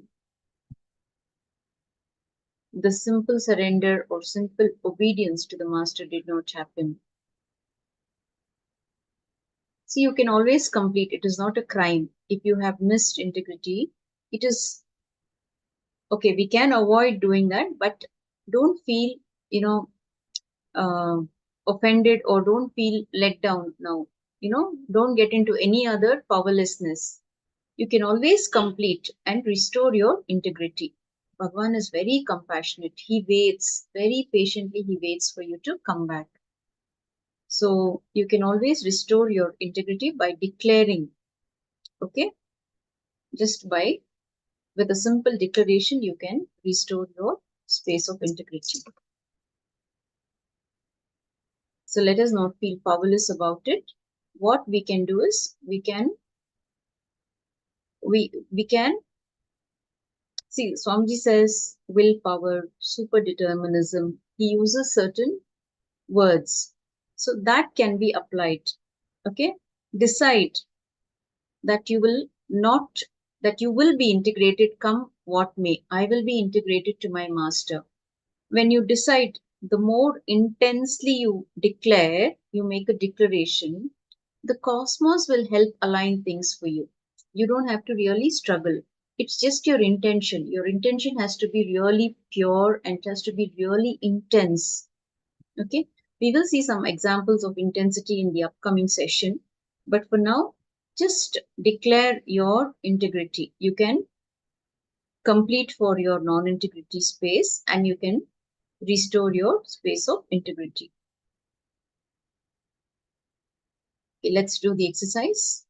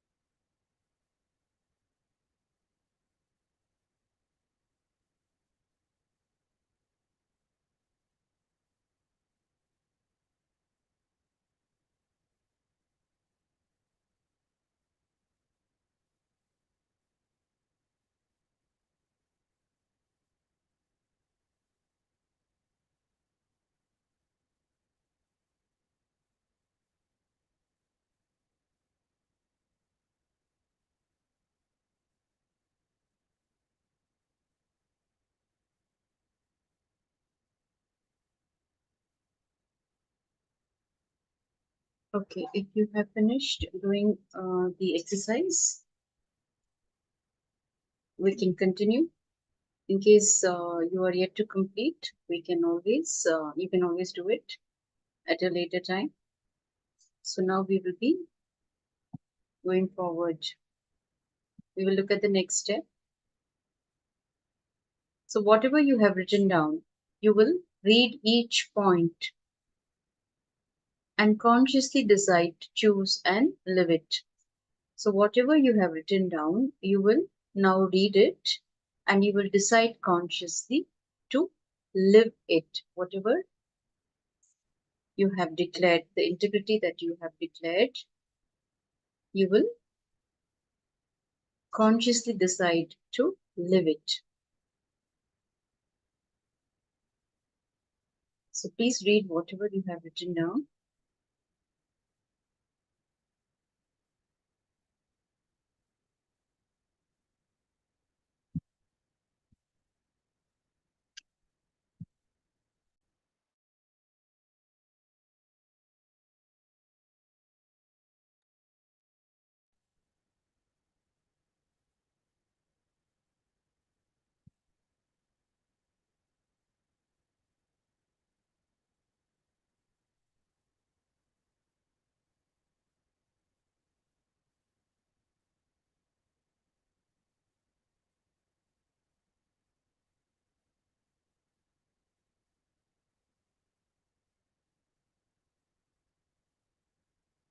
Okay.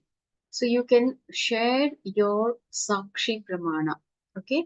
Your powerful fix, your experiences of attending the Sakshi. The Sakshi Pramana means your own experience with these powerful truths. So when you applied these truths, what were the miracles that you experienced in your life? That is the Sakshi Pramana. You're a witness to the happenings in your life. So you can share it with your friends. You can share it on the various social media platforms. And you can go to the SPH page and you can also share on all the social media platforms with the hashtags Paramashivoham, KAILASA and Nityananda.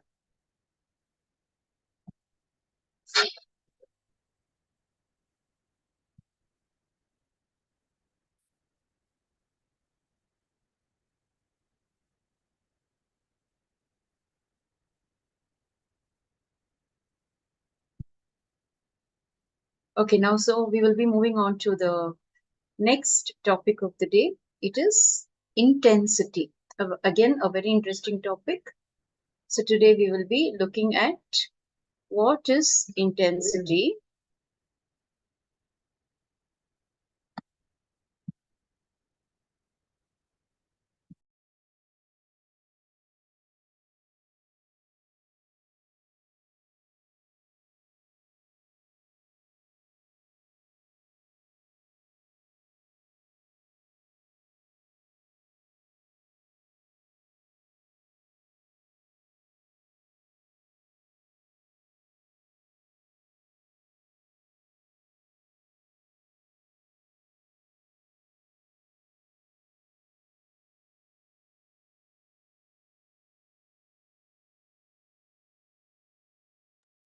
Okay, sorry for the technical glitch. Let us continue.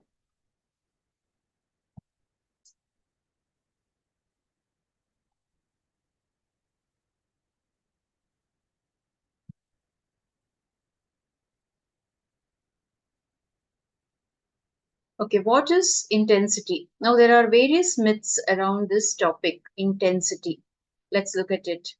Now, idea of hard work itself is a myth.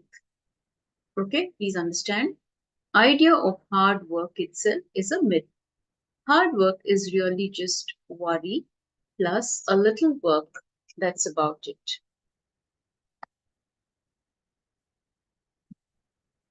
Now, real hard work never causes worry. It simply rises and falls like a wave with great dynamism and intensity. It will never dilute itself with worry. Real hard work never causes worry. It simply rises and falls like a wave with great dynamism and intensity. It will never dilute itself with worry. For example, now an 8-year-old girl was very intelligent and somehow sensed her mother would like a gift.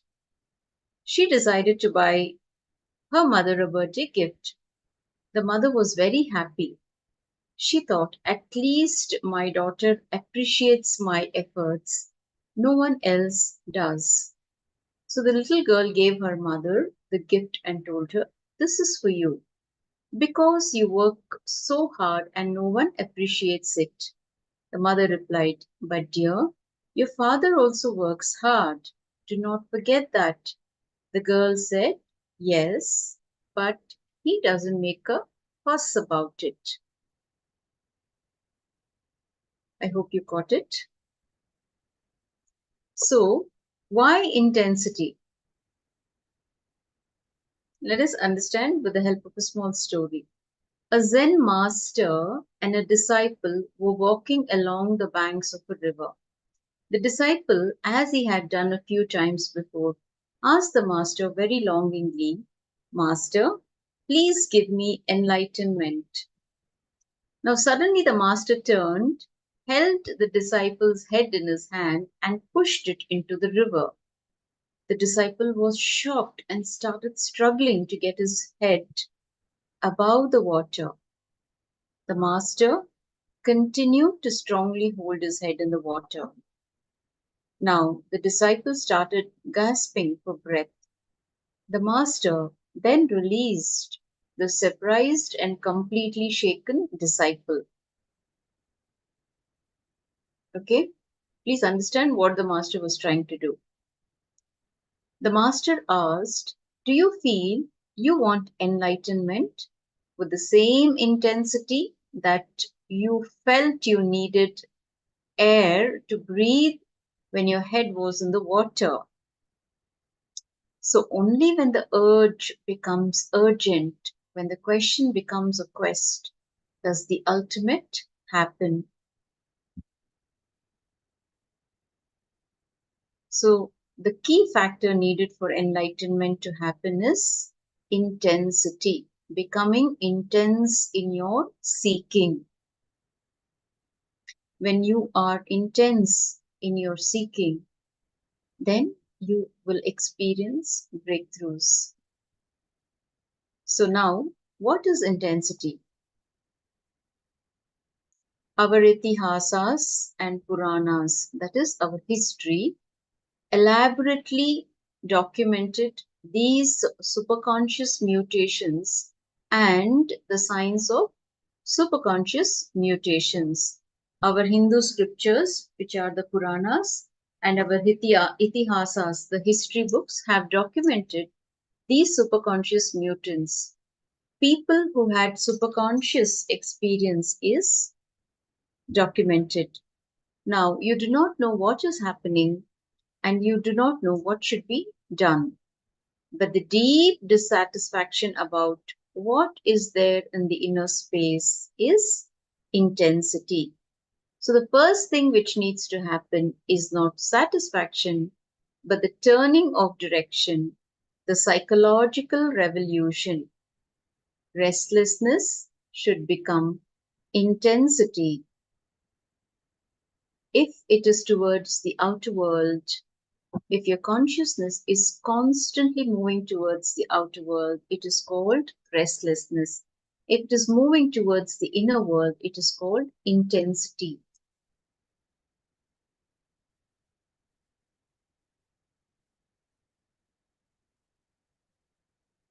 So the meaning of intensity is that desperate feeling that something needs to be done immediately to break free from the clutches or to break free in the inner world.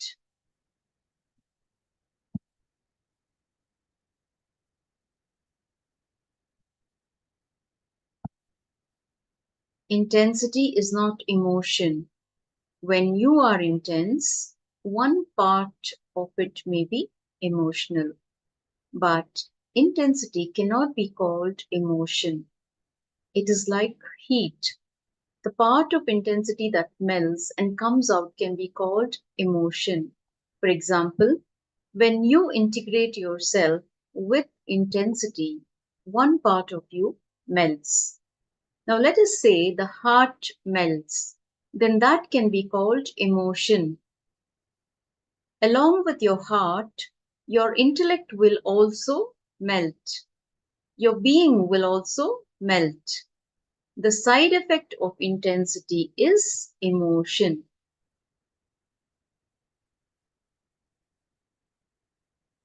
Do not bother about what your intensity should be about. Do not bother about towards what. It should become a quality.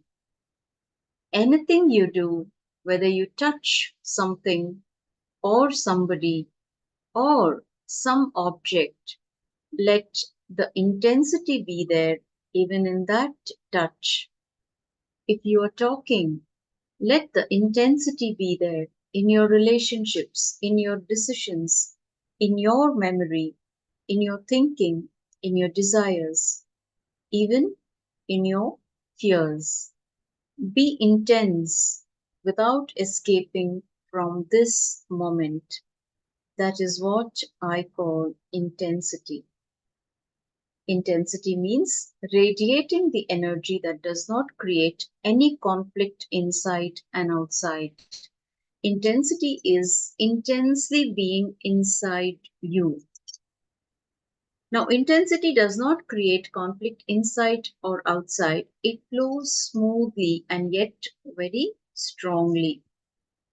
We always think if it is flowing smoothly like a river, it will not have intensity.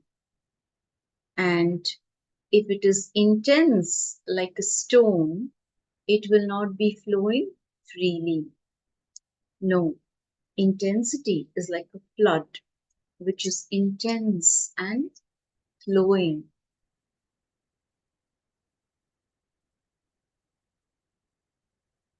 So, intensity versus will persistence is the key to manifest the life we want.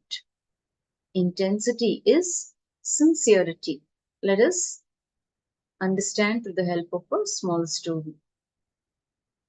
A prisoner escaped from prison after 12 years and reached his home.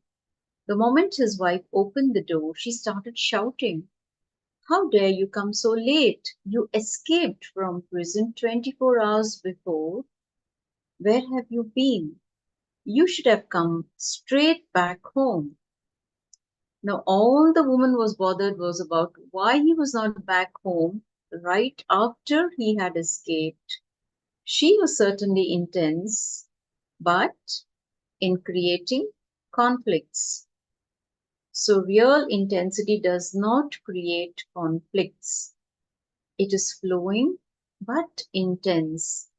Intensity is integration. Intensity is focus. Intensity is sincerity. The father of yoga, Patanjali, says success is nearest to those whose efforts are intense and sincere. You see, no river needs a navigator to the ocean. There are no signboards needed for any river. Here is the ocean, yet all the rivers reach the ocean. They reach the destination. When your whole energy moves in one direction as a whole, you can move easily. When you are intense and ready to flow, you will achieve the goal, that's all. So usually, intensity leads to a solid feeling. You may be intense, but you may have lost the ability to flow. Or you may be flowing, but you have lost the intensity.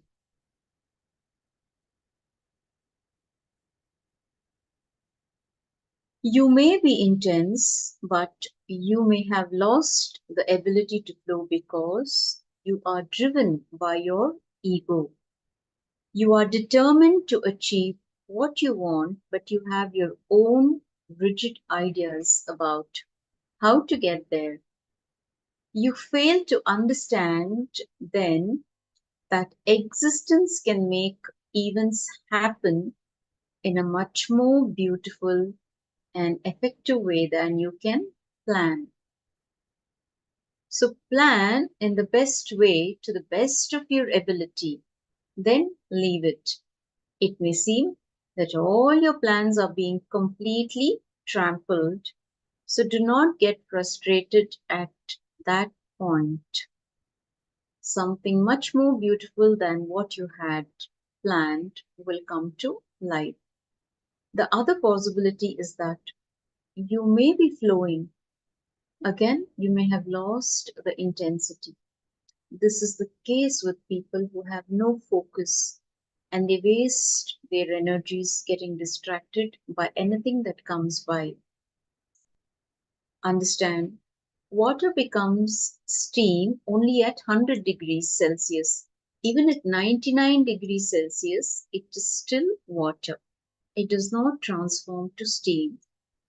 Similarly, if you are not integrated in seeking, all your energies are not integrated, then the total transformation cannot happen.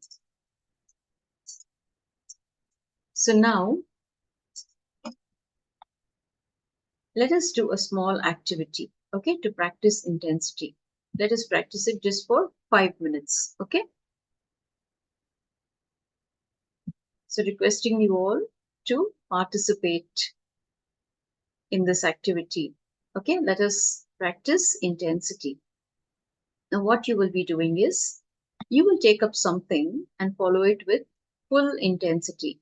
It could be cleaning your table, you could be cleaning your surrounding, it could be rearranging your laptop, your camera, your microphone, and you may be, you can be doing anything just for 5 minutes. Let us practice intensity. So take up something which is very simple for the time being and do it, okay? Be focused, okay? So let's do it. Let's not postpone it. When you postpone it, you lose it, okay? You will lose that intensity just by postponing it. You don't, you shouldn't be saying like, I'm feeling tired. I don't want to do this. It cannot happen that way. We're teaching you. You're learning how to be intense. So take up any activity just for 5 minutes now and finish it. You could be cleaning your desk, you could be cleaning your surrounding, you could be doing anything. You need to fill up your water bottle, you want to put it in your refrigerator, you want to quickly mix, some shake, some drink that can rejuvenate you. You could be doing anything. So just be intense. Yes, let's take a few minutes.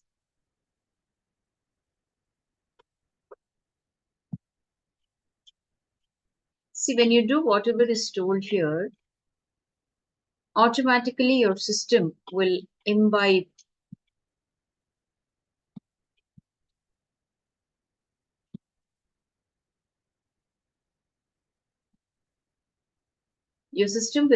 these truths and you will be able to practice it,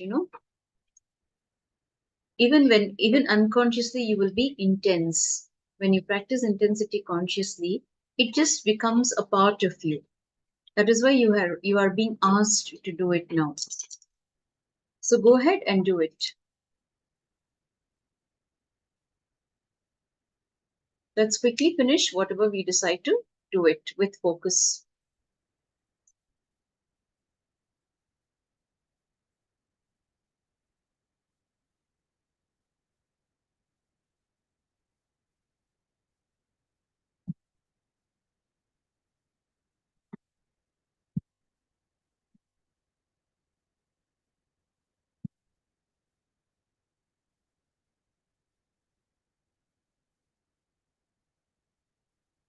So for next 5 minutes, decide this is all there to my life and I will do it fully. So when you think like this, it may be that you feel time won't be sufficient. So remind yourself the goal. Focus on intensity. Organize your table. Avoid distracting yourself. When you're doing something, avoid all kinds of distraction, like maybe attending a phone call or messaging, or doing something else. When you're focusing on one particular thing, avoid distraction.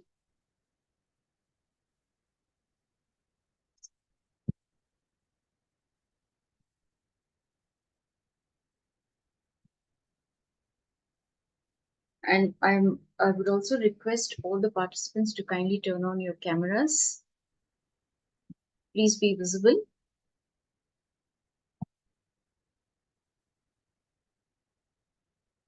So for all the participants who are already at it, you're doing a great job.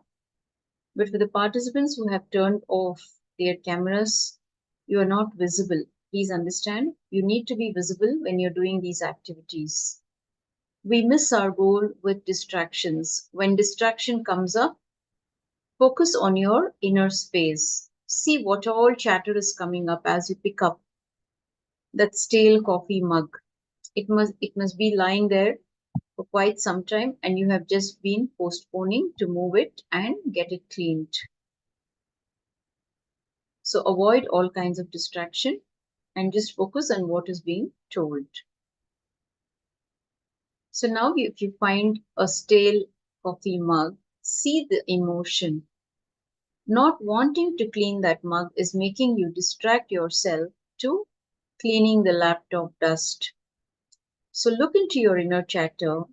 There is some incompletion which is again and again distracting you.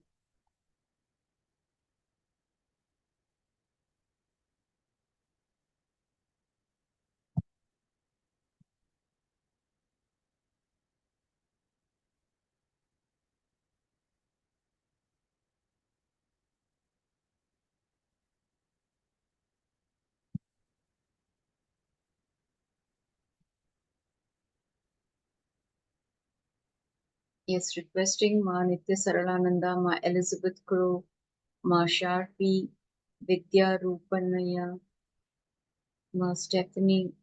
Kindly turn on your cameras. Kindly be visible.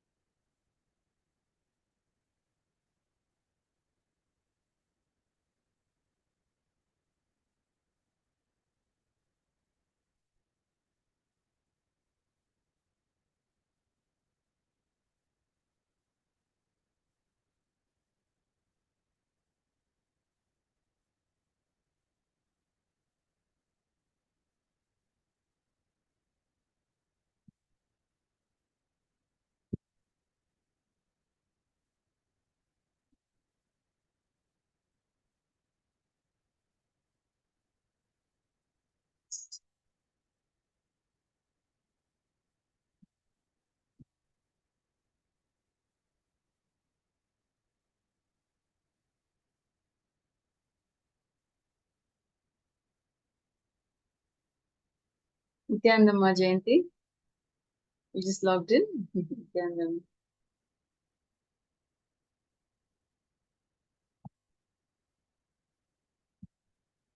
Okay, let's continue. If you have finished, if you have completed the activity, please gather back. Let's continue.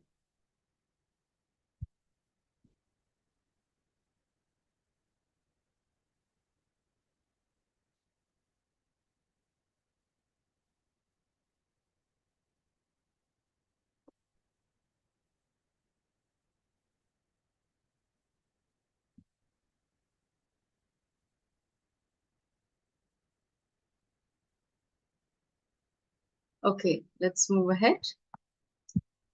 So we learned What is intensity? Okay, now we will understand what intensity is not. So when you understand what intensity is not, you will understand what is intensity. Now, intensity does not mean acting rigidly without scope for updating and change. Only when you are open to change, you can make your way like the river flowing intensely towards the ocean. Understand? Only when you are open to change, you can make your way like the river flowing intensely towards the ocean. So if you are not open and you're trying to practice intensity, then there is something seriously wrong. Now let us look at a small story to understand what intensity is not.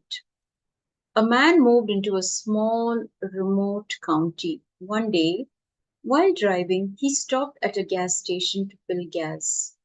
The gas station owner started talking casually and started complaining about the local mayor. This man, who had come to the city newly, just heard him and did not reply. After some time, he drove further and stopped at another place to ask for directions, and there also he started inquiring about the county. Now that person also started complaining about the mayor. After half an hour, he reached his destination. There also the people were talking ill and complaining about the mayor. The next day, the man decided to meet the mayor. He got an appointment with the mayor. In his conversation, he asked the mayor curiously, "Sir, if I may ask, how much do you get paid for your job?" The mayor replied, "Money? I accepted this job just for the honor of it." Understand? The mayor is thinking he is doing the job for the honor of it, but the people who are living in the county are experiencing something totally different. You decide and take up something to do. You do not verify whether that decision is being executed or not, and whether the purpose for which you decided is still relevant or not. So, what is the burning intensity? How can one have that burning intensity? Now, there is a beautiful story from one of the ancient Vedic texts. A disciple goes to a master and asks him, "Master, give me enlightenment." The master just says, "Tattvamasi" 9 times. Tattvamasi means you are that art thou. That means you are that. It is also called a Mahavakya, the statement that right away gives enlightenment.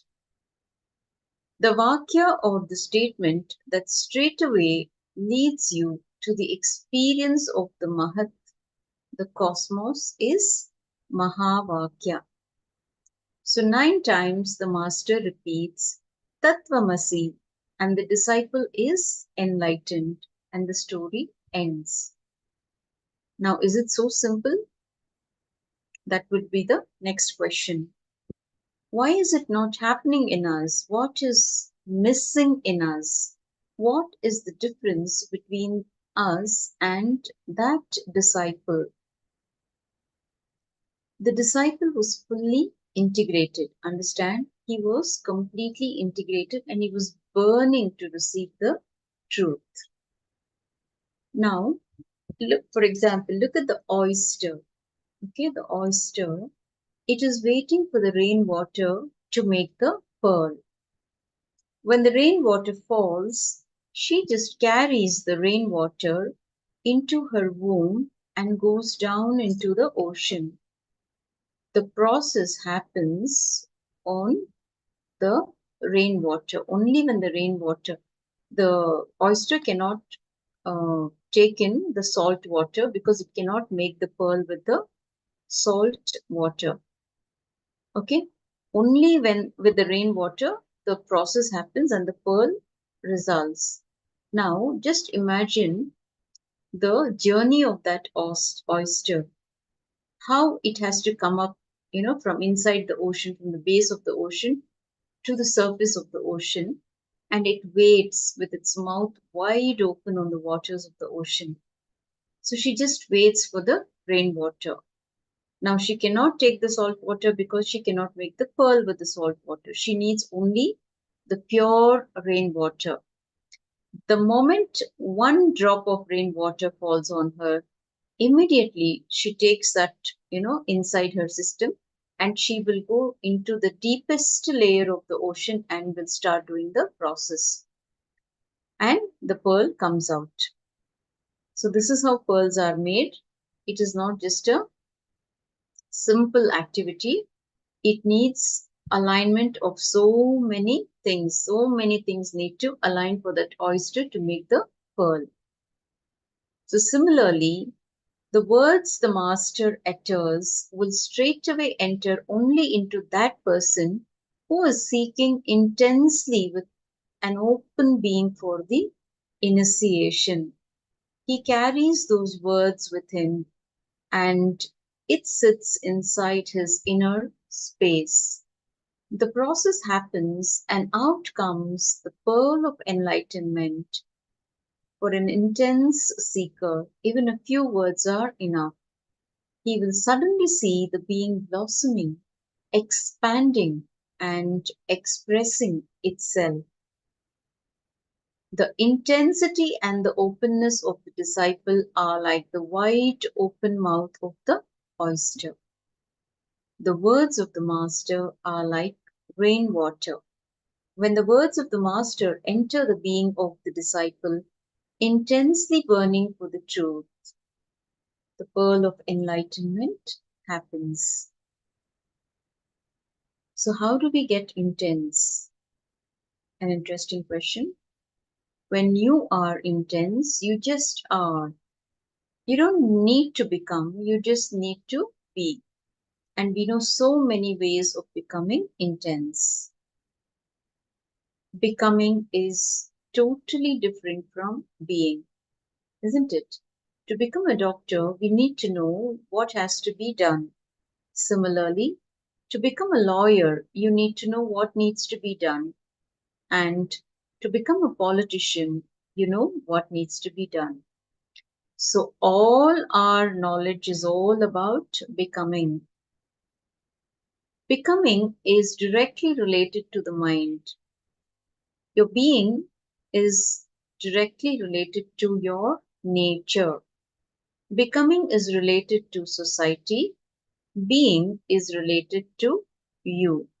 So we know only how to become something, but we forgot an important factor, how to be. Because our inner space has become too much corrupted with the concept of becoming, we lost touch with the idea of being. We lost touch with our very truth, which is being.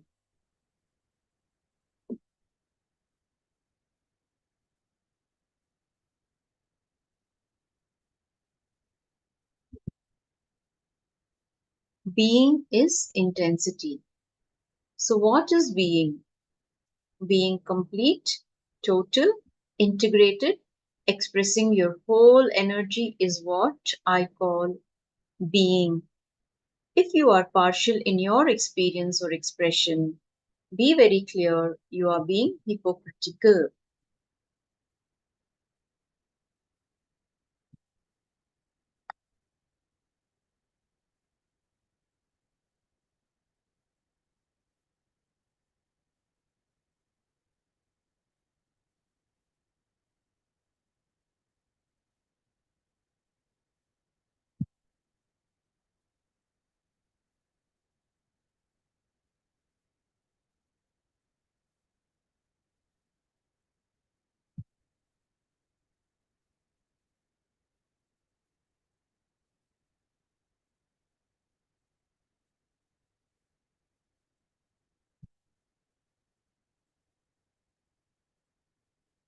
So here Swamiji is saying, I'm not saying you have to constantly practice this. No, just once, only once, and you will be liberated from that very emotion.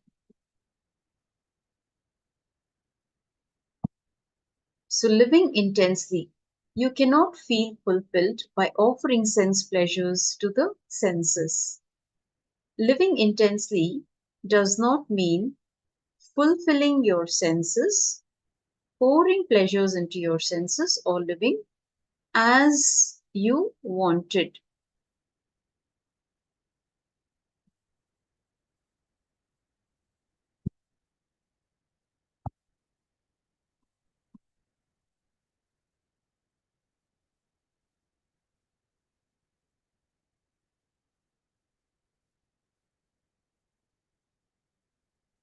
Okay, Ma Jayanti, you are asking what is being partial. See, partial is you're putting in only certain, a very small amount of uh, effort. Okay, if you're partial towards something, which means you have taken up something, okay, but you are not giving it your whole. That is being partial in your experience or expression. That is being hypocritical. When you don't give in your whole, if you're not completely integrated, you're not expressing your whole energy. Okay, if you're just putting in little efforts, that is being partial.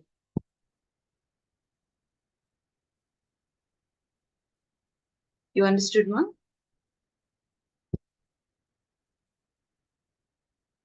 Okay.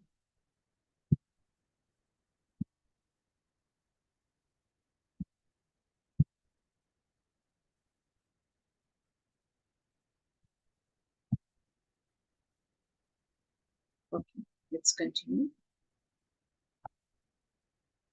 So, when you are eating, eat intensely. Just eat. Focus on the eating part. When you're sleeping, just sleep. When you are drinking, just drink. So, when you are making merry, just be merry. If you can be merry, you don't need anything else. The whole problem is because you can't really be merry or happy. That is why you need so much of teachings and ideas about liberation. So what is it that prevents you in being intense? One is karma and one is samskara. If you don't live any moment intensely, what happens?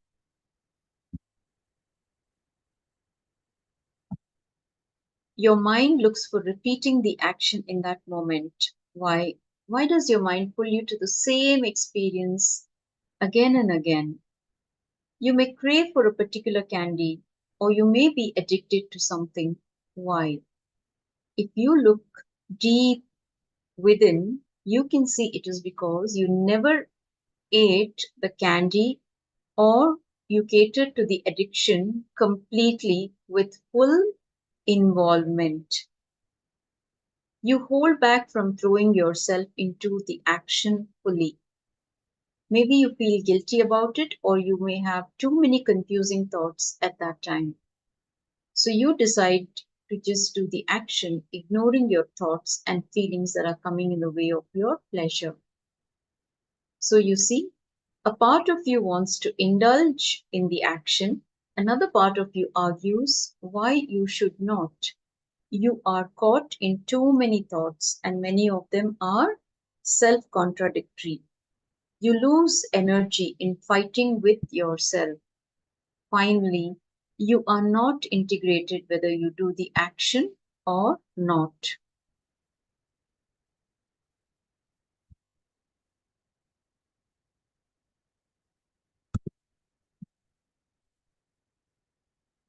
You are not intense. So the desire is not completely fulfilled and leaves behind its memory in your inner space. So when you're doing something, when you're doing a certain action, when you're performing a certain action, when your focus is not completely on that action, you're thinking about other things, you're worrying about other things. then you lose focus and you are not intense. So the desire is not completely fulfilled and it leaves behind its memory in your inner space. Engraved memories of desires that are not completely fulfilled are called samskaras.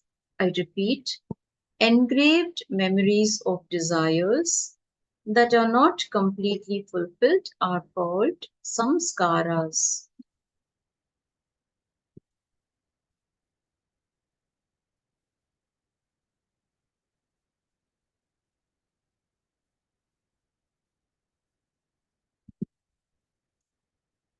These engraved memories have the power to make you return and travel in that same path, whether it is coffee or champagne or smoking. Whatever engram you create will have the power to make you do the same action again and again till you feel completely fulfilled with that habit or with that enjoyment or pleasure.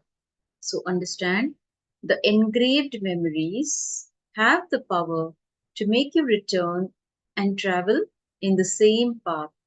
So if you're addicted to coffee or champagne or smoking, whatever engram you create, that will have the power, that engram will have the power to make you repeat the same actions over and over again until you feel completely fulfilled with that habit or that addiction or enjoyment or pleasure.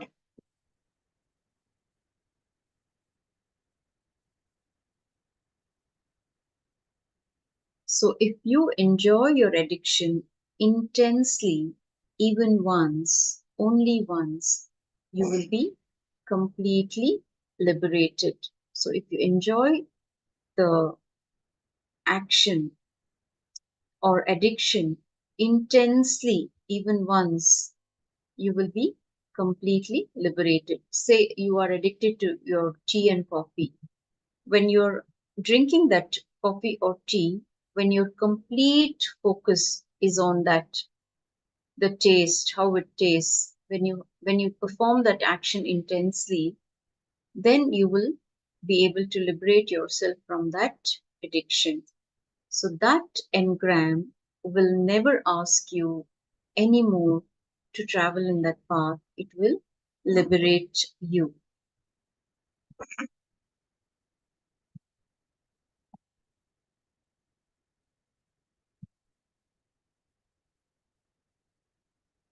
So, Ma Stephanie, if you feel the pace is a little too fast, you need to please bear with me, Ma. Please turn on your camera so that I'm able to see you, Ma. Yeah, it's easier when I'm able to see you doing the translation. It helps me to adjust my pace. Okay, Ma? Thank you.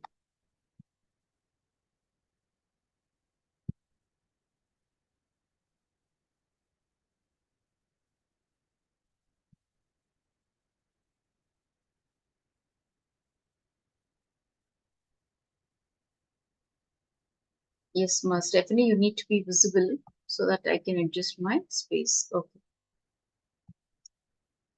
Okay, ma'am.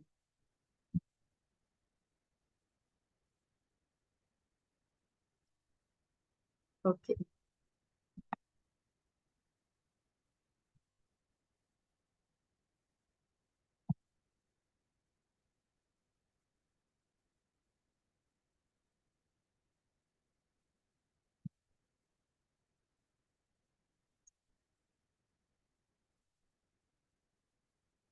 So unfulfilled engrams is karma.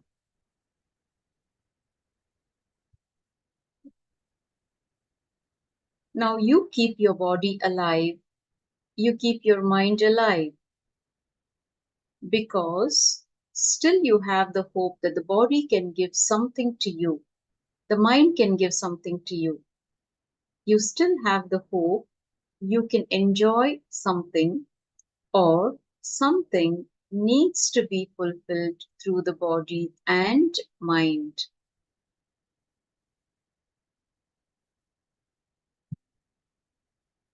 So karma is nothing but unfulfilled engrams and desires which are inside your being, which constantly makes you again and again to travel in the same path, trying to give the experience of fulfillment in your inner being.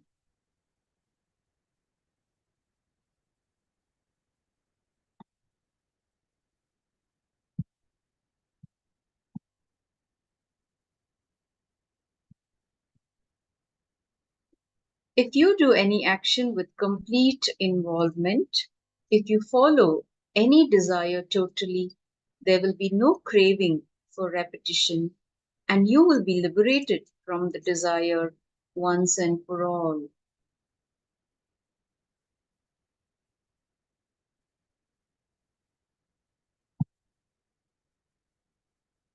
You can now direct your energies to exploring and enjoying new unexplored experiences of life. You will not be caught in the vicious circle. Your life will move towards growth and fulfillment.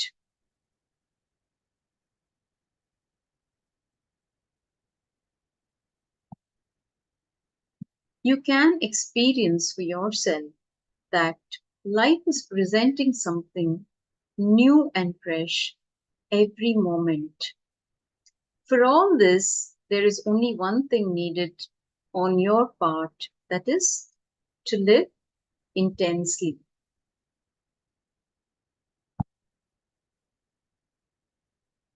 So Vidya Rupanaya, you're able to follow? Vidya Rupanaya, you're able to follow? Is the pace okay? Okay, great. So again and again, remind yourself about the cosmic truth.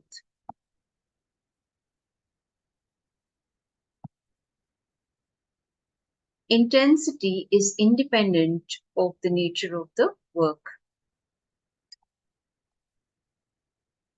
Intensity is independent of the nature of work. It does not depend on the nature of the work or action. It can be as complex as running a billion-dollar company or as simple as cleaning the floor. It is not what that is important, but the how that is important.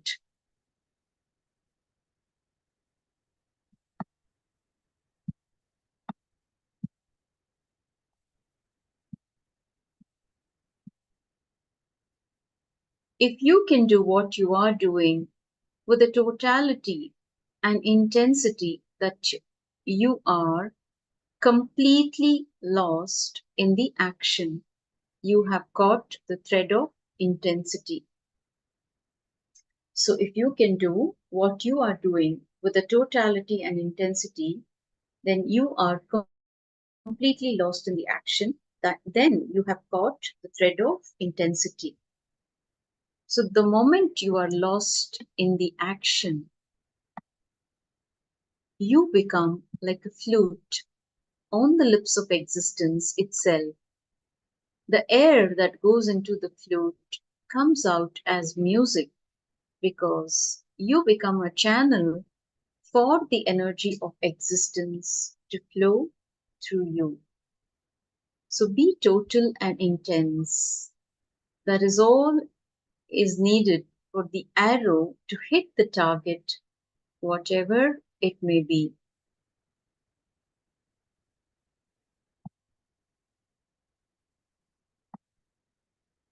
An interest can be lost, but never the intensity.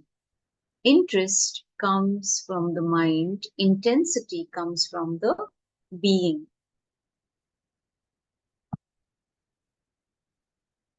Now, after a while, maybe short or long, you get fed up with your own interest. So, with intensity, it is a thirst of your being. It transcends the rational of your logic. Intensity is a call from deep within. The more you have to wait for it, the more the thirst grows, the more the fire flares up.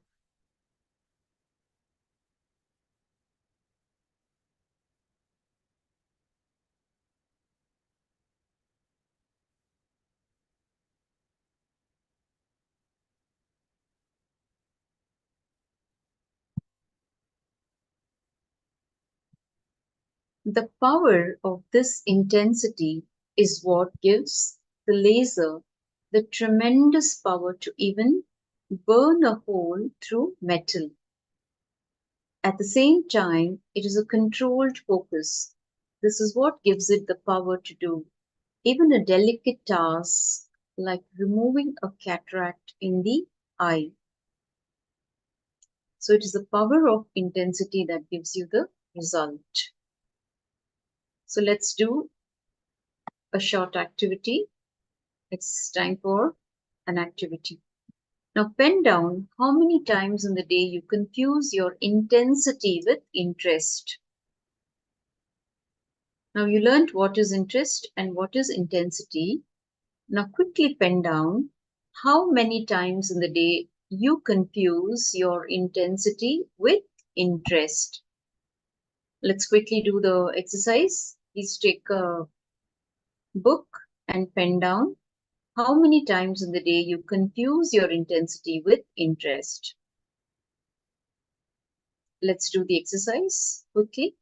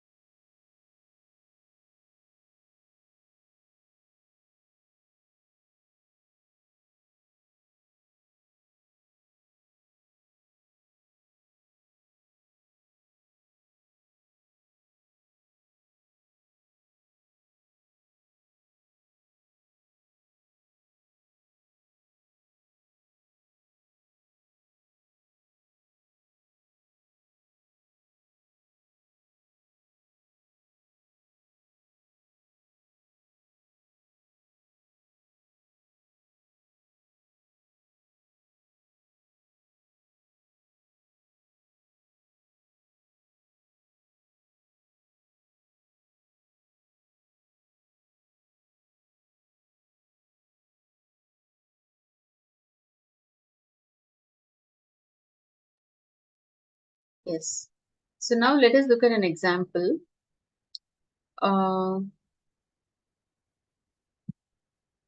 Yes. So what is interest and what is intensity? Let us look at an example. We will try to understand with the help of an example. A new brahmacharini received Guruva to study law, that is the Dharma Shastra.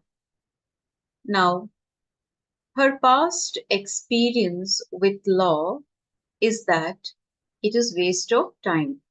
Okay, she feels it is waste of time to study law. It is waste of time, it is illogical and dependent on the situation, ad hoc basically.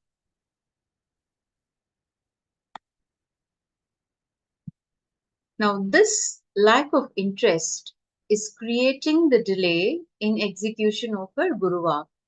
So, again, a gentle reminder, when the Guru instructs you, he gives you an instruction or he gives you guidance into something, it is called Guruvak. Okay? So, the lack of interest in this brahmacharini is creating the delay in execution of her Guruvak. She starts in the morning committing, no, today I will spend an hour and update. And then when the book comes in front of her, she falls asleep. That is because of lack of interest. Now, again, an hour later, she finds herself feeling miserable. She has convinced herself that law is not for her and it is not in her interest. So, over a period of time, what happens? Guilt starts building up and it corrupts her conversational relationship with the master.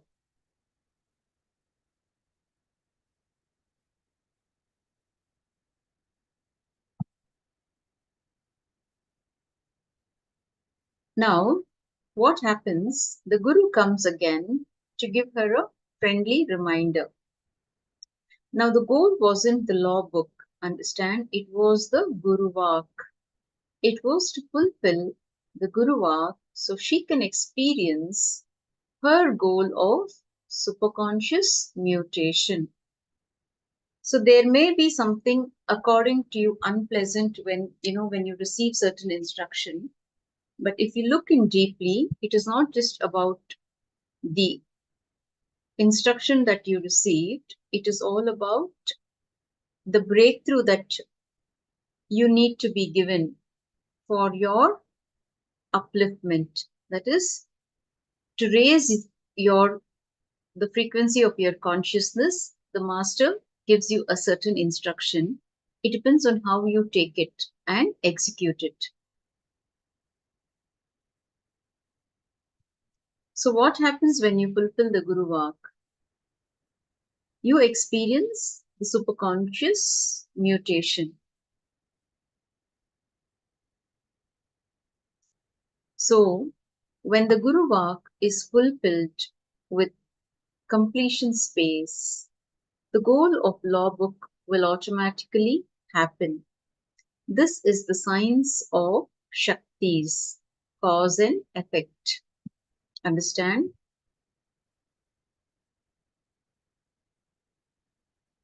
So when you receive the instruction with the space of completion, things will just align. You don't have to put in all the efforts that you think that you need to put in. Master's energy just expresses through you and makes it happen for you. So just be in the space of completion when you receive the Guru Vak, because even when he is instructing you into something, he will align everything else for you when you are in that space of integrity with the master. He will not make things difficult for you. He is going to make things easier for you just when you align with Guru Vak.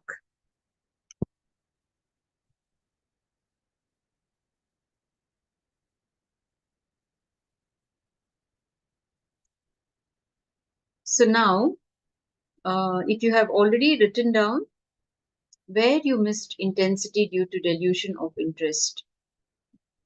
I think you're ready to write. Okay. So now pen down in your life where you missed the intensity due to delusion of interest. Now complete with the ideas and thought currents that prevent you from being intense.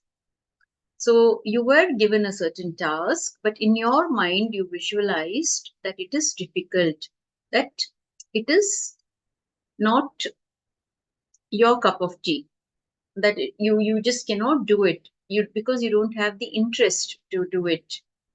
Okay, that is what you imagined, and you missed the intensity. All this, it happened only because of delusion. You got deluded and you missed it. So now complete with the ideas and thought currents that prevent you from being intense. Okay, for example, you're a seeker. Okay, your interest is to only get enlightened. Enlightenment is your only goal, ultimate goal. But what happens in the path? When you're asked to do yoga, you feel, oh, it's so difficult. I can't bend my body. I can't wake up in the morning. All this is nothing but getting diverted. Okay, so again, having neem juice in the morning. Oh, it's so bitter. I can't drink anything bitter. I don't like, I would prefer to drink something sweet in the morning. Okay. So now complete with all these ideas and thought currents that prevent you from being intense. Becoming intense is the goal.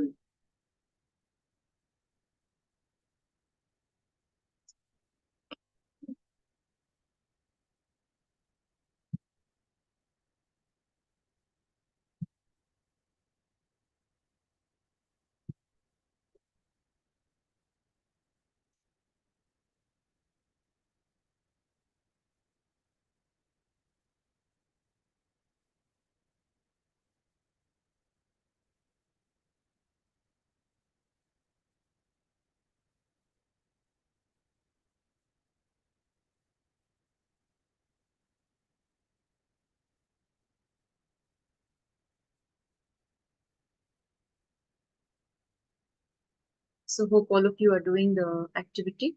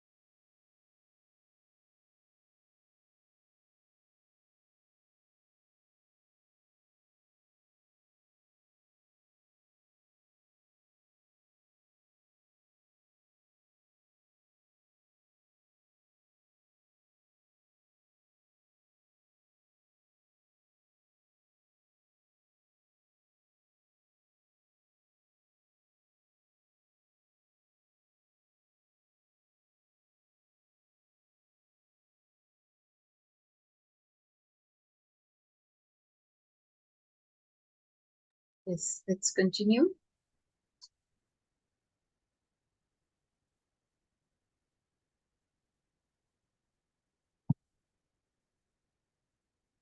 So now we will be looking at intensity and the 4 states of consciousness.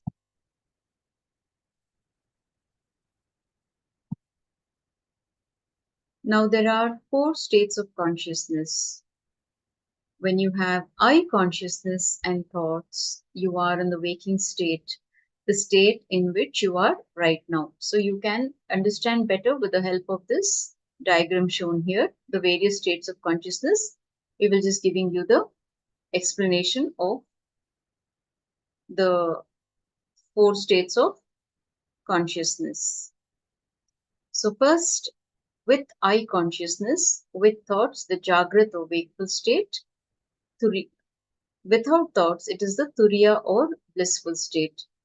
Without I consciousness, you experience the Swapna or dream state and Sushupti, which is the unconscious state, that state when you are in deep sleep.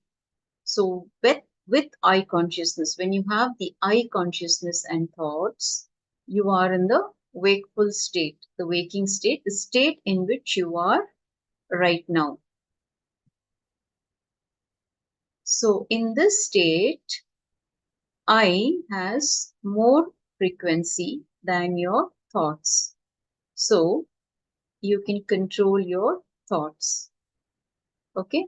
In this state,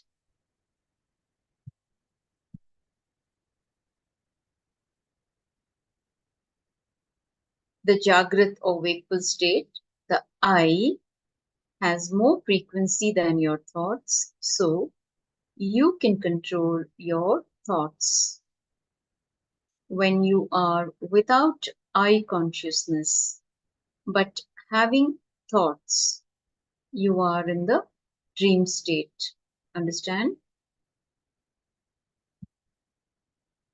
When you are without I consciousness, but having thoughts, you are in the dream state.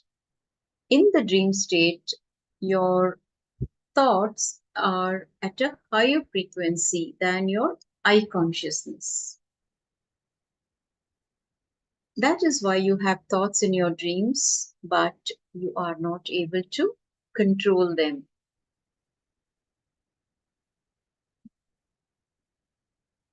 Hope you are able to follow. When you are without I consciousness, but having thoughts, you are in the dream state. In the dream state, your thoughts are at a higher frequency than your I consciousness. That is why you have thoughts in your dreams, but you are not able to control them. So when you are without I consciousness and not having any thoughts, you are in a deep sleep state. So what happens when you are in deep sleep? You forget your identity. You don't remember your identity, isn't it? That is, you are without your I consciousness. So normally we are aware of only these 3 states of waking, dream, and deep sleep states, isn't it? The 4th state is where you have I consciousness but no thoughts or turiya. You are in the turiya state when you have no thoughts. You have I consciousness but you have no thoughts, which is usually the state in which the enlightened masters live. They have no thoughts. They do have I consciousness. It is also called as the turiya state.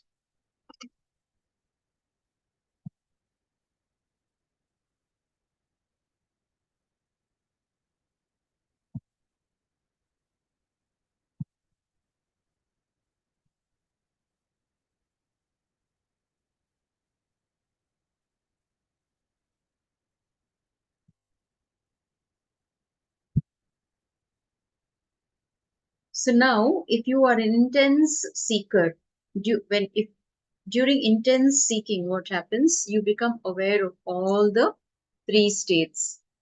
Intensity means being intense every moment in whatever you do. So first, you need to be aware of yourself in all the states. Only then you can be intense throughout. So first, you need to become aware of yourself in all the three states. Only then you can be intense throughout. Intensity means being intense every moment in whatever you do.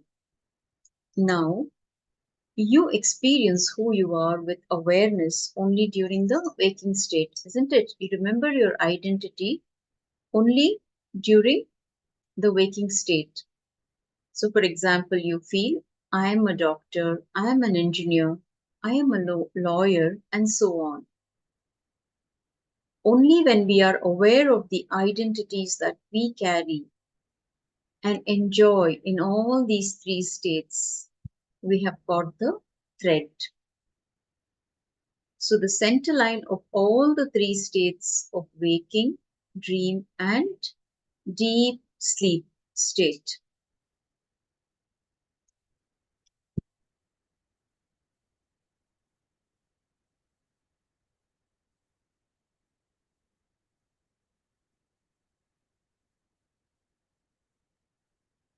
So when we catch the thread of all these three states, suddenly we realize our identity in all the three states.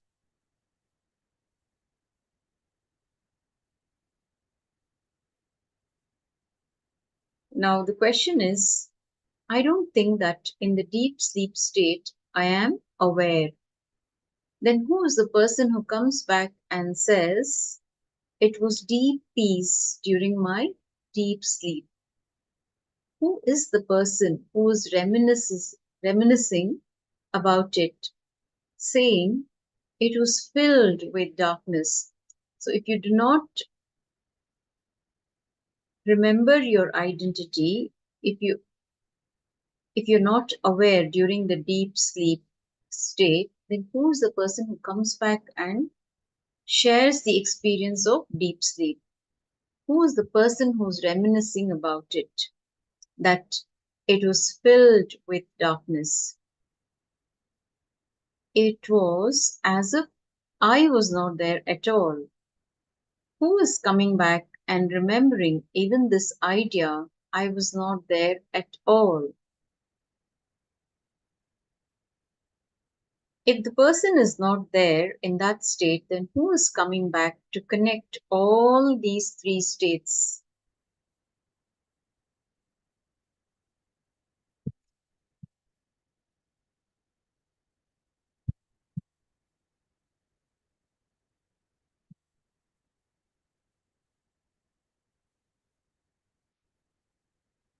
So the answer is, now we cannot say we were not there in the deep sleep state.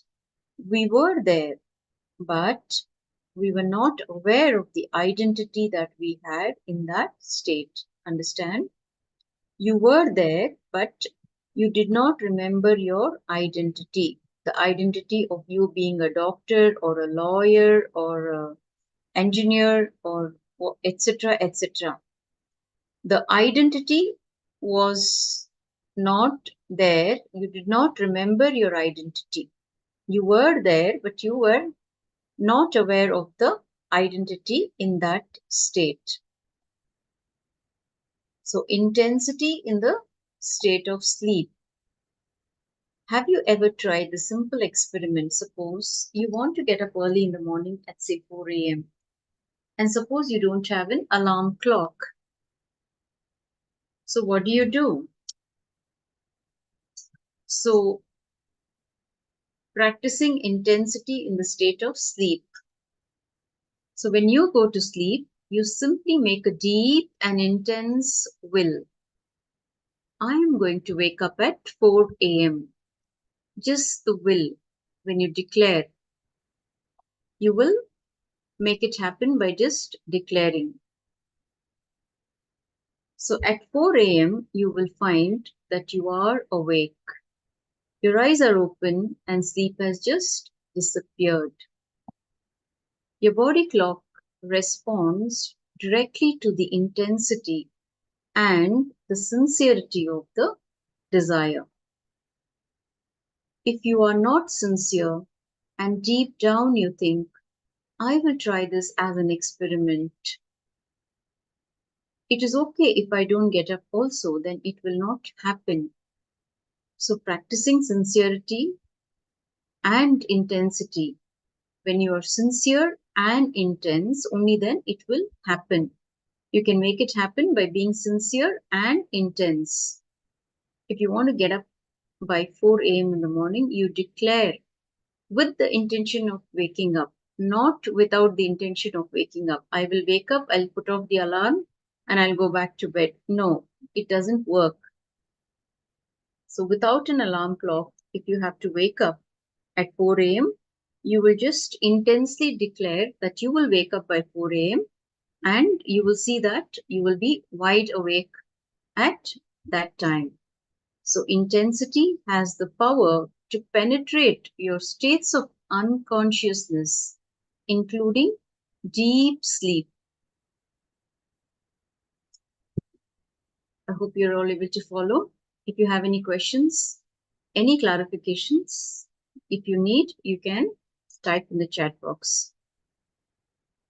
So remember to get back to intensity.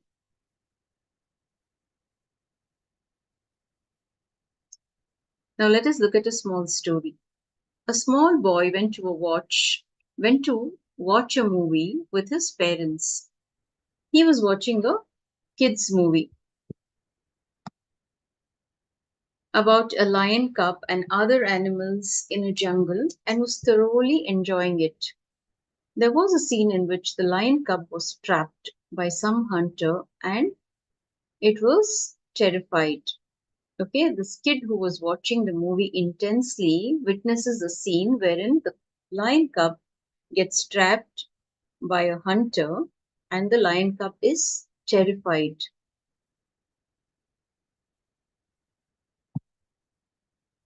Now the boy was not able to bear this scene, so he just jumped from his seat and ran down the hall closer to the movie screen.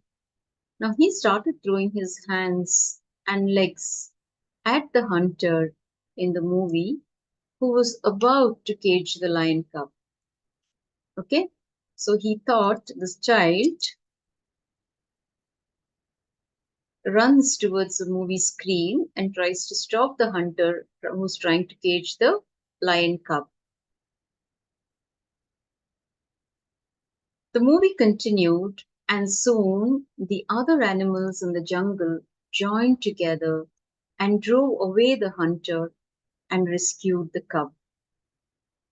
The boy came back to his seat and proudly told his mother, "Mommy, see how I went first and all the animals followed me and we were able to save the cub."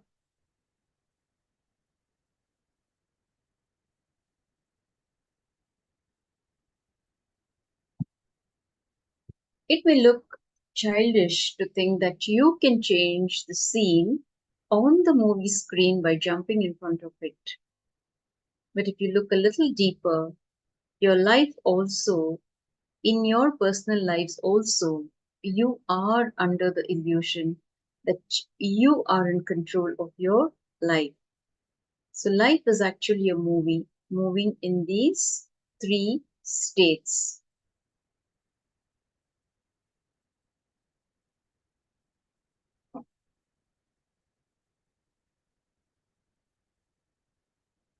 So you, the seer, are the projector. Whether you believe it or not, accept it or not, you create your reality. When you try to change the events and the world outside, you are trying to change the scene by jumping in front of the screen.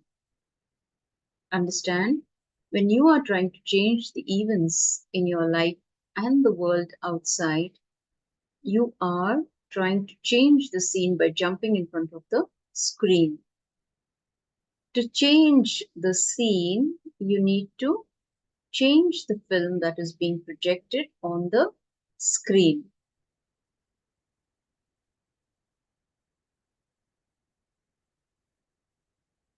Understand, here the mayor he is thinking, we're going back to the example of the mayor who has taken up the job only for the honor of it, not for the salary. So here the mayor is thinking he is doing the job for the honor of it, but the people who are living in that county are experiencing something totally different.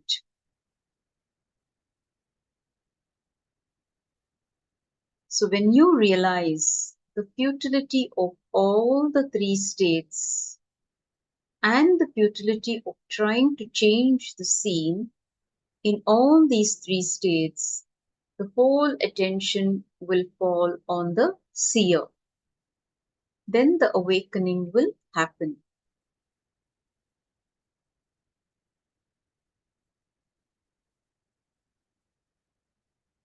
If instead you think that there is some utility in all these three states, your attention will be on them. You will continue to be engaged in them and you will continue to try to alter the scene. Understand, intensity prepares you for the superconscious mutation. Now, the technique is to get the right attitude of intensity. Actually, if you have high intense energy, you will automatically have the right listening. You will be just waiting to catch one glimpse.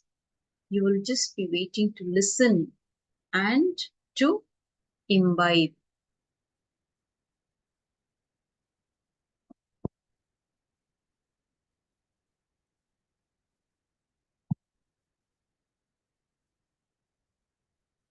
So here,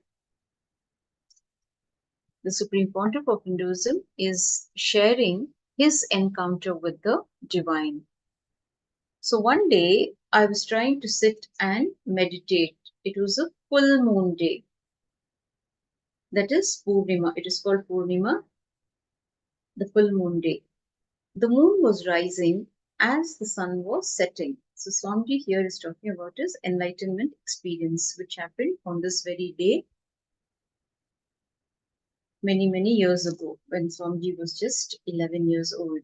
He experienced this, he had this experience.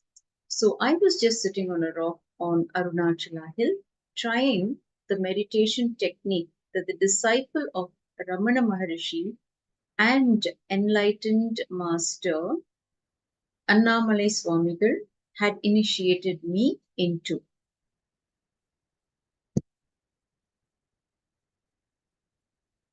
I was sitting on the rock trying to find the source from where the feeling of I was rising.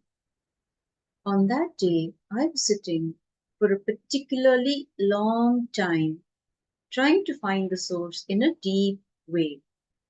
And suddenly something happened and I felt like I was being sucked inside, pulled inside. I was sitting with closed eyes, but I saw very clearly that something opened inside.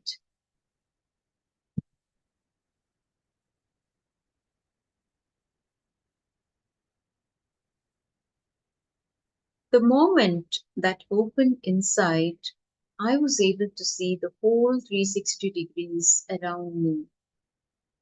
My eyes were closed, but I was able to see complete 360 degrees.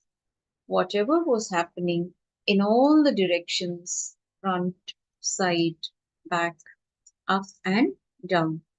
So the Supreme Pontiff of Hinduism was able to witness complete 360-degree vision. Whatever was happening around him, he was able to see it, even though his eyes were closed.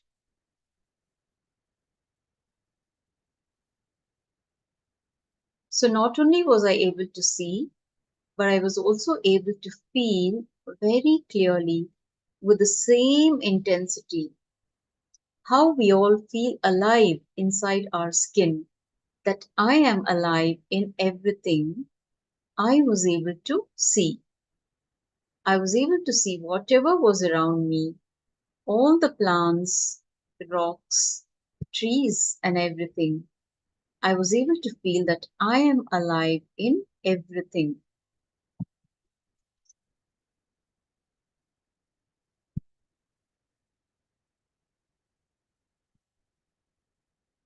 So, in the same way, you all feel you are alive inside your body. In the same way, how all of you feel that you are alive inside your body, I felt alive with the whole cosmos, with the whole existence.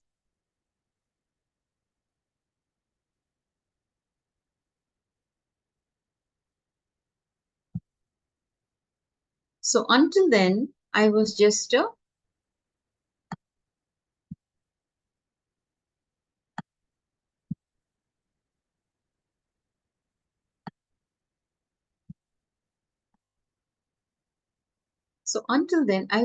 mere body. After that, I realized I am body also. Understand? I am body also. So, before the experience, Swamiji felt that he is just the body, but after this enlightenment experience, he felt that he is body also. It was a very deep experience. It was just a word or imagination. It won't have that much impact on your inner space.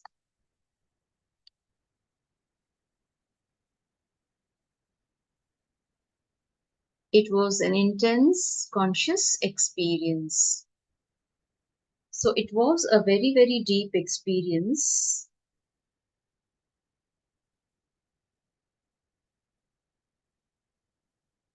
It was an intense conscious experience. Now, there is a beautiful example of the power of intensity in the life of an enlightened master, Ramana Maharishi.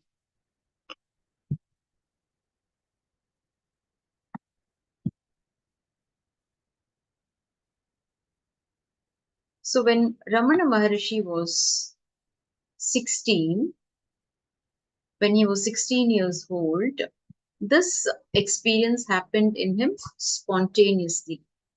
So he was in Madurai near his native place called Tiruchuri, which is in the southern Indian state of Tamil Nadu.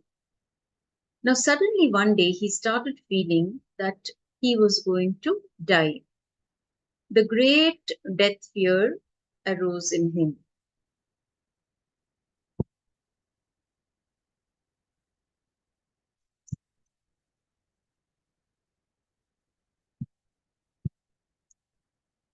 Now Ramana Maharishi used that door to take a quantum jump into deathlessness.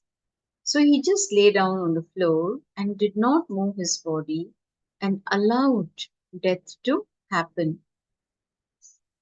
So he had the courage to go through the experience, and he just lay down on the floor and did not move his body and allowed that experience to happen. Now, after enlightenment, he shares beautifully about this experience. Suddenly, for no reason, I felt there was deep fear that I'm going to die. I was not sick, nor was I having any mental problem. Physically and mentally, I was healthy. Suddenly, the thought came that I'm going to die.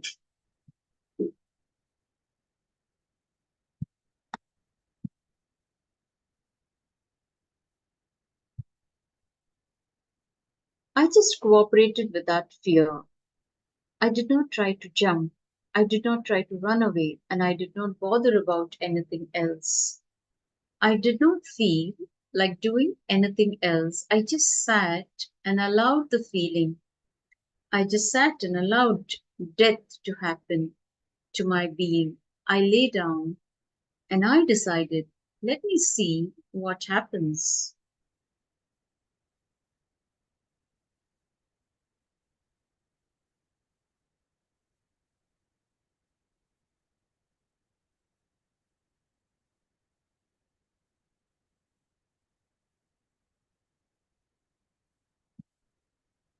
So, what can be done?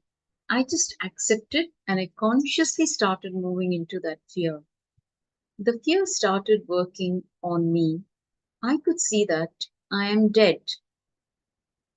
My body is not moving. Nothing is happening in me. I could see very clearly that I am out of the body.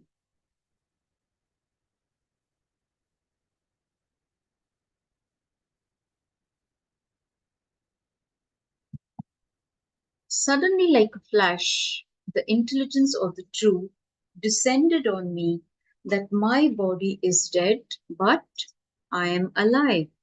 I am not dead. My body is dead. But I could see, I could feel that I still exist. It means I am something beyond the body. So the realization that he is beyond the body happened at a very tender age for Ramana Maharishi when he had his first experience of death. That single experience of the truth shook me completely, and I realized I am not just the body and that I am something beyond the body. After that, I never faced the death or the death fear or any other fear. So once and for all the fear had disappeared from my being.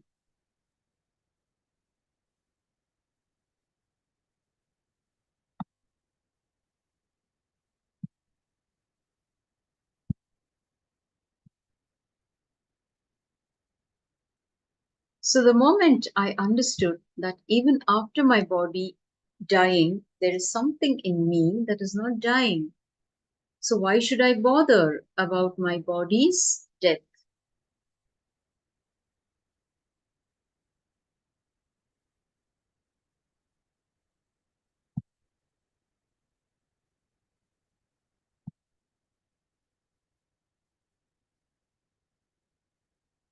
Yes. So why should I bother about the death of my body? Was the question in Ramana Maharishi's mind.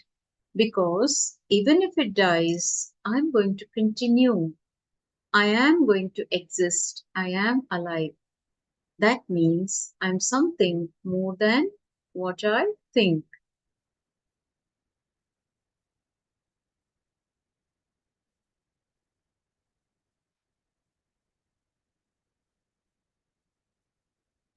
I am something more than this. This realization has never left me. I have never moved away from this realization after that one experience.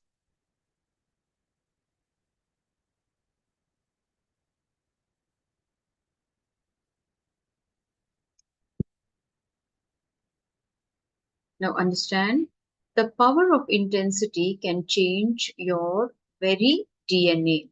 Now we are looking at one of the incidents that happened in the life of the great enlightened master. He was also an incarnation, Ramakrishna Paramahamsa.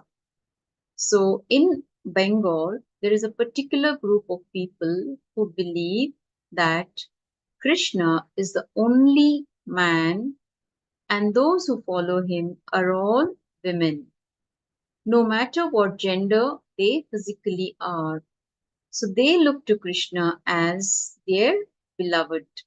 They feel so intensely about this relation, that even the men dress like women.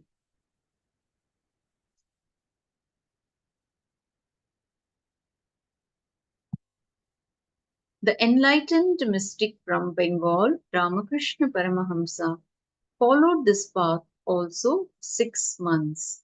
The hallmark of this great master, Ramakrishna Paramahamsa, was that whatever he did, it was with totality and intensity.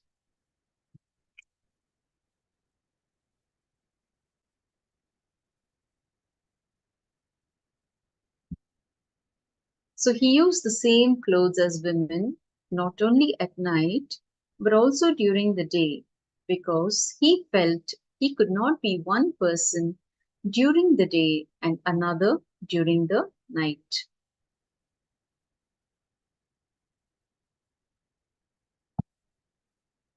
So you may be shocked to hear this. You may be shocked to hear this, but he actually started becoming a woman. It was not being like a woman, it was being a woman. His voice changed, his gait and manner of walking changed.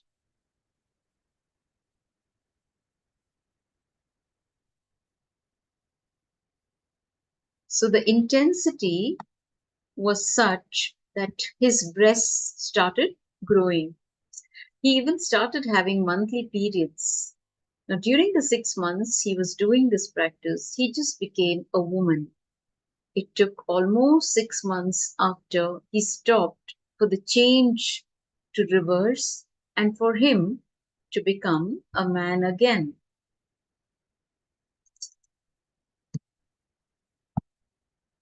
So the power of your intensity is such that it can change your very body, your very DNA.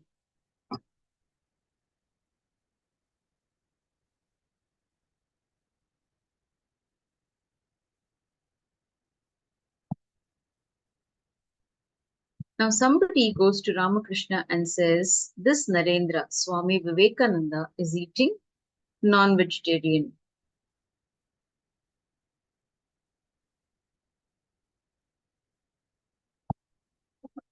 So Ramakrishna replies, even if he eats beef, the beef will get converted. It is such a power. The beef DNA will get converted to this DNA. See, again, Swami Vivekananda was the disciple of Ramakrishna Paramahamsa, but he was also an enlightened being. He was also enlightened. Now Ramakrishna says, I will not tell Swami Vivekananda to stop eating beef. Let him continue to eat. The power that Vivekananda manifested in the shortest period, from the period of 1902, he left the body, to July 4th, 1902.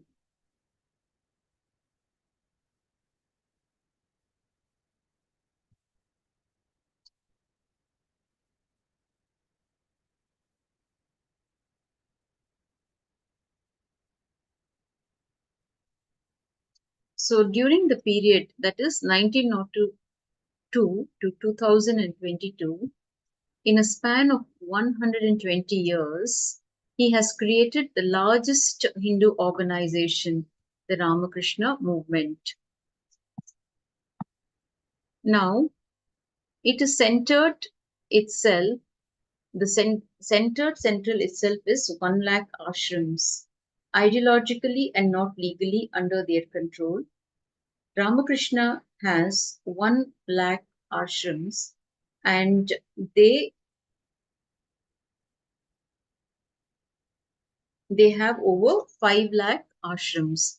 Now this whole thing was done in only because of the power that Vivekananda radiated.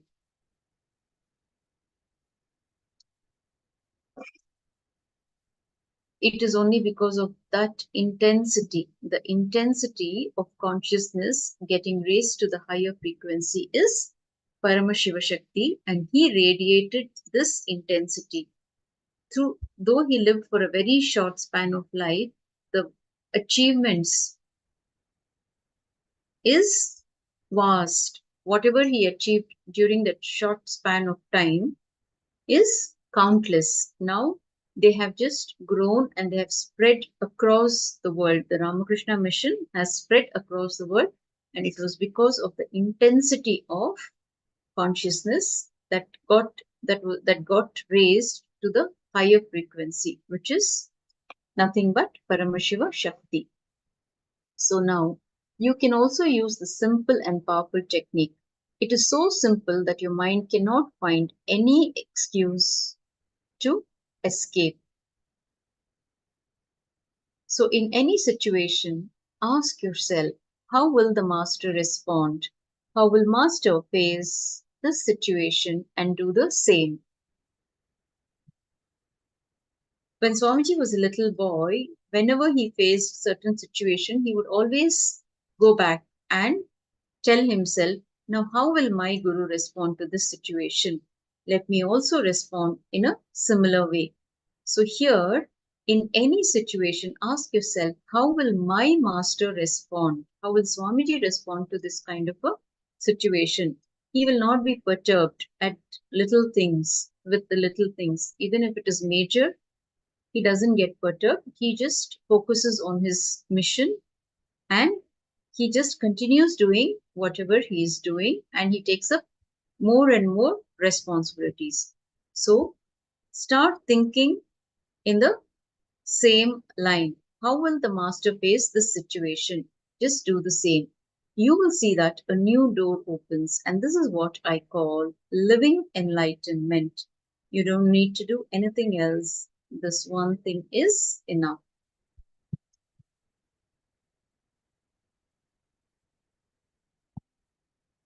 So even if you're sitting, if your thoughts come up, ask your mind, if master is sitting, what will be coming up?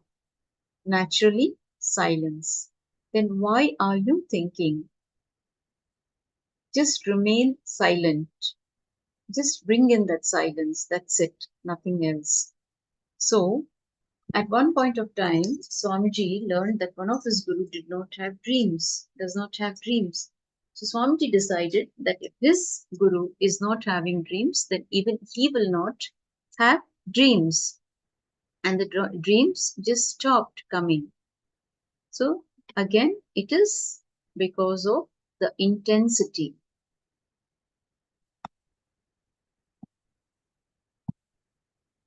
If your mind says, no, I know it is true, I know this, but it is too much, then you need to think, if master's mind says this, how will he behave? He would have finished the mind that moment. That's all. Just be very clear. So the enlightened masters, they do not have thoughts. They operate from the space of thoughtlessness because they are unclutched. They are in the state of nirvikalpa samadhi.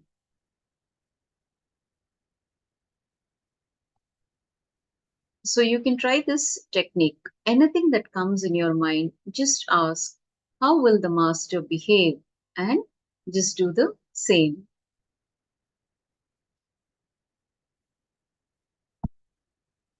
Now do not bother about any difficulty. At the most, what difficulty can come? At the most, death will happen. So just remember, how will the master die? He will leave the body beautifully, and let me also do the same thing. That's it.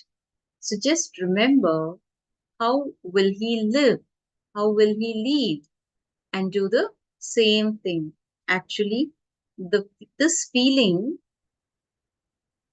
connection is what gave me the truth and made me alive, intense, and energetic.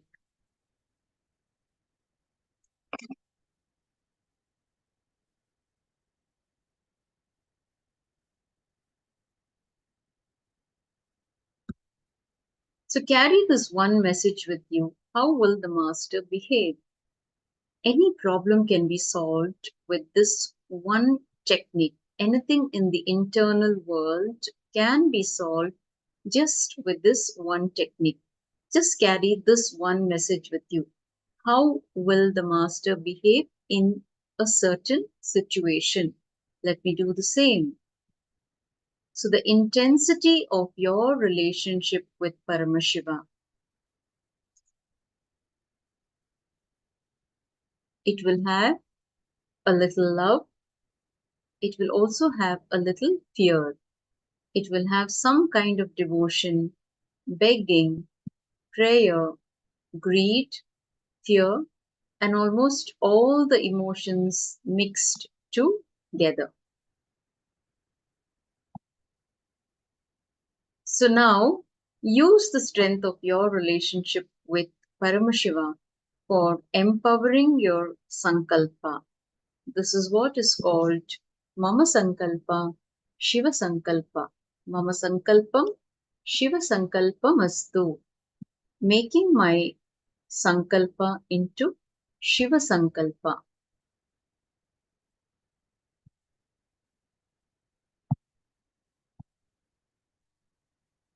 So you can see the various initiatives of the Supreme Pontiff of Hinduism, how he has enriched the humanity and led them towards enlightenment through thousands of initiatives year after year, such as Kumbh Melas, Padayatras, healers initiatives, etc. So constantly he's working, and working. He never rests. He works 24/7, 365 days a year. He doesn't give room for any other diversions or delusions, because they're all out of delusion and they're here to get you out of that delusion or diversion that we are stuck in.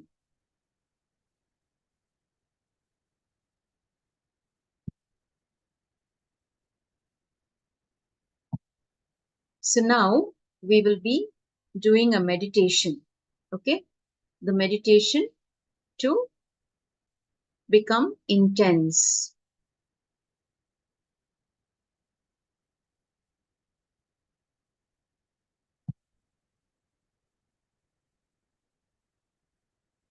So please sit up straight. Now let us look at a meditation technique to give us intensity. Requesting all the participants to kindly turn on your videos to experience intensity. Please turn on your videos.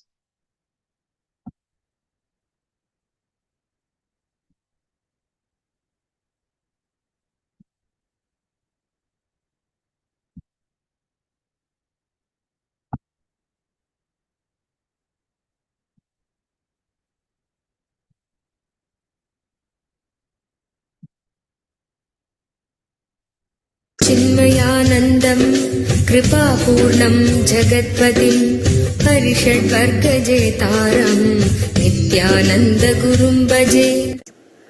This is the technique to give you the intensity. Mahadeva says, consider your essence as light rays rising from center to center, up the vertebra. So the rises livingness in you. Understand the importance of this technique. I have added the same part in our Nitya Dhyan. The technique which I am offering, in that this will be the third part. Third part will be this part. Visualize you, your consciousness, what you think as you, as the light, and move from center to center. You will see the livingness, intensity is raising when you move from center to center, up higher and higher. Your intensity also will be moving higher and higher. You may be thinking how a visualization can move, can lead me to beyond visualization. You can always choose choicelessness. Understand? You can always visualize to go beyond visualization. Suddenly you will see you are using visualization as a jumping board to dive into the super consciousness. Consider your essence as light, as intense light, and rise from energy center to energy center, from chakra to chakra, from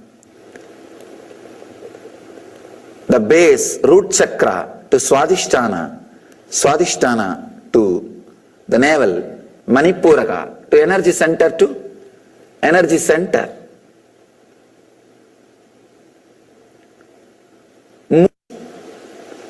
Mahadeva says, and so rises livingness in you.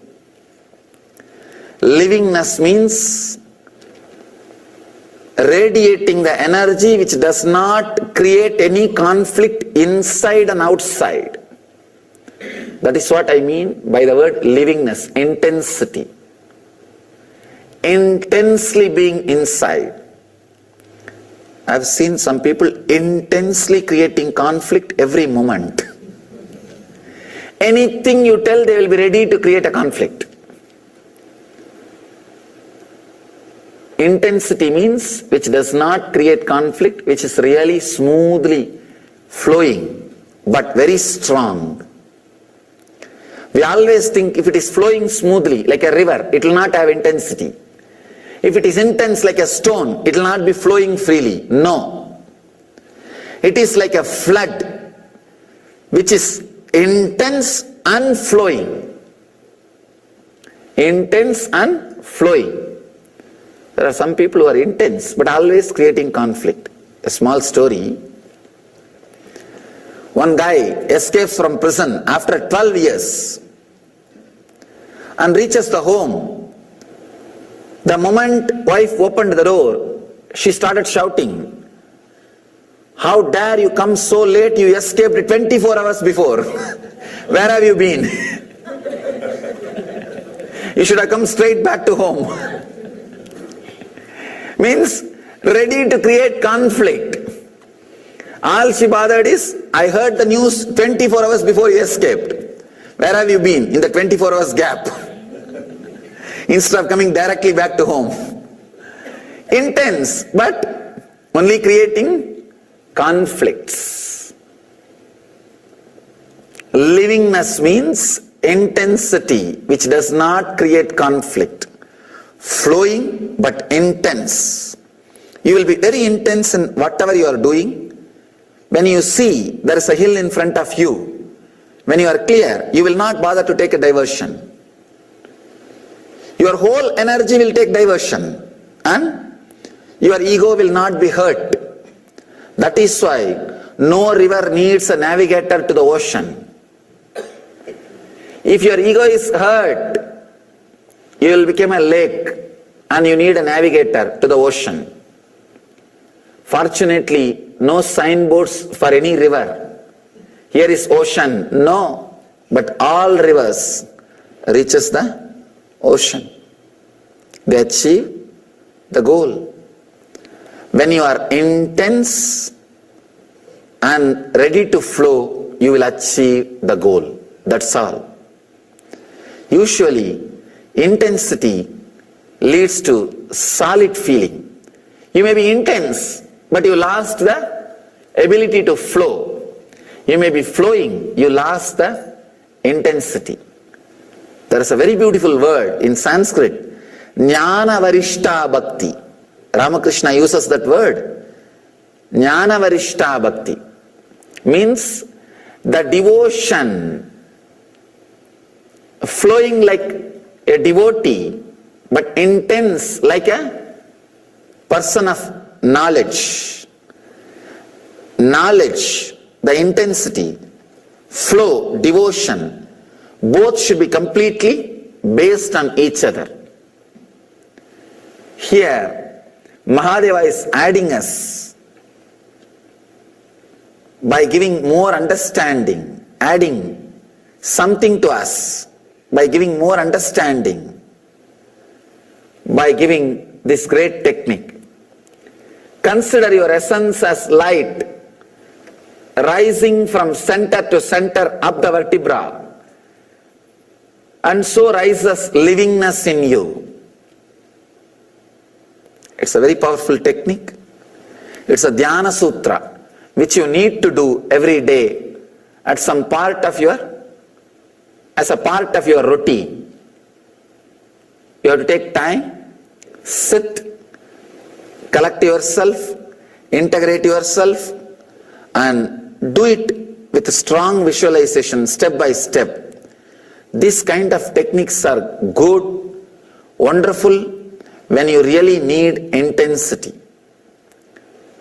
One thing with Ananda Sutras is, it will really do a great transformation. But when you go through some physical or chemical changes in the system, sometimes we will lose respect for all the knowledge which we gathered. For all the knowledge which we gathered. So at those points, Dhyana Sutras are the best place to take refuge. To take refuge. There is a beautiful story. One person prayed to God and asked God, you should always be with me. God said, all right, I'll always be with you. Blessed him. So whenever he walks, he always sees one more footprint. Two sets of footprint. One is his, other one is God's. But whenever he is in depression, he sees only one set of footprint. He again asks God, what is this? When I am in depression, you are not following me. I don't see your footprint. God says, fool, when you are in depression, I am carrying you. You are seeing only my footprint. You are not seeing your footprint. So these techniques can be like a carrying energy. You can relax on these techniques when you are really facing some mood swings, some change of energy. They can be so powerful, they will just bring you back to that same intensity and connect you back to that higher intelligence. Let me describe the technique. You should start with the root center, Muladhara Chakra, at the end of the spinal cord. Visualize yourself, whatever you think as you, as a light, intense, energetic light ball. Then slowly come up to the Swadhisthana. Then come up to the Manipuraga. Swadhisthana is the spleen center, just 2 inches above the Muladhara. Then 2 inches above is navel center. Then heart center. Then throat center. Then brow center. Anya Chakra. Then Sahasrara. By the time you come up to the next centers, your livingness intensity also will come up. You will become very intense. Only after this you can do unclutching or understanding the Ananda Sutras. That is why I arranged the Nitya Dhyan in such a way. First part will be very physical. Sitting in Vajrasan and inhaling and exhaling intensely, chaotically. You will see, you have any digestion problem, it will be completely healed. Your body will be ready. See, physical health means digesting whatever you eat and making that food as part of your body. That is physical health. Mental health means digesting all the ideas and problems which you get and making a clear solution, living without conflict. Spiritual health means receiving all the great teachings and energy which you receive, digesting it and living a liberated life. That's all is the definition of health. If you have the clear digestion, a complete digestion, if your digestion system is working perfectly, that is health. You don't need anything else, I tell you. Nothing else is required. If your digestion system is perfect, you don't even need food, because the system will be so intelligent, it will take the energy directly from the ether.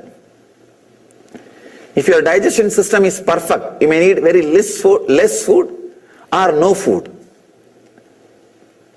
One of my great inspiration on Naga Baba, a naked saint who lived in Uttarkashi.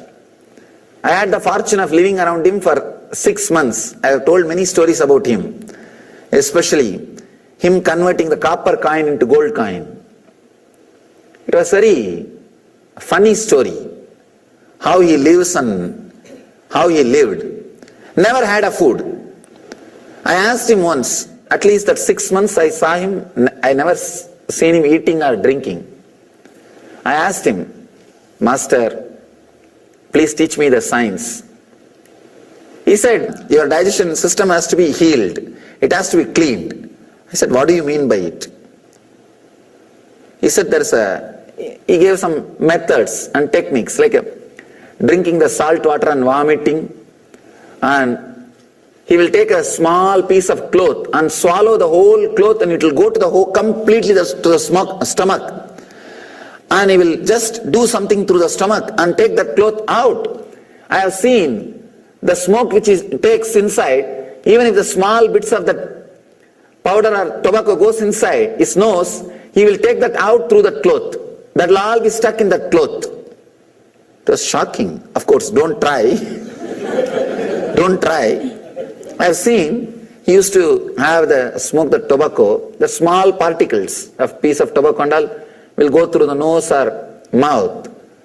When he swallows that cloth and takes it out, I have seen those particles on that. I was surprised. He says, if you keep the navel, the digestion system clean, you don't need food separately. It will be so intense and alive. It will take energy directly from ether. I tried. Actually, my intake has reduced drastically after I tried to work with those techniques. This technique will create a healthy, heightened emotional awareness. And the last part, you will be ready for unclutching and rest into the heightened spiritual consciousness, the choiceless awareness. And we end with the connecting and relaxing, resting into the whole cosmic energy.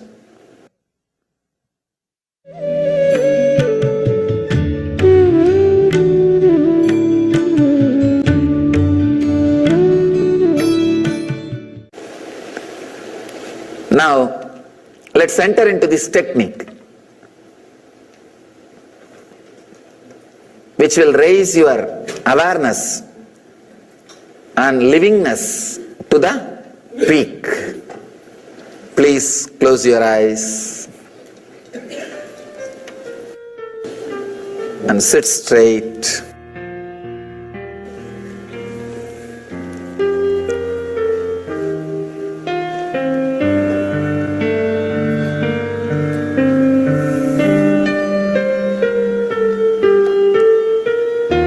Inhale and exhale as slowly as possible, but as deeply as possible.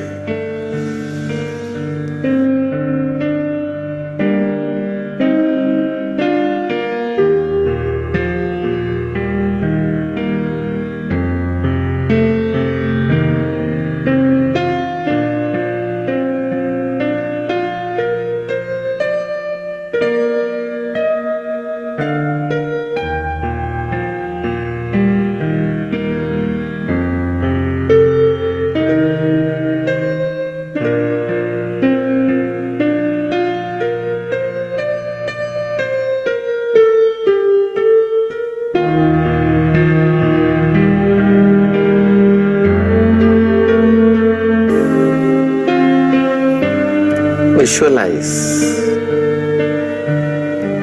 yourself as a light in the root center, at the root of the spinal cord.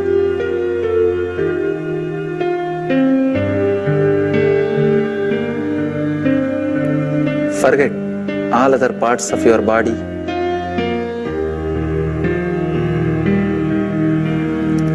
Forget everything. Just be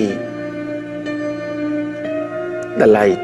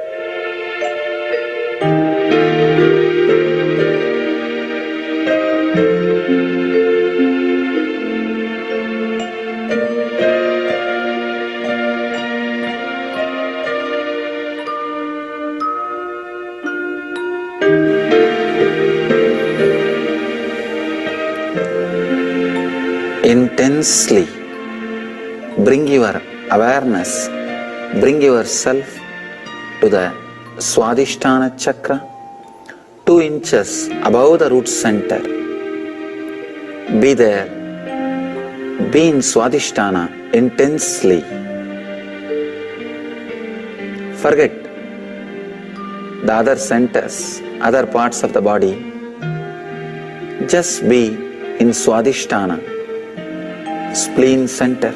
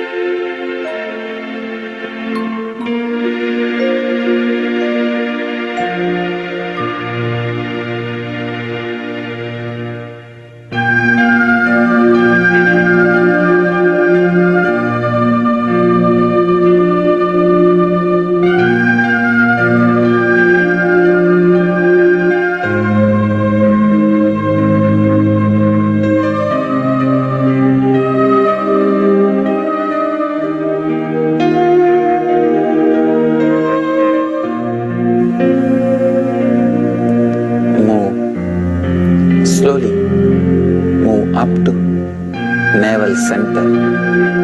Now be intensely present in the navel center. Let your livingness be in the navel center.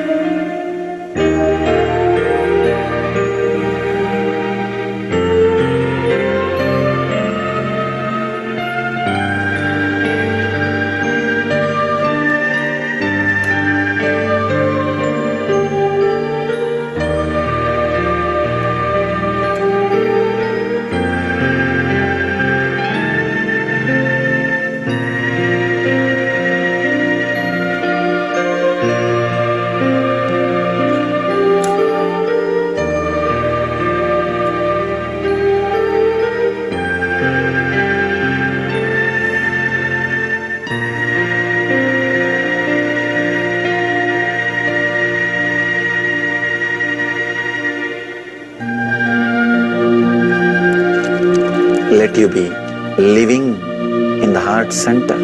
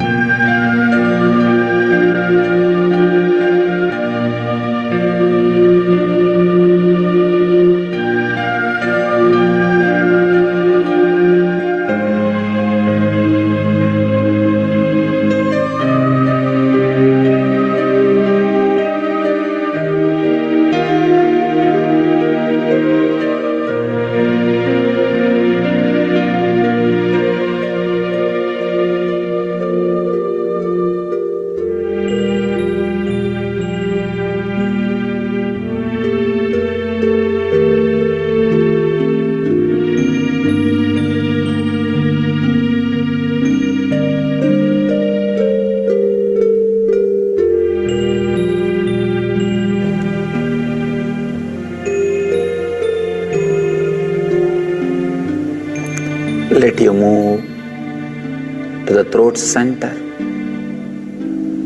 Let you be living intensely now in the throat center.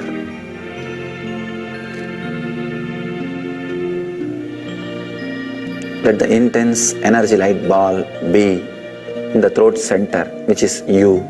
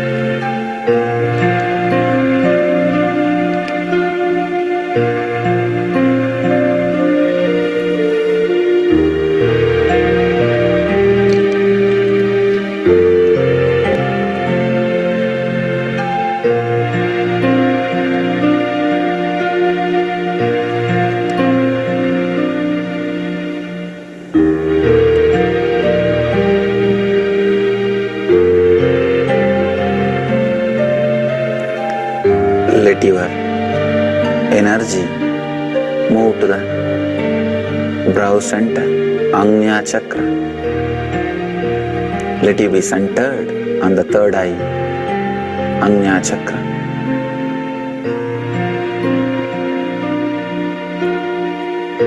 Let you be living on the Agnya Chakra.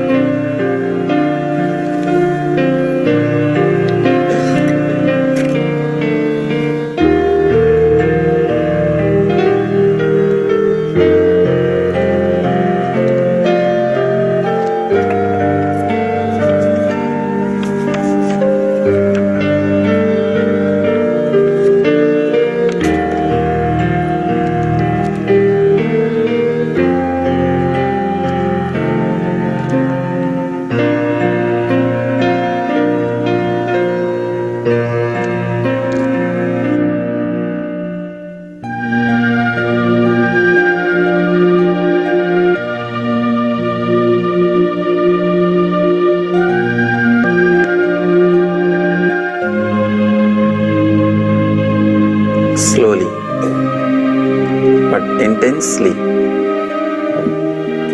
Bring yourself up, lift yourself up to the Sahasrara Chakra, the crown center.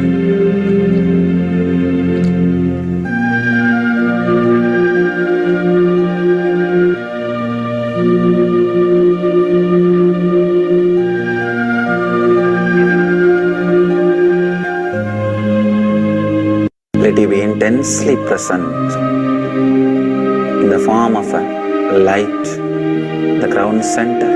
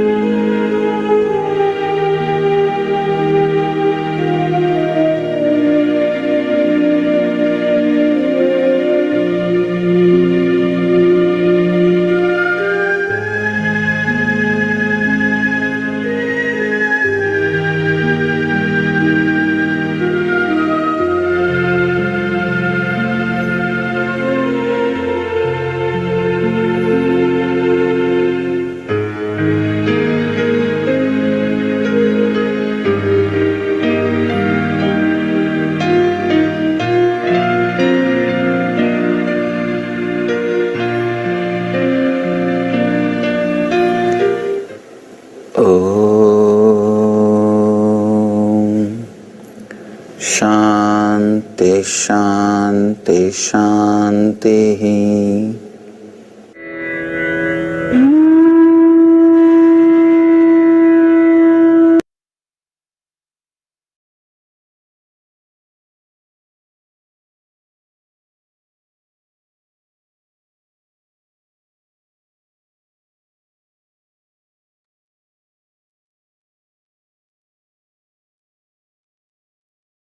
Yes.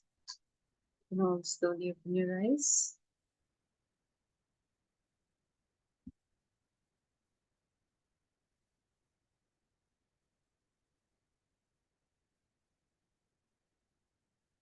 You cannot share your experience. How are you all feeling after the meditation?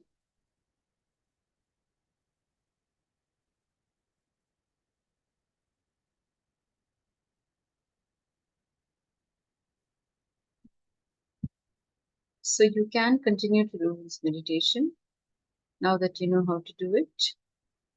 So to increase the intensity, to become more intense, you can, yes, practice this meditation. So Ma Saralananda is sharing that she's feeling peaceful. Great.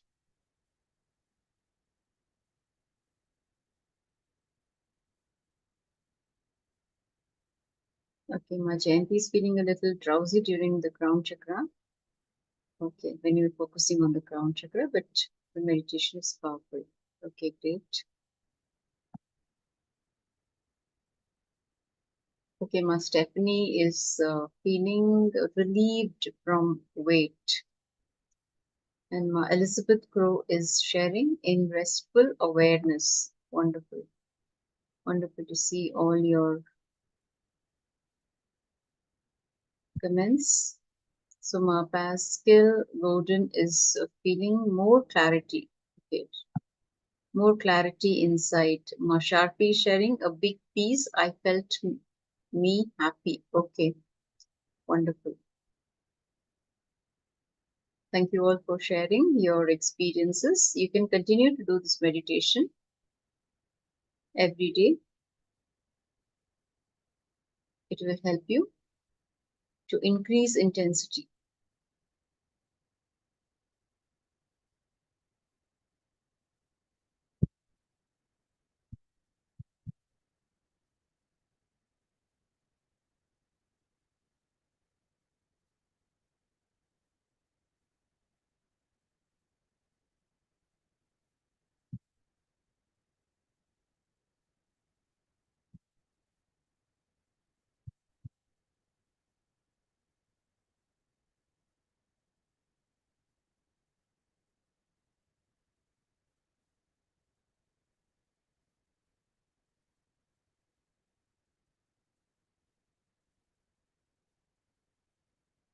Okay, now,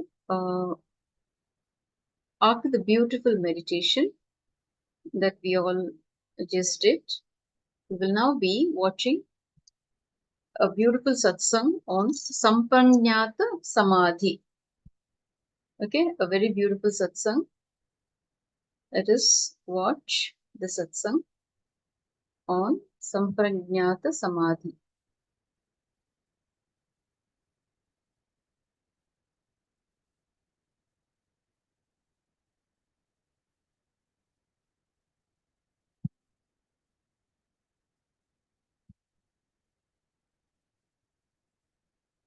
So Ma Pascal is sharing, I feel a pin in the neck.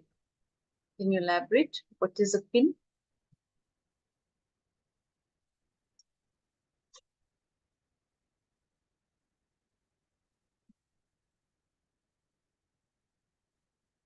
Pain. Okay, pain. Focus on the pain, Ma. Completely focus on the pain. Swamiji says that whenever you experience pain, you just have to focus on the pain, complete focus on the pain, and then you will see that just leaving you. So it's absolutely okay. You don't have to worry about it. See, any meditation can only do good to you. It can never cause any kind of the feeling uneasy, feeling restless. These are all part of the meditation process. Sometimes what happens? Okay, you're not worried. Great.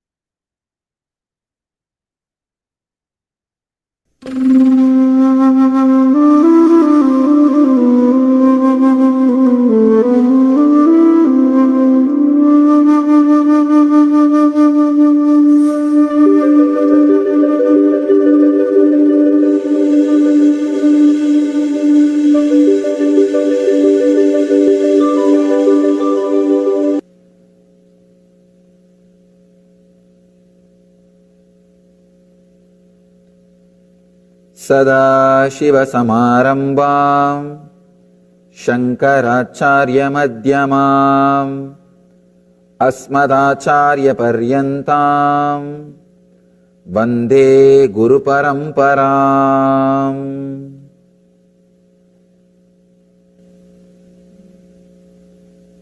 I welcome you all with my love and respect.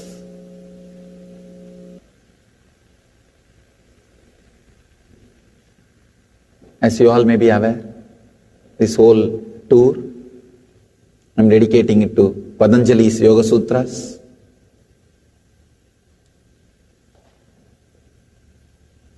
Today I'll be speaking on 17th Sutra. Last 2 days in Oklahoma I was speaking on the same sutra, but still there is so much to tell about that sutra. I'm going to speak on the same sutra.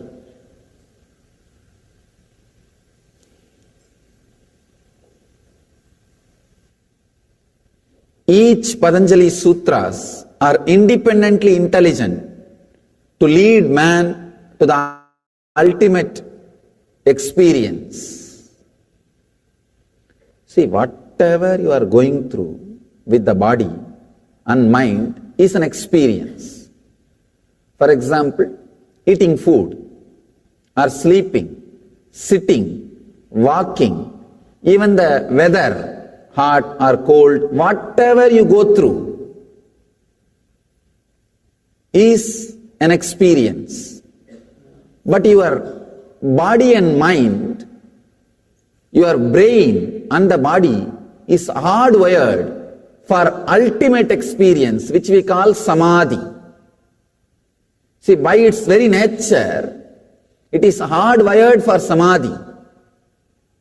So experiencing that ultimate state is the purpose of human life.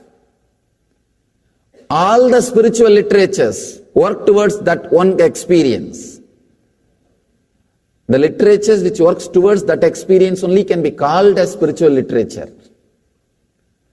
Patanjali's each sutra is independently intelligent to lead human beings to that state. One sutra is enough, it can lead without any help of any other sutras. It can directly lead a human being to the highest conscious experience for which he is hardwired, he is created, he is made. It is such a joy to see and experience each sutra. See, sometimes, if you remember something which you really enjoy, like a nostalgical memories, how you feel joyful, the same nostalgical sweet memories I have with these Patanjali Yoga Sutras. Each sutra brings so much of joy, clarity, understanding, experience. It is unimaginable that how each sutra independently can lead human beings to the ultimate conscious experience for which he is hardwired. Let me recite the sutra and give you the translation, and we'll try to understand the truths. Vitarka, vichara, ananda, asmita, rupanugamat, sampranyataha.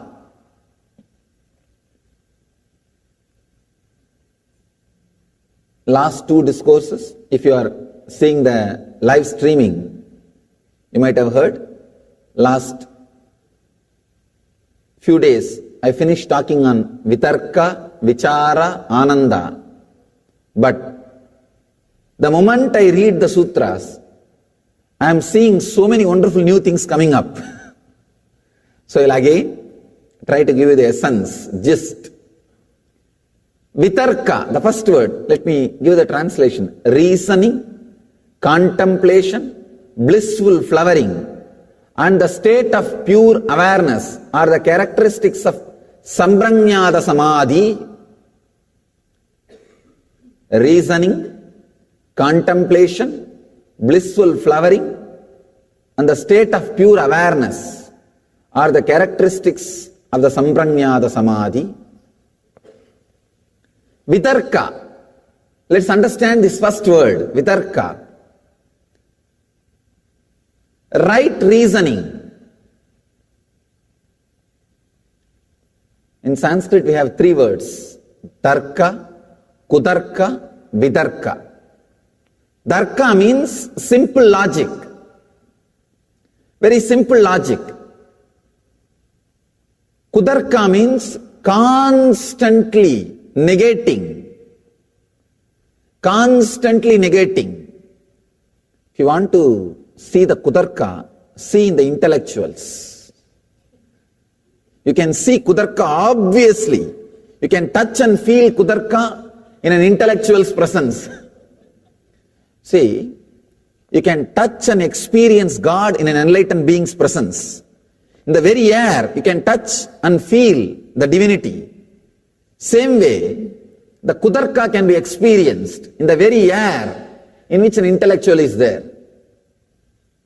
Anybody goes around him will feel sucked. After half an hour, 1 hour being around him, if they come out, they will be either in depression or almost on the verge of depression. Somehow he knows how to put people down. Kutarka, negating logic. Please understand, Vitarka means beyond the ordinary logic or negating logic. Let me describe in this way. See, the simple basic truth.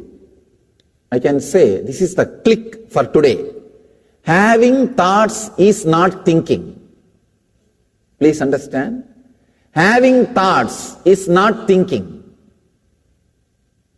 Having thoughts does not mean you are thinking. Sometimes you see huge crowd thoughts are there in you. That does not mean you are thinking. It is there, it is there, it is there.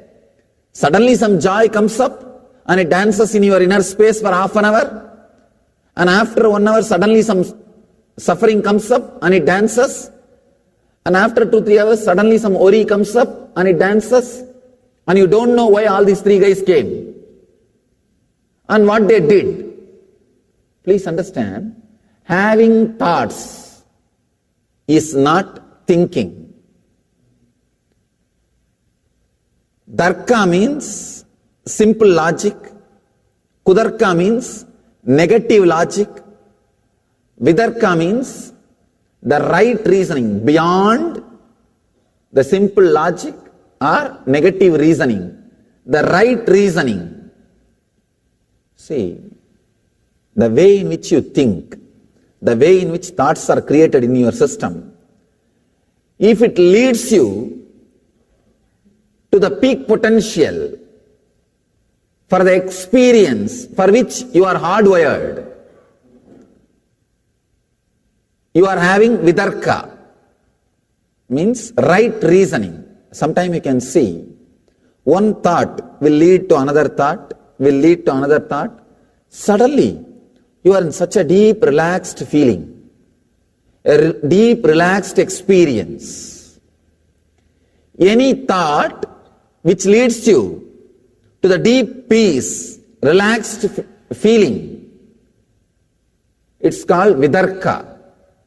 Any thought which creates so much of negativity, ill feeling about you, and which radiates the same ill feeling about others, it's called kudarka. If you are going against the way in which, for which you are hardwired, it's kudarka. If you are going in the direction for which you are hardwired, it's called vidarka. Please understand.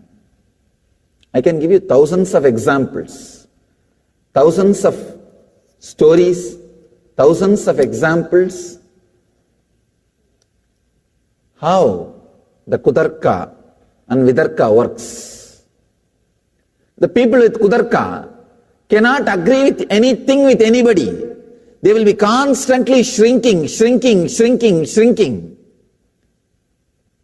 This is one of the big danger when we start creating conditionings. Please understand.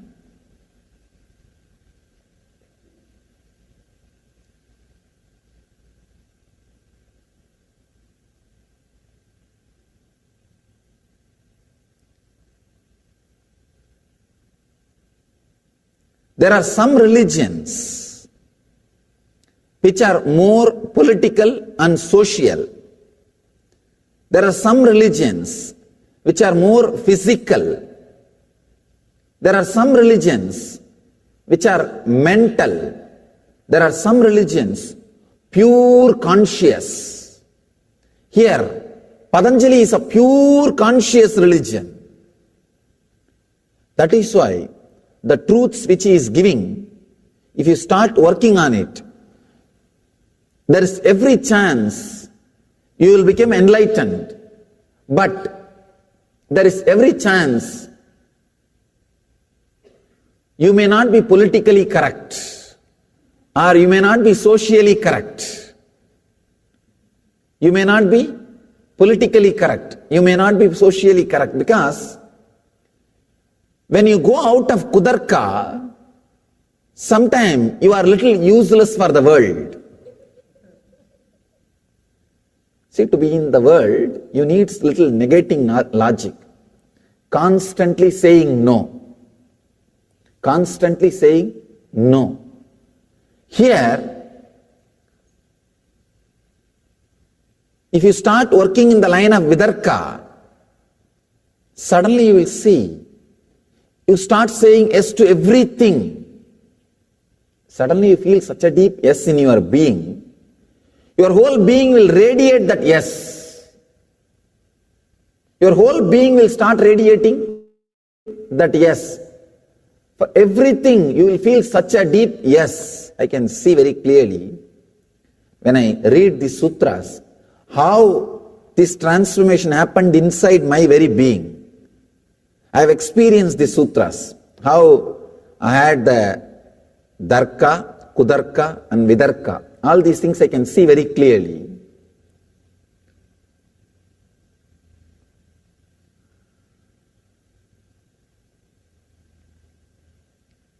Maybe I can tell this story which happened in my life. It's a little mystical, but it is truth. So I'll share with you all. The young age, I used to go to the many satsangs. I was born and brought up in Arunachala. It's one of the very spiritual nerve center in South India. Largest Shiva temple is there.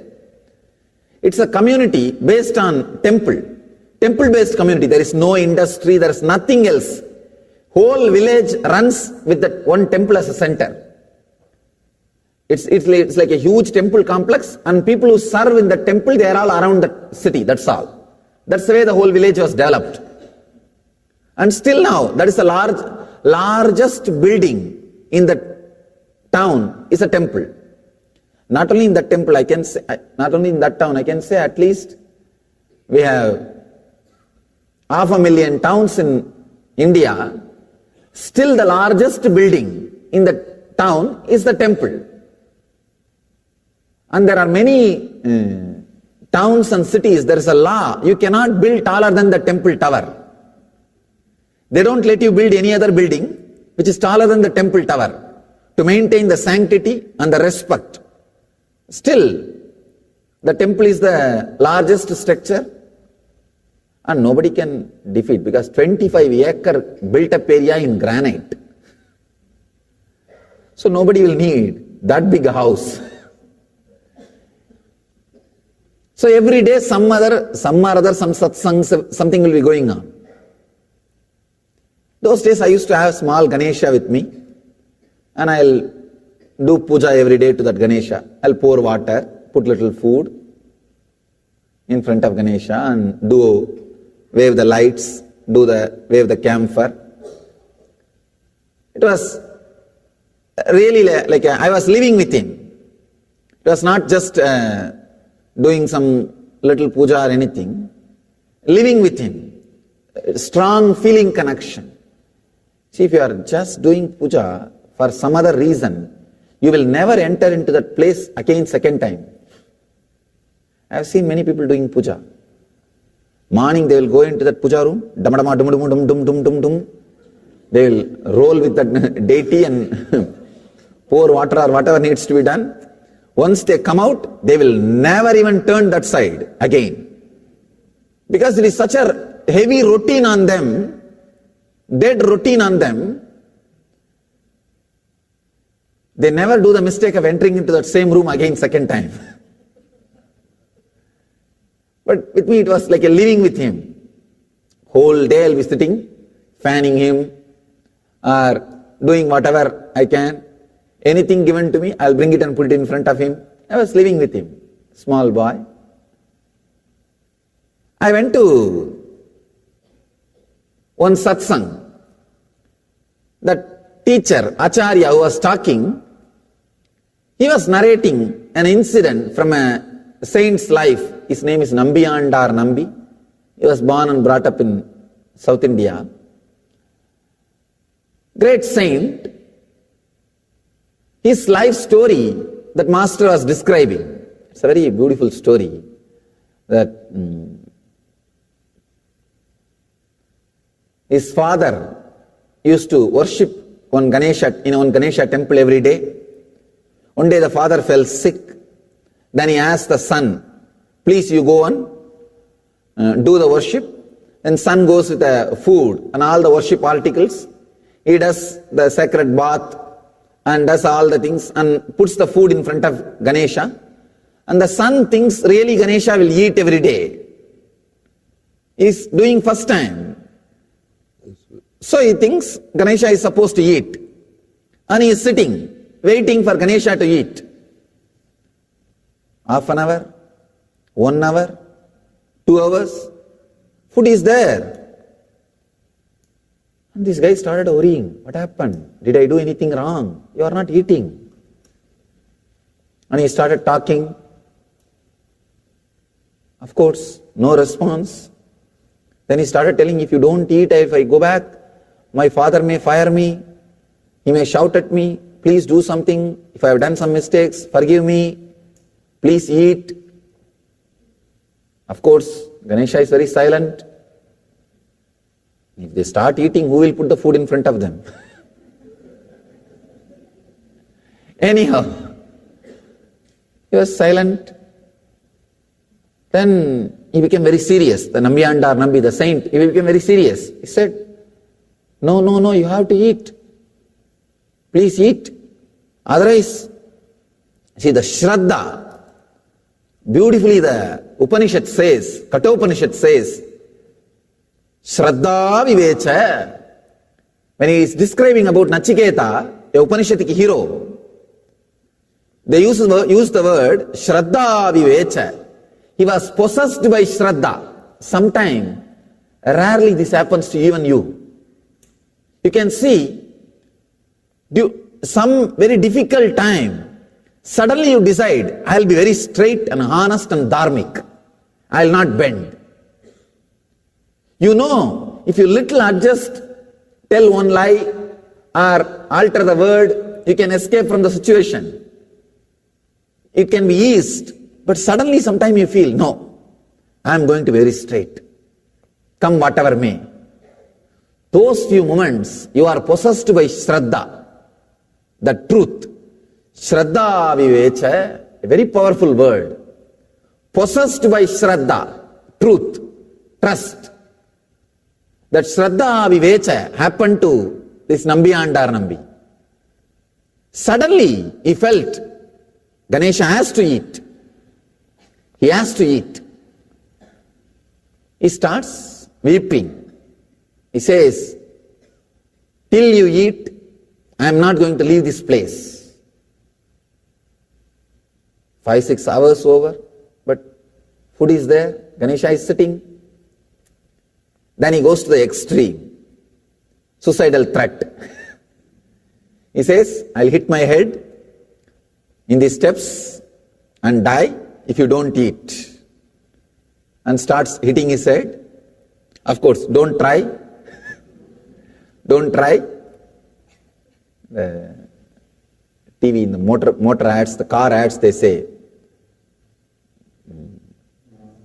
closed lanes and professional drivers, don't try. Same way, saints tried, you don't try.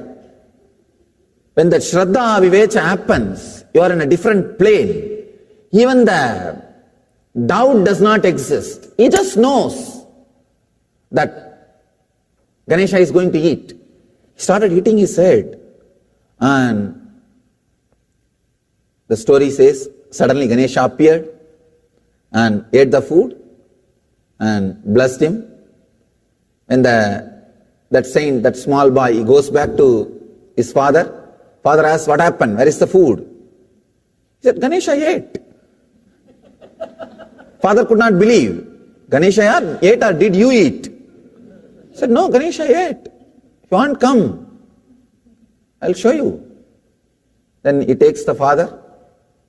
There, the father sees the mouth of Ganesha, the food, the remains.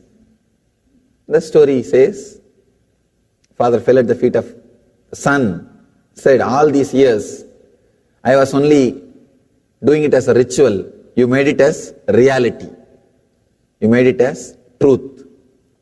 When I heard this story, suddenly I decided, I'll also feed Ganesha.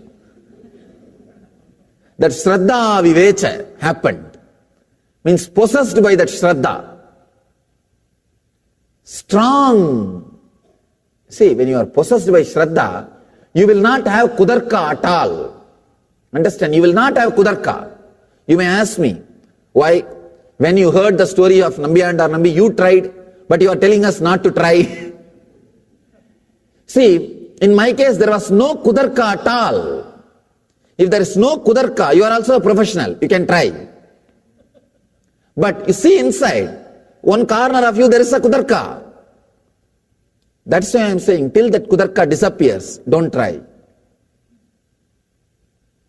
Especially these risky techniques. I decided, I'll also make Ganesha eat. Let me tell you what all the mistakes I did and how I had this kudarka. See, when I heard the story, I decided, I will also make my Ganesha eat. This is darka, simple logic. When he made Ganesha to eat, why not me? Simple darka. The next step, what I did, see, in my house, it's a joint family.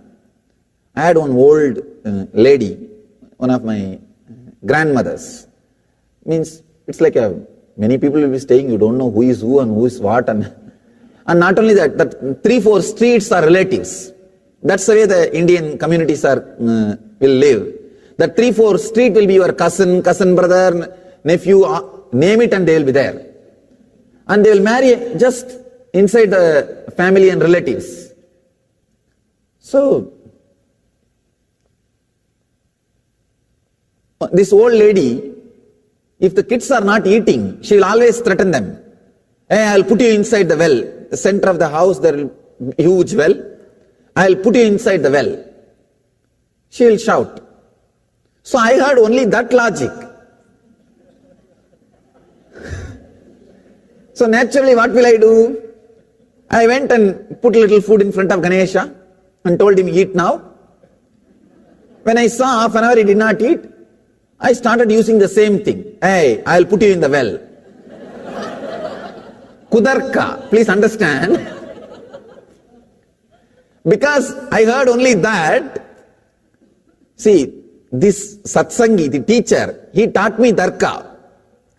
This environment, this old lady, she taught me kudarka. The same way, I started shouting. I told, she will use all the old Tamil words to threaten. I started using all those words.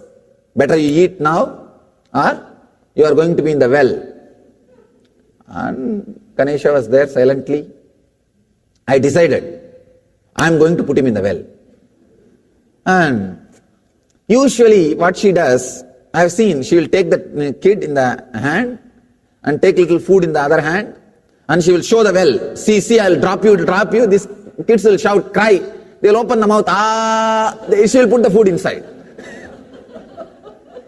When the kids start crying, they will actually open the mouth, she will put the food inside.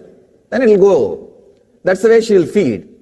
I decided I will also do the same thing with Ganapati, with that Ganesha.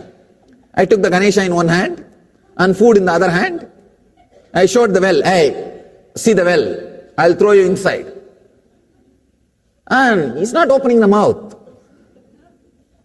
I tried 2-3 times. Then I decided there used to be a vessel in which they will take the water from the well.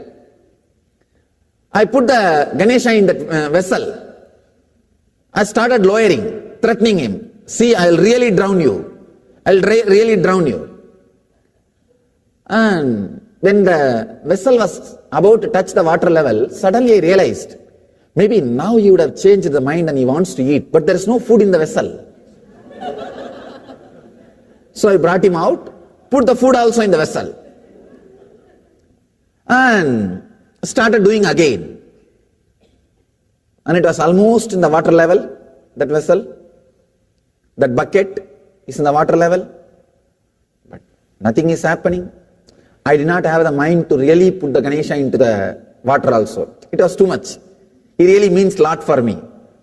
And it's a very strong relationship. So I can only threaten. I cannot put him in the well, actually. So what to do? Finally, I took him out. I said, all right. Maybe he did not like the cooking. He did not like the food. You see how the Kudarka works. Kudarka says everything is wrong except you. Understand? That is the Kudarka. Kudarka means everything is wrong except you.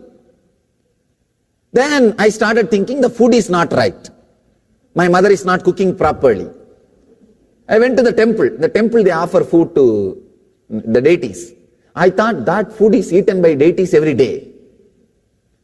So I went to the cook, the temple cook. I used to do a lot of voluntary work. Even as a young boy, I'll go to the temple and wash the vessels, clean the floor. All the kids, that is the only entertainment.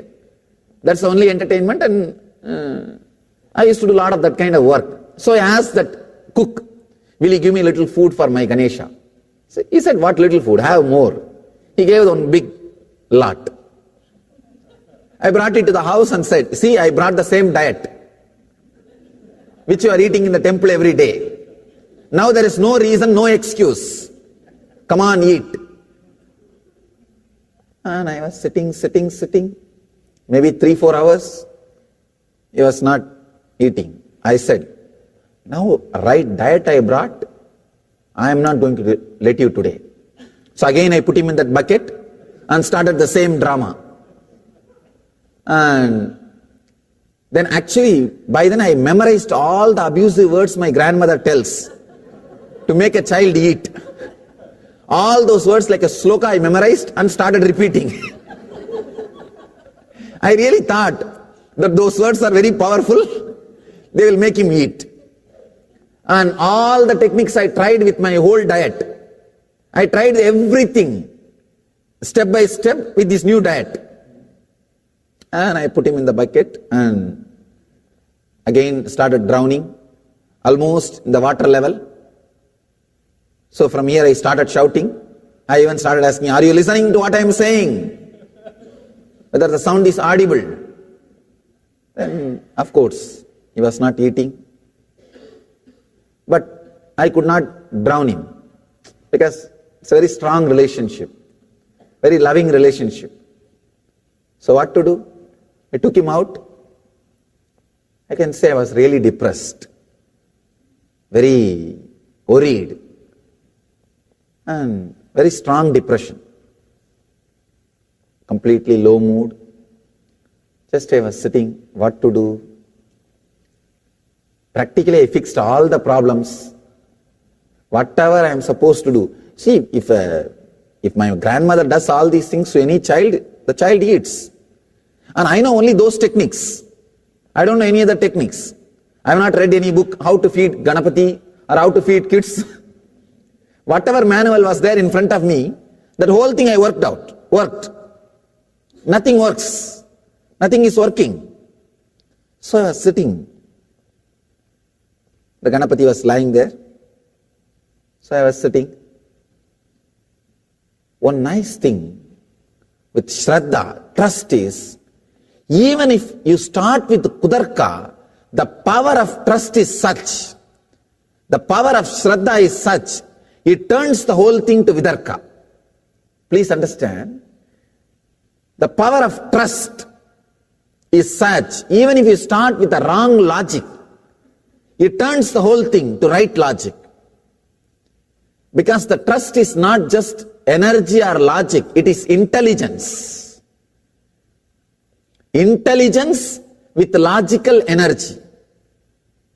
Darka is logic, Kudarka is negative logic, and Vidarka is trust with positive energy and logic. The Shraddha is so powerful, suddenly something clicked in me. Oh God, I can say this was one of the powerful click happened in my life. Very strong click.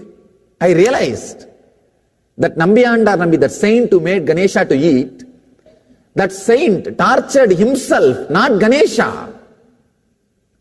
But here I am torturing Ganesha, not myself. That strong click, that Kudarka became Vidarka. The wrong reasoning became right reasoning. When the click happened, I thought, right. Yes. Nambiyanda Nambi found fault with himself when Ganesha did not eat. When Lord Ganesha did not eat the food, he found the fault with himself, not with Ganesha or not with something else, not with the diet. He was not complaining about outside. He turned inside. In my case, I was complaining about Ganesha. I was trying what my granny was trying, and I was talking about the diet, and I was thinking that my mother is not cooking properly, and I was thinking everything outward. I was doing kudarka. I was finding fault with everything external. Suddenly I realized, yes, I have to turn and look in. Look in. The problem must be within me. Let me work. That vitarka, click has happened. The right reasoning, that click has happened. Please understand. It was a very strong click. Yes. With Nambiyanda or Nambi, he did tapas. But in my case, I am torturing Ganesha. Let me do tapas. When the click happened, see, a strong Shraddha is already there. Shraddha is like a loaded gun. When that right vidarka happens with Shraddha, it's like a triggering the gun. Without Shraddha, without that strong trust, the kudarka can never become vidarka. The wrong reasoning can never become right reasoning. With Shraddha, when the right reasoning happens, trigger was pulled. Just the trigger was pulled. The loaded gun. Trust is like a loaded gun. And when right reasoning happens, vidarka happens, it's triggered. The trigger is pulled. Understand? Suddenly the click happened. Yes. It's time. I look inside. I turn inside and change something in me. Then I decided, now I am not going to eat till Ganesha eats. It's a strong will. Even in those days I used to be very strong. Strong will. Once I decide, it has to happen. That's all. I was sitting with Ganesha, brought the food, arranged everything. I was sitting. Actually, I used to have a small shrine, kind of temple, backside of the house, my own. I'll be staying and spending time only in there.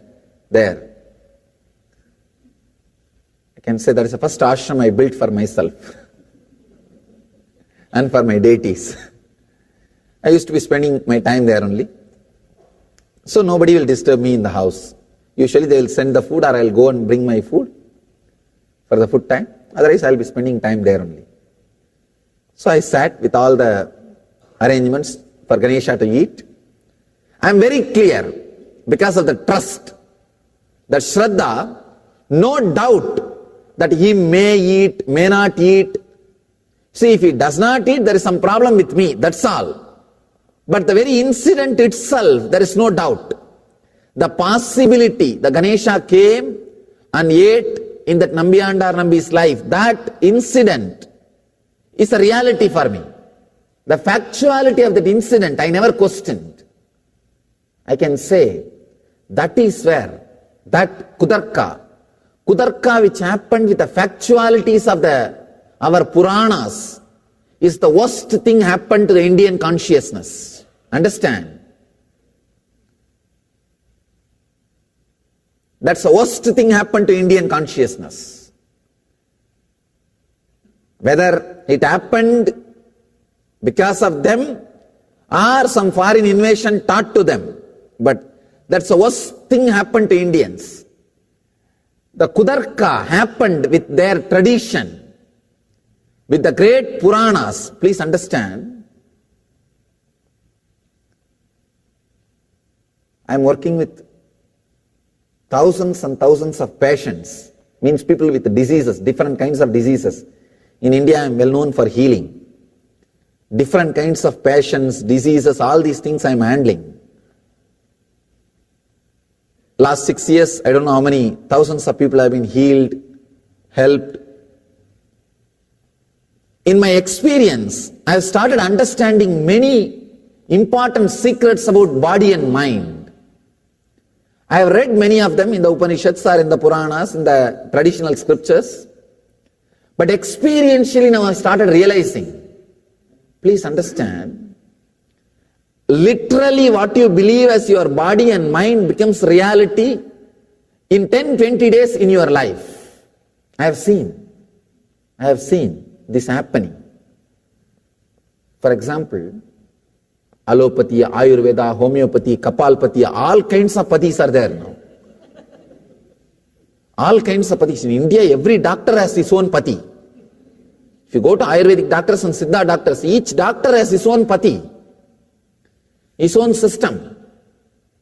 Working with all these patients and listening to their case histories, the way in which they went to doctors and experiences, and especially talking and relating with many doctors, with all of them, I came upon with some of the important truths. What system you believe works for your body from the young age, that system actually works for you. From the young age, for what system your vitarka is developed, for which system your vitarka, your right reasoning is built, that system exactly works for you. From the young age, if you are taught by somebody, the yoga will work for you, and you grow with that one idea, the yogic solution straight away cures that person. There is no other logic. Please understand, I am revealing some of the important business secrets which are done in the yogic, Ayurvedic and Siddha and different other healing systems. From the young age, somebody is brought up with idea, Siddha works for his body.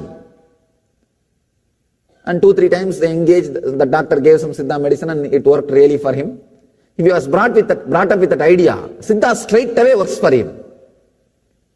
The idea with which his vitarka is developed, that straight away works for him. If you are brought up with the idea, the right reasoning, that Puranas are reality, please understand, I promise, you can straight away see that Puranic deities and the heroes and relate with them. Very beautifully Aurobindo says in one of his book, his famous book Savitri. Aurobindo is a great modern day master from the Vedic tradition. One of his amazing books Savitri, he beautifully says in his foreword, in his introduction, the deities and gods and heroes and different energies represented in Puranas, described in Puranas, are the physical manifestations of particular energies corresponding to the cosmic consciousness, cosmic conscious representations. For example, Devi means she represents the mother energy of the cosmos, which gives birth, which reproduces, which creates. She represents that energy. And you can connect with that energy through the manifestation with which you are brought up. Please understand. If you are made to understand the trust that this is the form of Devi, if you connect to this form, you will connect to Mother Nature. If this vitarka is developed in your system, please understand, you have a channel open for you to create miracles in your life. You are a superhuman. Please understand. It's like a difference between having 10-channel TV, 10-channel network and 100-channel network. But somehow, see, if you are developed with the right vitarka, right logic, right reasoning, that this is the form of a Devi If you connect to this Devi, the Mother Nature works for you. You will connect with Mother Nature. If you are brought up with this right reasoning, with this right vidarka, you are like a 100-channel dish, 100-channel TV network. Now, you have the unique capabilities of expressing miracles in your life, attracting miracles in your life. Your very being, your very consciousness is capable enough of creating the miracles. Understand? I am working with millions of disciples. With my own experience, I tell you, whoever is developed with that vidarka, I am able to heal them, do whatever they want in their life, play or express miracles in their life directly. One word is enough. That's all. Indian civilization was brought up with that vidarka, right reasoning, the greatest civilization. Otherwise, you cannot imagine millions of people spending hundreds of years building temples. If you see any Indian temple, you will be shocked. The amount of energy they have put. The temple which is in my native place, I don't know how many hundreds of years, how many millions of workers were working. It's complete granite hand carved. Even the slabs for the ground, flooring is hand carved granite. There is no question of machineries. Hand carved.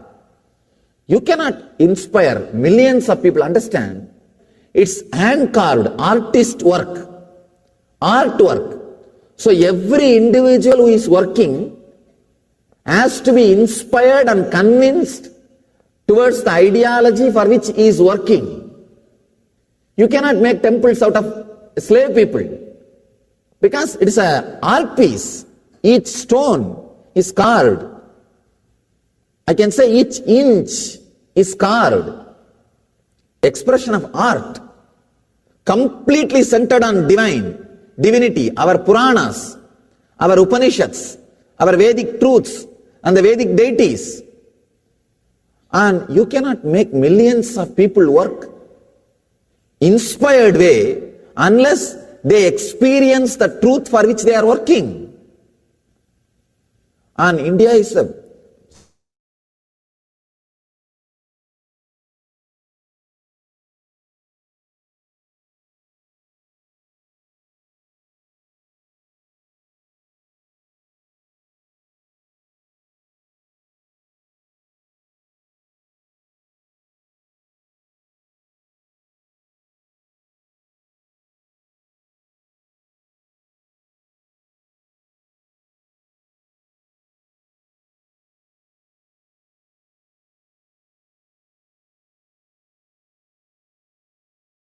the truths. Vitarka, vichara, ananda, asmita, rupanugamat, sampranyataha.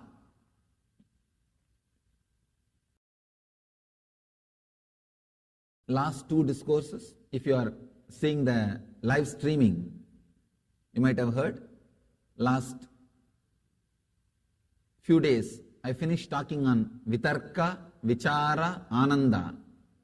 But the moment I read the sutras, I am seeing so many wonderful new things coming up.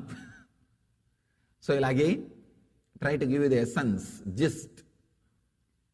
Vitarka, the first word, let me give the translation. Reasoning, contemplation, blissful flowering, and the state of pure awareness are the characteristics of Sampranyata Samadhi. Blissful flowering and the state of pure awareness are the characteristics of the Sampranyata Samadhi. Vitarka. Let's understand this first word, Vitarka. Right reasoning. In Sanskrit, we have three words: Tarka, Kutarka, Vitarka. Tarka means simple logic. Very simple logic.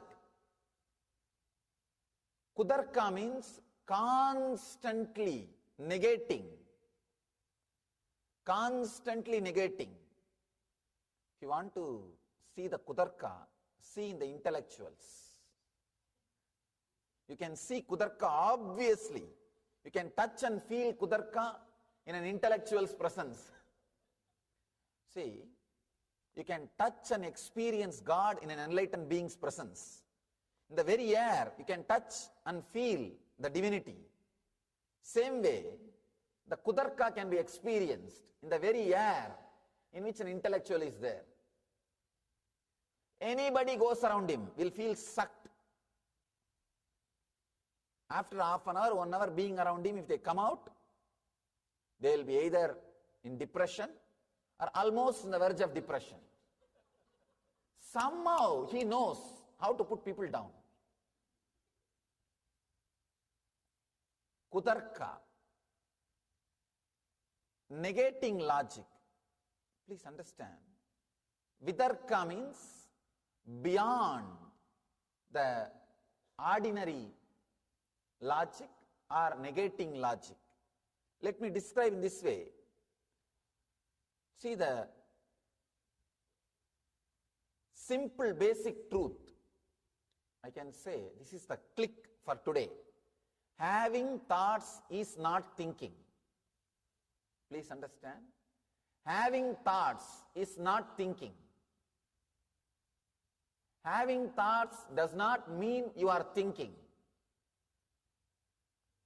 Sometimes you see huge crowd thoughts are there in you. That does not mean you are thinking. It is there, it is there, it is there. Suddenly some joy comes up and it dances in your inner space for half an hour. And after 1 hour suddenly some suffering comes up and it dances. And after 2-3 hours suddenly some worry comes up and it dances. And you don't know why all these 3 guys came and what they did. Please understand, having thoughts is not thinking. Darka means simple logic. Kudarka means negative logic.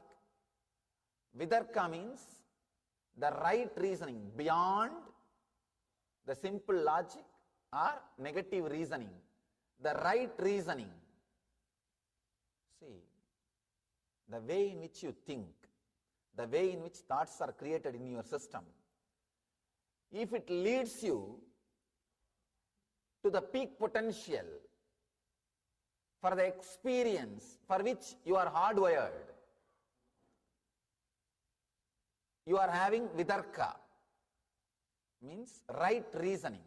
Sometimes you can see one thought will lead to another thought, will lead to another thought. Suddenly, you are in such a deep, relaxed feeling, a deep, relaxed experience. Any thought which leads you to the deep peace, relaxed feeling, it's called vidarka. Any thought which creates so much of negativity, ill feeling about you, and which radiates the same ill feeling about others, it's called kudarka. If you are going against the way in which for which you are hardwired, it's kudarka. If you are going in the direction for which you are hardwired, it's called vidarka. Please understand. I can give you thousands of examples, thousands of stories, thousands of examples how the kudarka and vidarka works. The people with kudarka cannot agree with anything with anybody. They will be constantly shrinking. This is one of the big danger when we start creating conditionings. Please understand.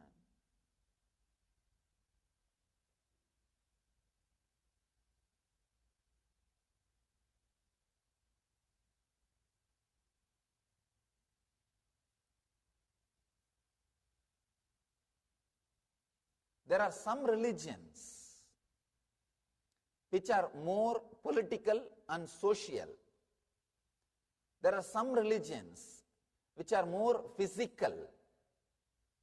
There are some religions which are mental. There are some religions pure conscious. Here, Patanjali is a pure conscious religion. That is why the truths which he is giving, if you start working on it, there is every chance you will become enlightened. But there is every chance you may not be politically correct, or you may not be socially correct. You may not be politically correct. You may not be socially correct, because when you go out of Kudarka, sometimes you are little useless for the world. See, to be in the world, you need little negating logic. Constantly saying no. Constantly saying no. Here, if you start working in the line of Vidarka, suddenly you will see, you start saying yes to everything. Suddenly you feel such a deep yes in your being. Your whole being will radiate that yes. Your whole being will start radiating that yes. For everything you will feel such a deep yes. I can see very clearly when I read the sutras how this transformation happened inside my very being. I have experienced the sutras, how I had the Darka, Kudarka and Vidarka. All these things I can see very clearly.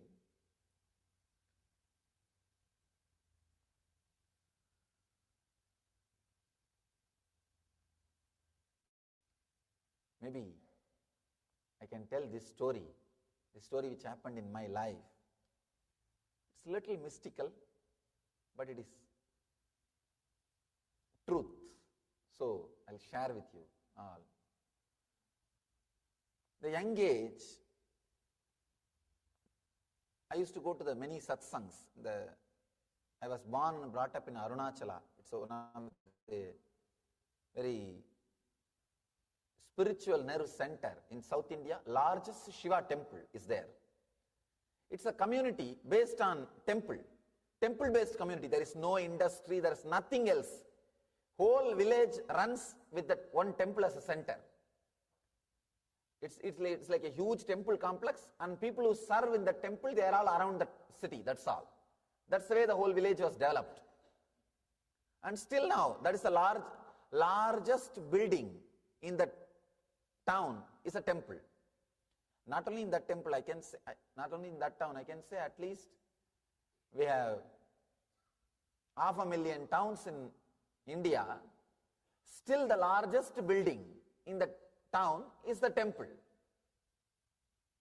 And there are many towns and cities, there is a law, you cannot build taller than the temple tower. They don't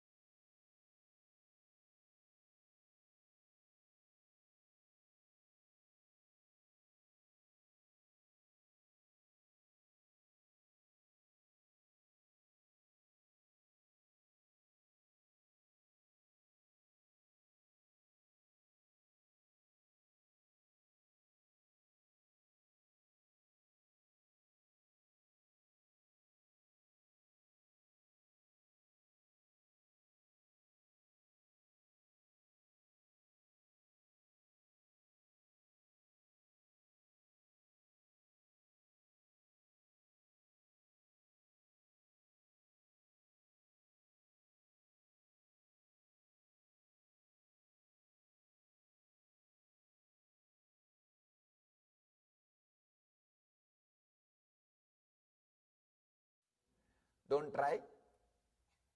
The TV, in the motor ads, the car ads, they say, closed lanes and professional drivers, don't try. Same way, saints tried, you don't try. When that Shraddha Vivecha happens, you are in a different plane. Even the doubt does not exist. He just knows that Ganesha is going to eat. He started hitting his head, and the story says, suddenly Ganesha appeared and ate the food and blessed him. And that saint, that small boy, he goes back to his father. Father asks, what happened? Where is the food? He said, Ganesha ate. Father could not believe. Ganesha ate or did you eat? He said, no, Ganesha ate. If you want, come. I'll show you. Then he takes the father. There, the father sees the mouth of Ganesha, the food, the remains. The story says, father fell at the feet of the son, said, all these years, I was only doing it as a ritual. You made it as reality. You made it as truth. When I heard this story, suddenly I decided, I'll also feed Ganesha. That Shraddha Vivek, strong. See, when you are possessed by Shraddha, you will not have Kudarka at all. Understand? You will not have Kudarka. You may ask me, why? When you heard the story of Nambi and Nambi, you tried, but you are telling us not to try. See, in my case, there was no Kudarka at all. If there is no Kudarka, you are also a professional. You can try. But you see inside, one corner of you, there is a Kudarka. That's why I am saying, till that Kudarka disappears, don't try. Especially these risky techniques. I decided, I'll also make Ganesha eat. Let me tell you what all the mistakes I did and how I had this Kudarka. See, when I heard the story, I decided, I will also make my Ganesha eat. This is Darka, simple logic. When he made Ganesha to eat, why not me? Simple Darka.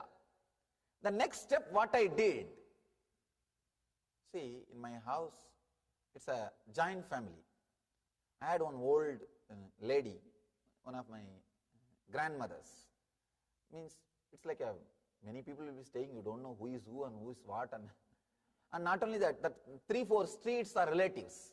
That's the way the Indian communities will live. The 3-4 street will be your cousin, cousin brother, nephew, name it, and they will be there. And they will marry just inside the family and relatives. So,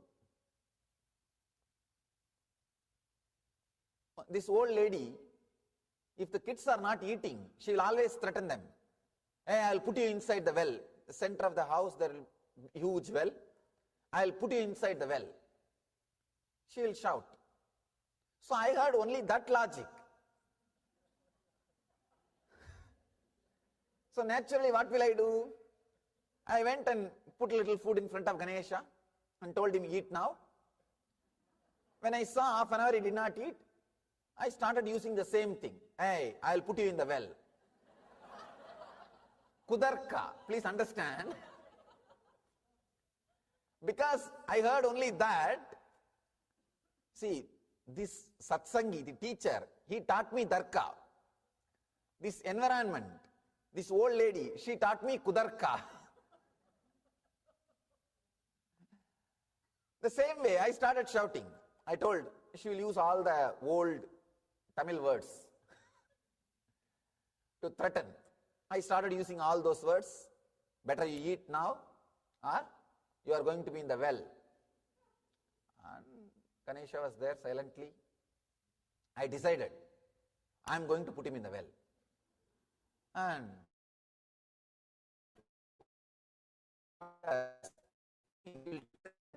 kid in the hand and take little friend.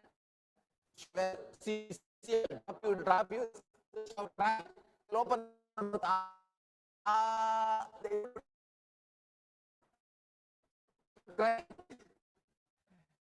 they will actually open the mouth, then it will go. That's the way she will feed. He said, I will also do the same Ganesha. I took the Ganesha in one hand and food in the other hand. I showed the well, hey, see the well, I'll throw you inside. And now, it had 2 things. Then I decided there will be a well, they'll take water from the well. I put the Ganesha in the vessel. I started lowering, threatening him. See, I'll really drown you. I'll really drown you.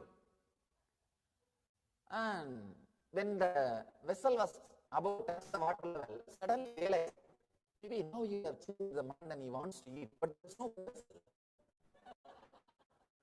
So I brought him out, put the vessel aside, and started doing again. And it was almost in the bucket is in the water level. Thing is happening. I did not have the mind to really put the Ganesha into the water also. It was too much. He really means a lot for me. It's a very strong relation. I kept him well, actually. So what to do?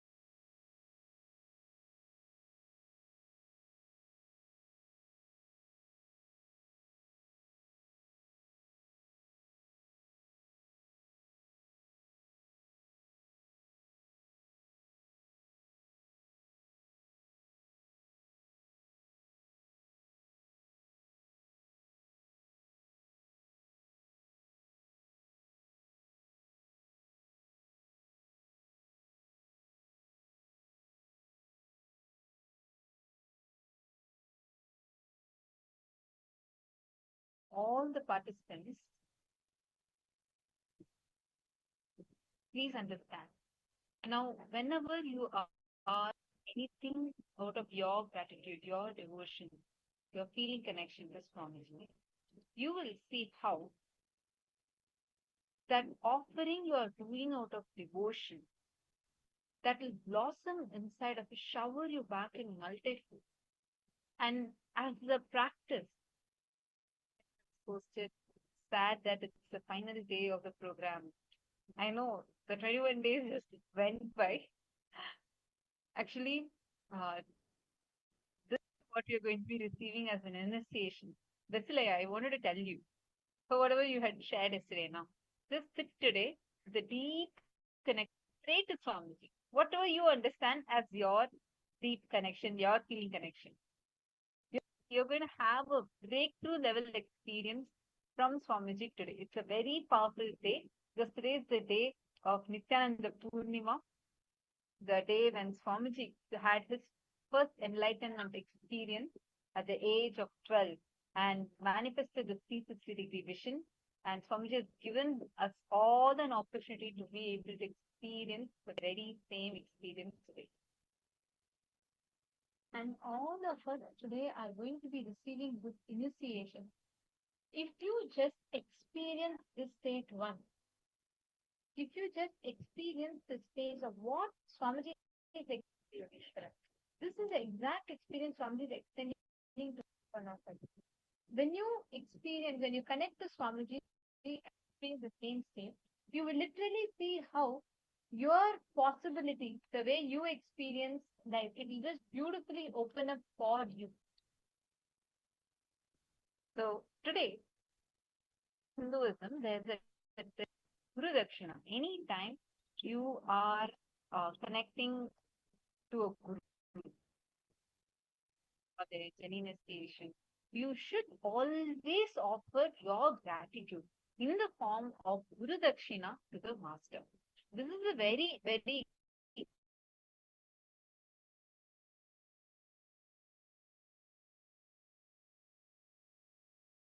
in the whole circle.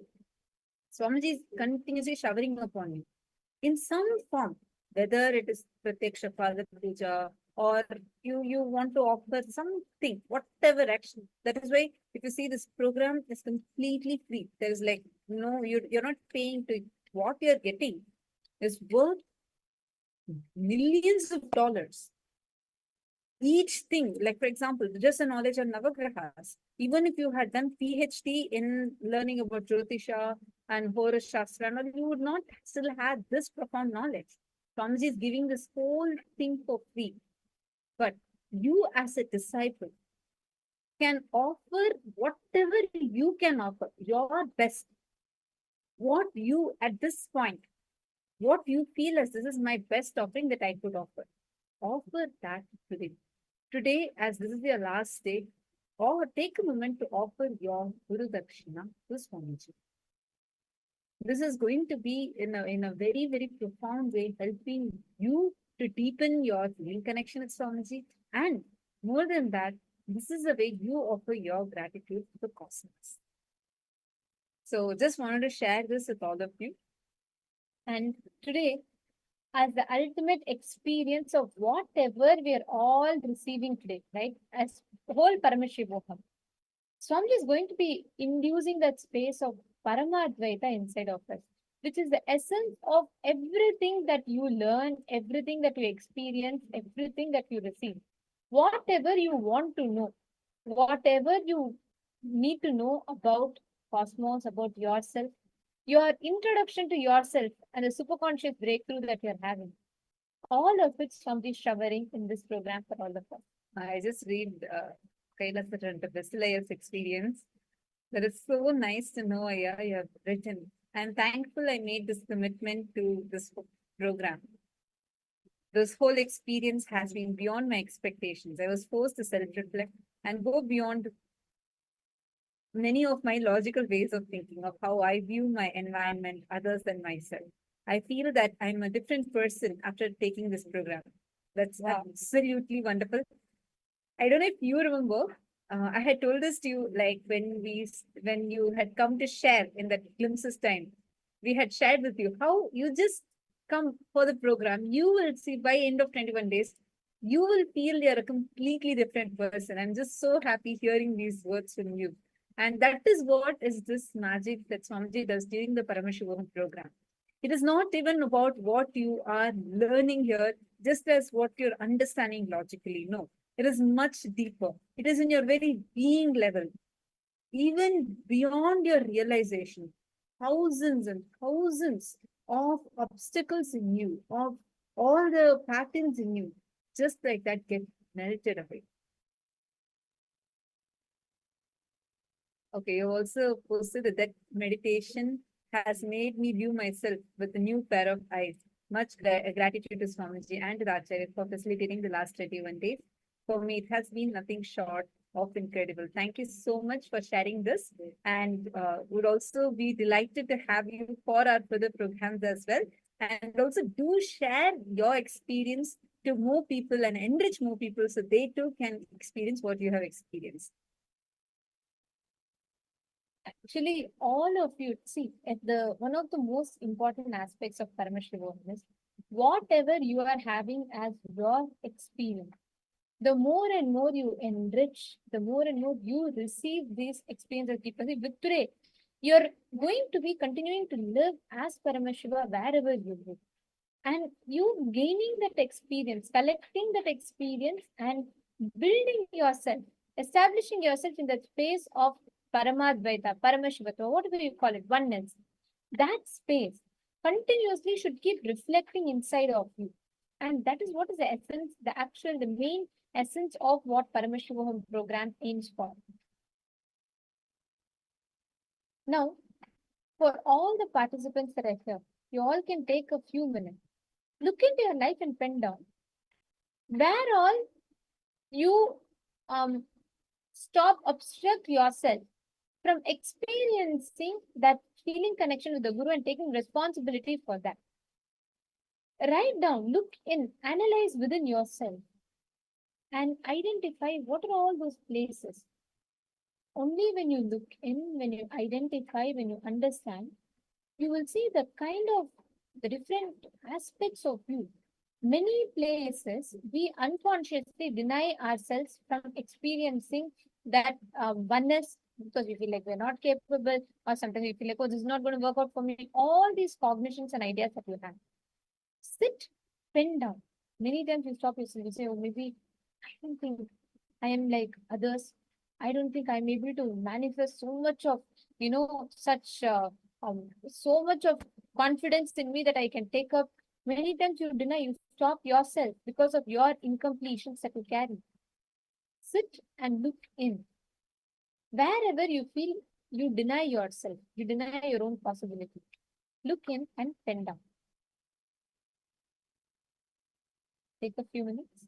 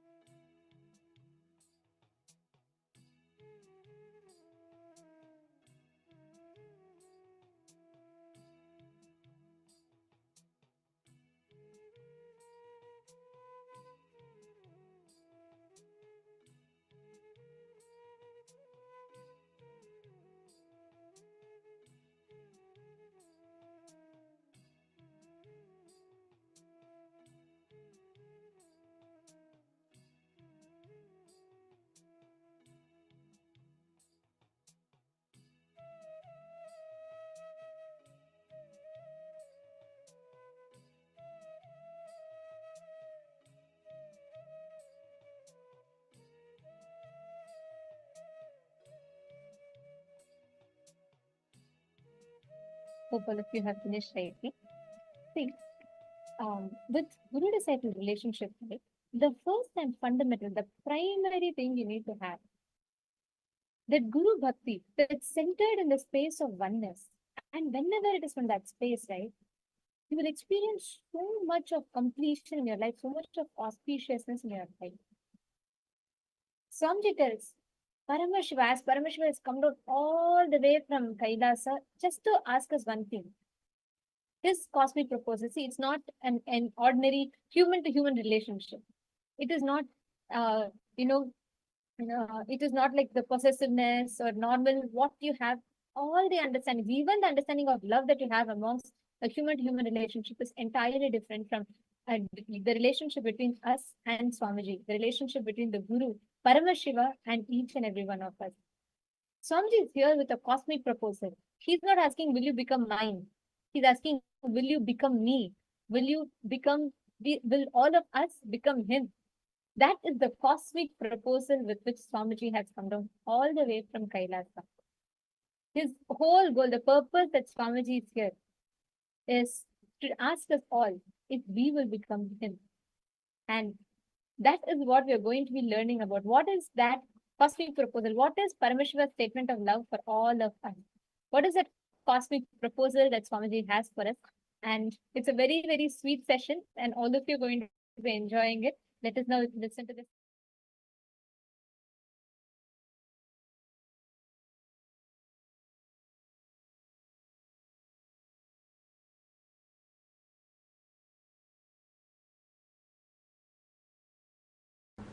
Nothing can be compared to living in the Kailasa with him. Even though nothing can be equated or compared to that,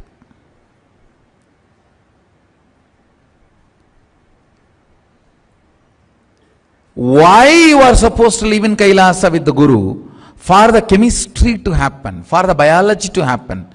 If you are capable enough to build this chemistry happening, then great. The nearness of the physical presence may not be required. Understand the chemistry of Guru-disciple relationship. The first point is powerful cognitions. Listen. What is the most powerful cognition Guru carries about himself? Guru carries about the universe. Guru carries about the society. Guru carries about the God. Manifesting that same powerful cognitions. Understand? Just before the satsang, we had somebody from scientific community sharing his experience about Kalpataru. It's fundamentally wrong to assume science and scientists are supposed to be atheists. No. Understand, modernization does not mean westernization. Science does not mean denying the ultimate.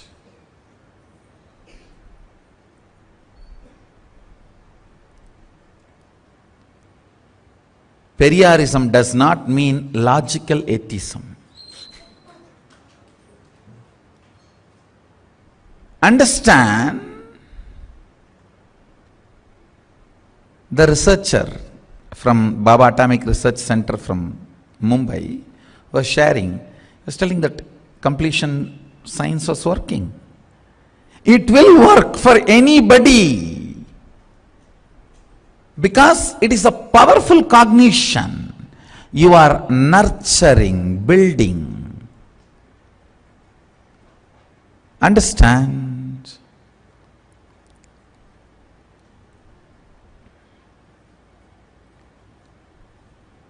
Anybody practices, it is going to work.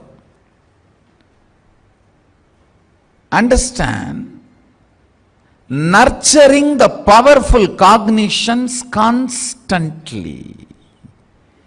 Constantly. How? In a common life, a secret crush is nurtured, built and grown into romance, then evolves into love, then evolves into commitment, then evolves into ripe, stable relationship, then achieves the completion. A real relationship should go this way only. Same way, a guru-disciple relationship. Whatever may be the reason the secret crush started, for some people just a haircut of the boy, or the way the girl drives her scooty, or the color saree matched with her lipstick. Whatever may be the reason the secret crush started, if it is nurtured and evolves to the romance, the next step of relationship, then it should continue to be nurtured and should evolve into love. Then it should be continued to be nurtured and then evolve into a commitment. Same way, powerful cognitions nurture and evolve guru-disciple relationships. Understand? Here the proposal is not, will you marry me? Here the proposal is, will you become me?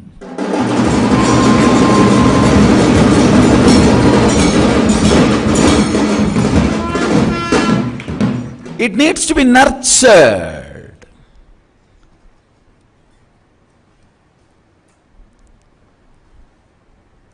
Whatever may be the reason, the first connection starts, it should be nurtured with powerful cognitions. Every day, every minute, people ask me, what is the most important spiritual practice your disciples should do? It's nothing but building powerful cognitions. Building powerful cognitions is the chemistry of the guru-disciple relationship. The first point, fundamental point, most important point. The moment I say something, behind the back you feel, oh, it is impractical. Over. Diverse notice is sanctioned, approved. The moment you feel I am impractical, relationship ends.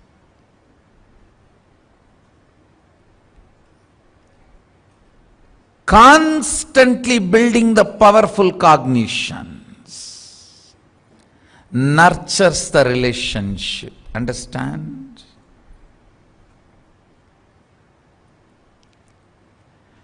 Whether with your own inner space or the spaces of others,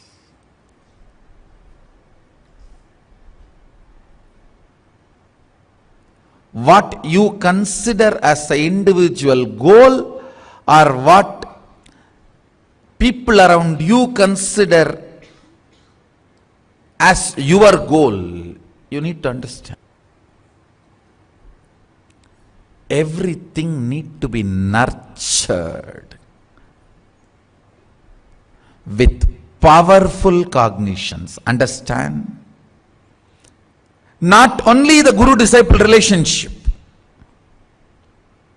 even husband and wife relationship, father-mother relationship,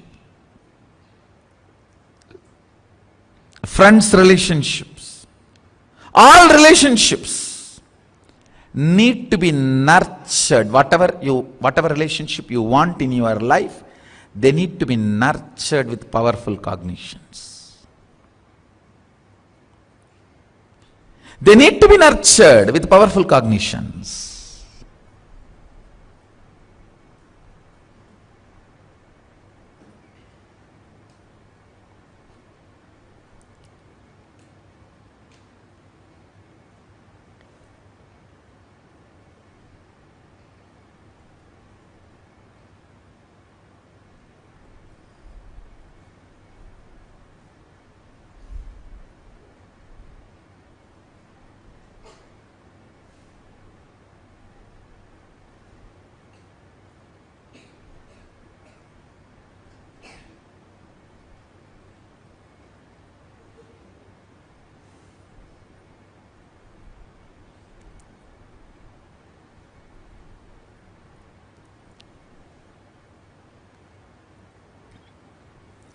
More and more nurturing of powerful cognitions matures the guru-disciple relationship.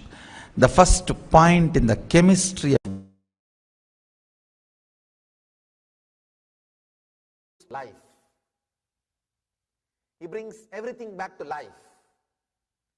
Sometimes people ask me, why did you do so many tapas, so much of spiritual practices, Swamiji? Like this puja, this feeding Ganesha. Why you need to do all these things? You are after all born enlightened. You could have expressed your enlightenment directly. I said, no. Expressing enlightenment is one thing. Bringing all these truths back to life through every incident, through every ritual, through every technique is the purpose of an enlightened being landing in the body.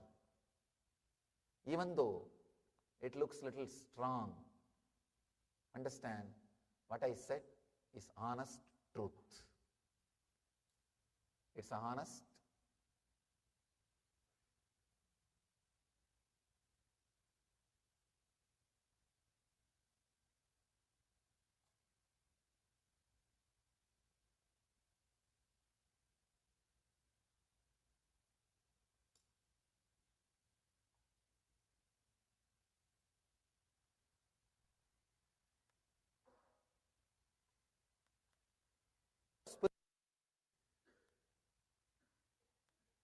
The power of these words, the truth and strength behind these words will directly work on you. You don't even have to believe.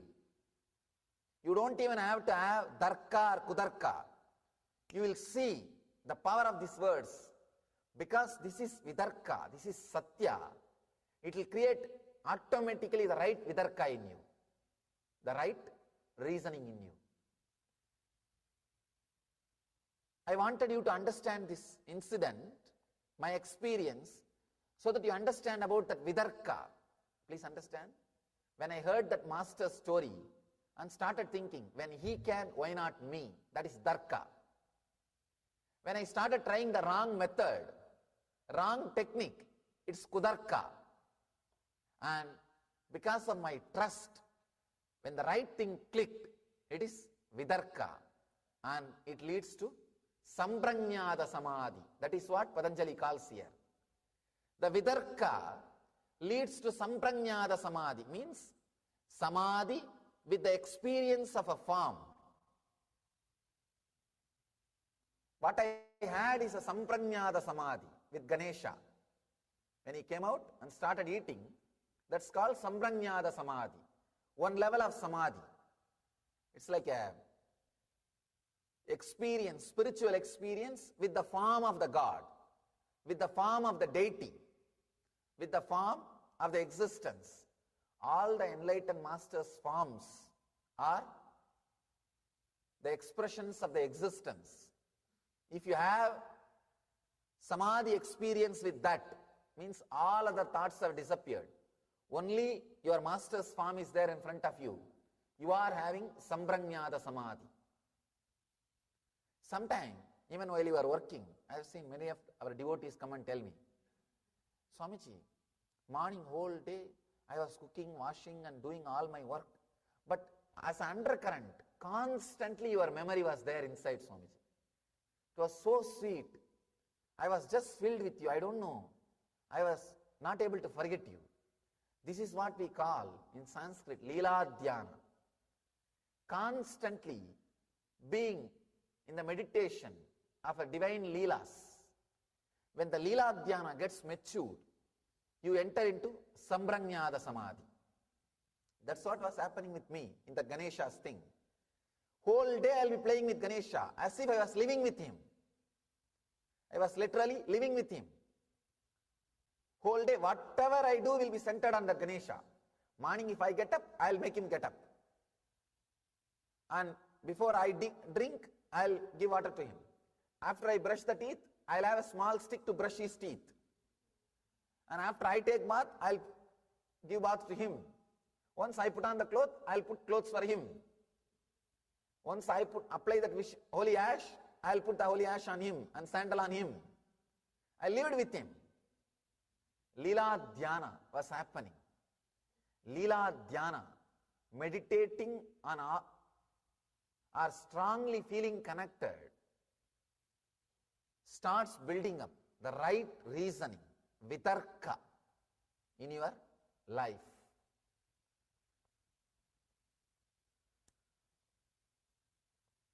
The second word, vichara, contemplation. Please understand, here Patanjali beautifully describes these four words. Vitarka vichara, ananda asmita.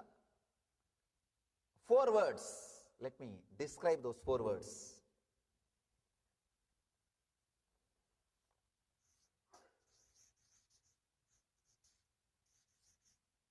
Vitarka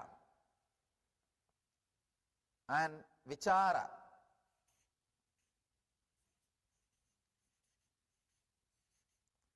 Vitarka leads to ananda.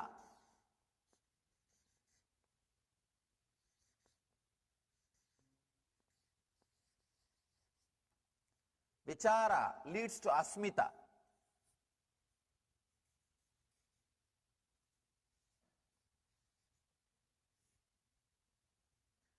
All the four leads you to Sambranyada Samadhi. Please understand. He says, Vitarka, Vichara, Ananda, Asmita. All these four leads you to Sambranyada Samadhi. Means the first level Samadhi. In Zen they call it Satori. In different traditions they have different names.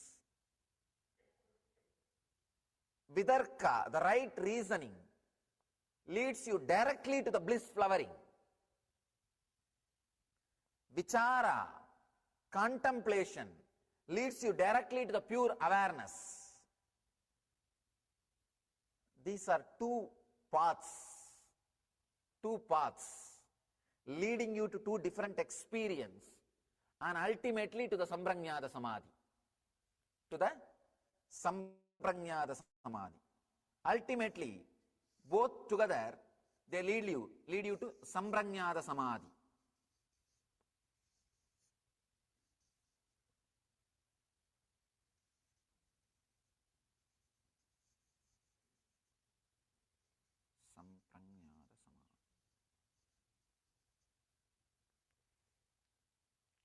The right reasoning directly leads to Ananda. Please understand, this one link needs to be understood. Then you will understand what is right reasoning. Sometime you can see in your life when the right way the thoughts are going, suddenly you will see such a strong bliss inside you. You will your whole being will be open, available, a clear reasoning. You understand whatever is happening around you. You will understand just suddenly the whole thing. But with Kudarka, you will never be able to have the awareness to understand the whole thing happening around you. You will always fall short of understanding. You will not be able to grasp what is going on around you. The whole picture will not be seen. I have a story about Kudarka. A divorce court judge said to the husband, "Sir, I have reviewed this case very carefully and I have decided to give your wife $800 a week." This guy replies, That is very fair, Your Honor. And every now and then, I will also try to send her a few bucks myself. With Kudarka, you will not have the whole picture. You will always be stuck with a short vision, without right idea, without any right view. I have one more story about Kudarka. Two newlyweds quickly realized that the marriage was not working and filed for divorce. The judge wanted to know what the problem was. The husband answered, in the 7 weeks that we have been together, we have not been able to agree on a single thing. The judge turned to the wife, have you anything to say? She replied, it has been 8 weeks, Your Honor.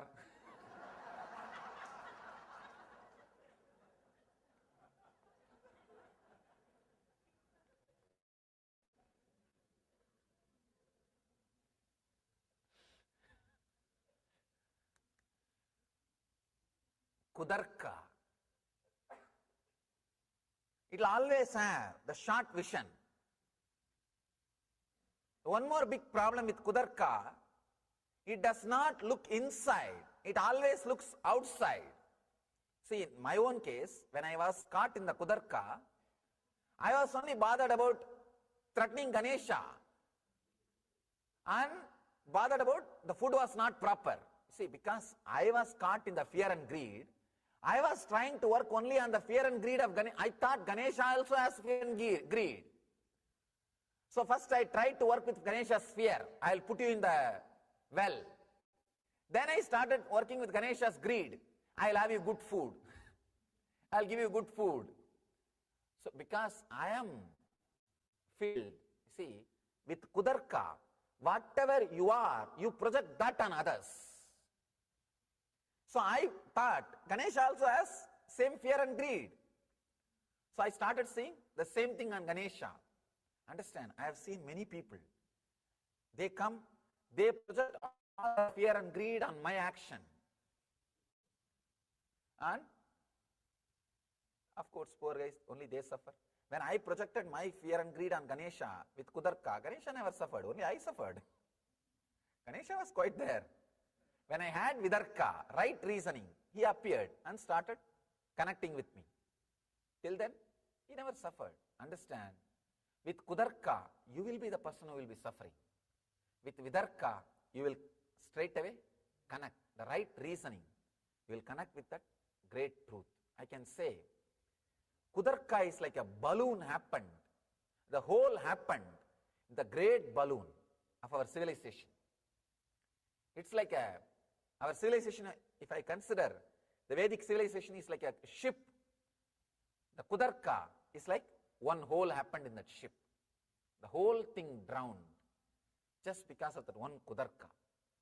That legitimacy, the truth, the straight, the strength of the Puranas and Vedic tradition, the honor, it's all truth.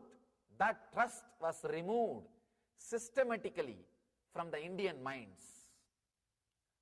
That is why the whole civilization is in this worst danger.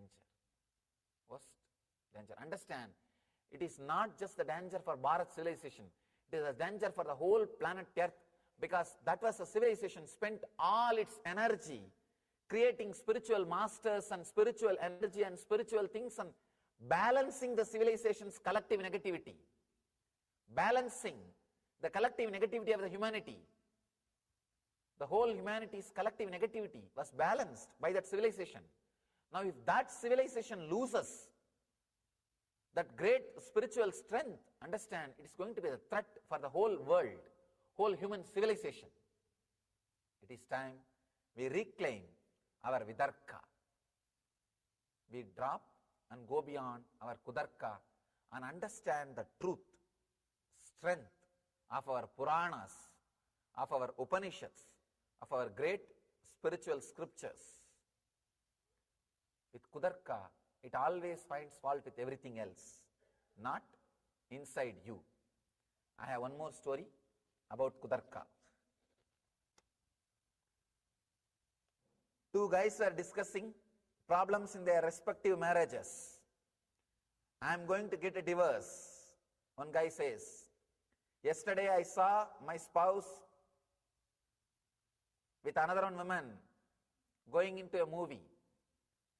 This guy says, oh dear, I am sorry, but you know, there could have been a perfect innocent explanation. Why did you not follow them into cinema? This guy says, I could not, because the guy I was with already has seen the cinema.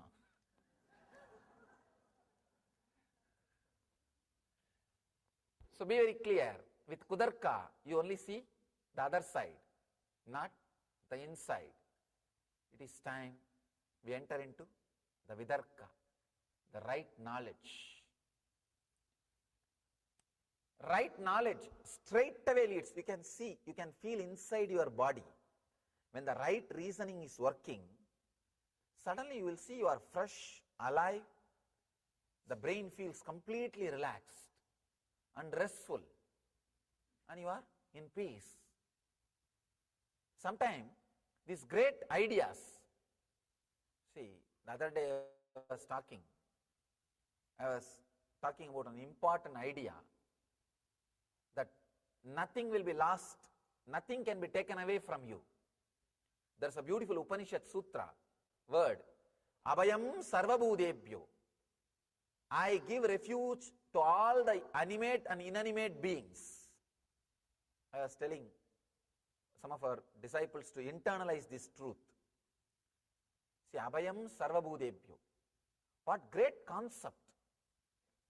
I am not going to compete with any of you. I am a dropout from this mad race.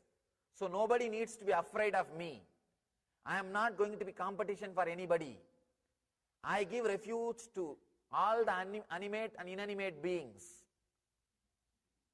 If you just internalize these truths, suddenly you will see so much of fear, anxiety, suffering, everything just drops. Understand this one truth. If you internalize, nothing can be taken away from me what I am worthy of. Nothing can be enjoyed by me if I am not worthy of. So naturally, I don't need to compete in this mad race. So I don't need to be threat to anybody's life. I am not threat to anybody. I am just dropout. Whoever comes to me, I give refuge to everybody, whether they are animate or inanimate beings. It's such a powerful truth. If you internalize, if you just work with this truth, you see, use your reasoning to work with this truth. Naturally you will see, your one mind, your Kudarka will be saying, no, how can I give refuge? I myself need refuge. What kind of man I am? The Kudarka will tell all kinds of things. No, you are such a weak guy. How do you give refuge to everybody? And you are this like this only. Today you will decide all this. Tomorrow you will forget about all these things. It's okay. Your Kudarka will tell all kinds of things. Your mind will say, no. How can this be true? I cannot be a dropout. I have this, I have that. All these things will come up. But just have that Vidarka, the right reasoning, the Shraddha. Try to work with this idea. Suddenly you will see, when you understand, yes, true. Whatever I am acquiring, if I am not worthy, I am not able to enjoy. I may have a bed, I may have car, but I don't have sleep. It means what? I am not able to enjoy, which I am not worthy of. And I am always given, for which I am worthy of. If you work with the right reasoning, this truth suddenly puts you in Ananda. With any truth, any idea, if your logic goes inside and comes out with Ananda, you are with Vidarka, right reasoning. With anything, your logic goes inside and comes out with a pain, depression, you are in Kudarka. I have seen People will have all kinds of kudarkas. I have seen all kinds of kudarkas. If you give meditation program, paid program, they will ask why money is charged. If you give like these free programs, why it is in the evening? It should have been in the weekend. Why it's in the weekdays? It should have been in the weekend. If it is weekend, why not near our place? It is the Radhakrishna temple is too far away from us. And if it is near your place, why don't you do it in my backyard? And even if it is the backyard, can I listen from my room? So kudarkis, anything. And they are such a powerful people, they can make hell out of heaven. No, they can make hell out of heaven. They don't need anything to do. Understand? They can make hell out of heaven. And they will be waiting to create hell. Even if they are in heaven, they will be just contemplating about hell. Let me create, wait, let me create. Maybe people are telling everything is going well. It is not. No. I am waiting for all these things to end. Then I'll show that this is a hell. They'll be very clear. I have a story about that. A couple in their 90s appeared before a judge to ask for a divorce. The wife moaned. He gambles, he stays out nights, he runs around with women. I can't take any more. The husband countered. She does not do any housework. Her cooking is atrocious. She has no time for me. She sleeps around. How long this has been going on? Asked the judge. Both of them chorused. About 70 years. Now it is too much. The judge was bemused. So why did you wait till now to get a divorce? Both of them said, well, we were waiting for the kids to die.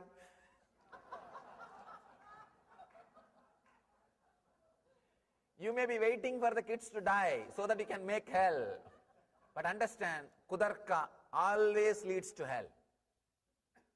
And vidarka always leads to ananda. Vichara means contemplation, looking in. Looking in always leads to pure awareness. Pure awareness, asmita. Understand? Asmita and ananda put together is samadhi. Pure awareness and bliss put together is samadhi. Here, the vichara means look in. Understand? If you just look in without doing anything, just looking in is enough, you will achieve asmita, the pure awareness. See, these two words.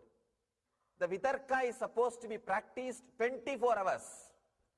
It's a technique to do 24 hours, constantly mending your reasoning, right reasoning.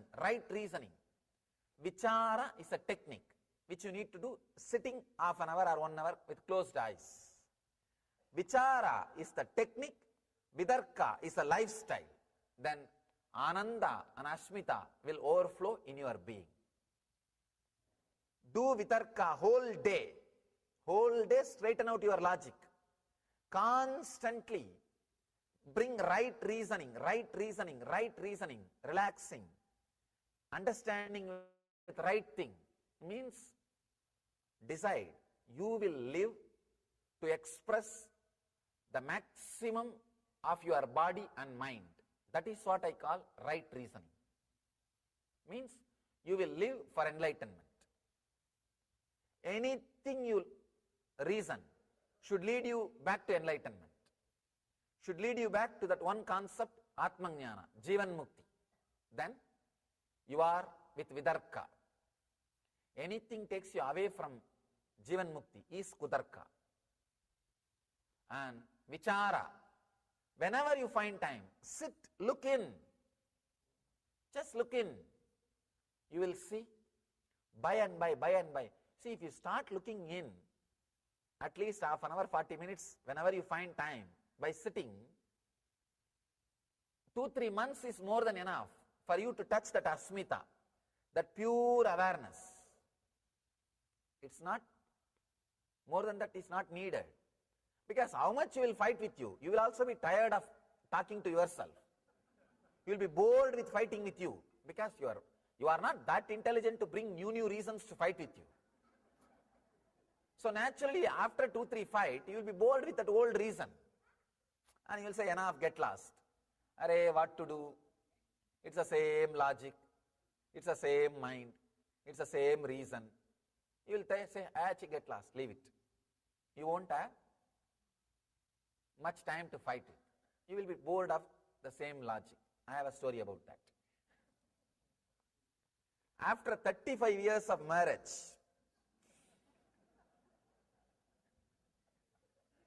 today is marriage special.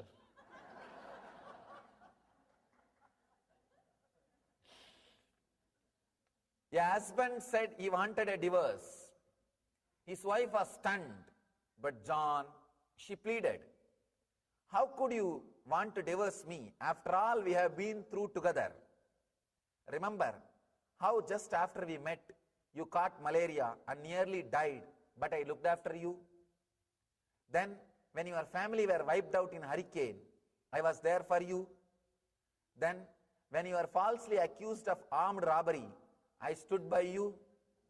Then when you lost $40,000 on the horses, I sympathized.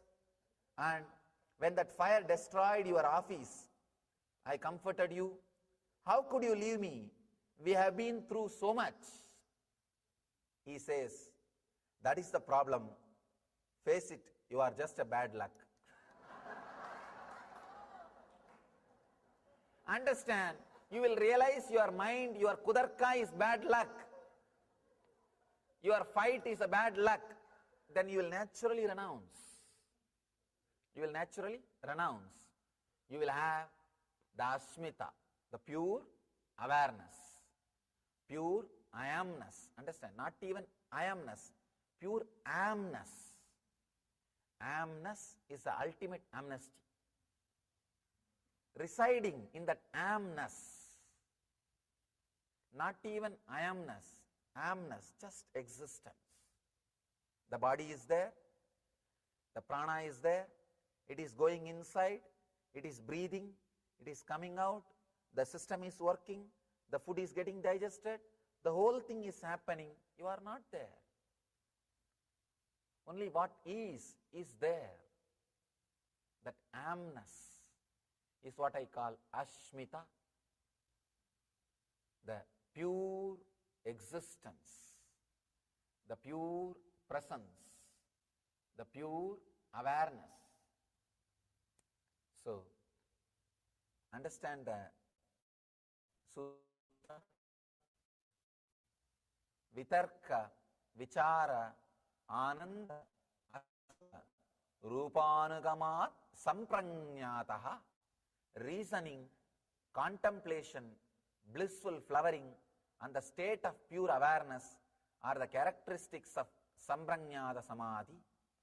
If you catch only reasoning, right reasoning, you may achieve ananda, but not pure awareness. If you catch only vichara, you may achieve pure awareness, but not ananda. So, if you do both, developing right reasoning and doing a particular technique with closed eyes, if you do both, people come and tell me, Swamiji, I don't have time to meditate, but I read all your books. You may have ananda. Vichara will develop. You will have ananda. People sometimes come and tell me, I don't have time to read your books, but I do Nitya Dhyan every day. You will develop vichara. You will have pure I amness, the pure awareness, but you may not have ananda. Please understand, do both. Nityam, dhyanam. Nityam is what I call developing right reasoning, vidarka, and dhyanam. That's what I call vichara, contemplation. you will have the pure awareness, asmita and bliss flowering, ananda, both. Have nityam and dhyanam, you will have nityanandam in your life. So, let you all internalize these great truths. I bless you all. Let you all achieve and radiate Jivan Mukti, the living enlightenment. Let you all achieve and radiate the eternal bliss, Nityananda. Thank you.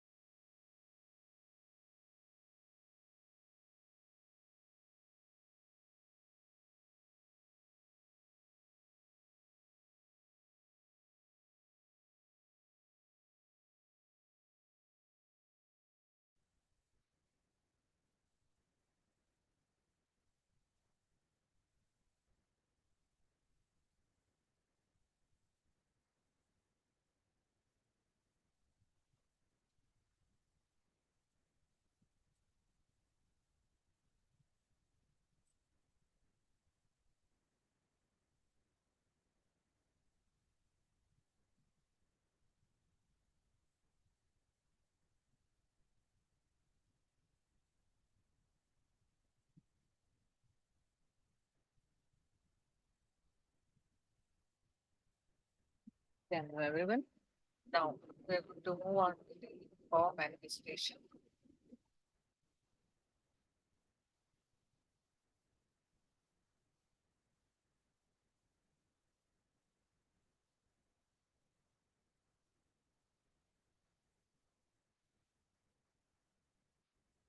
So you can the power manifestation of levitation. You can sit in lotus posture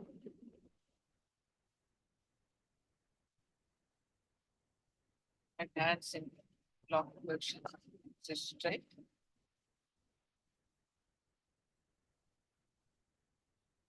Visualize one of the small in your third eye.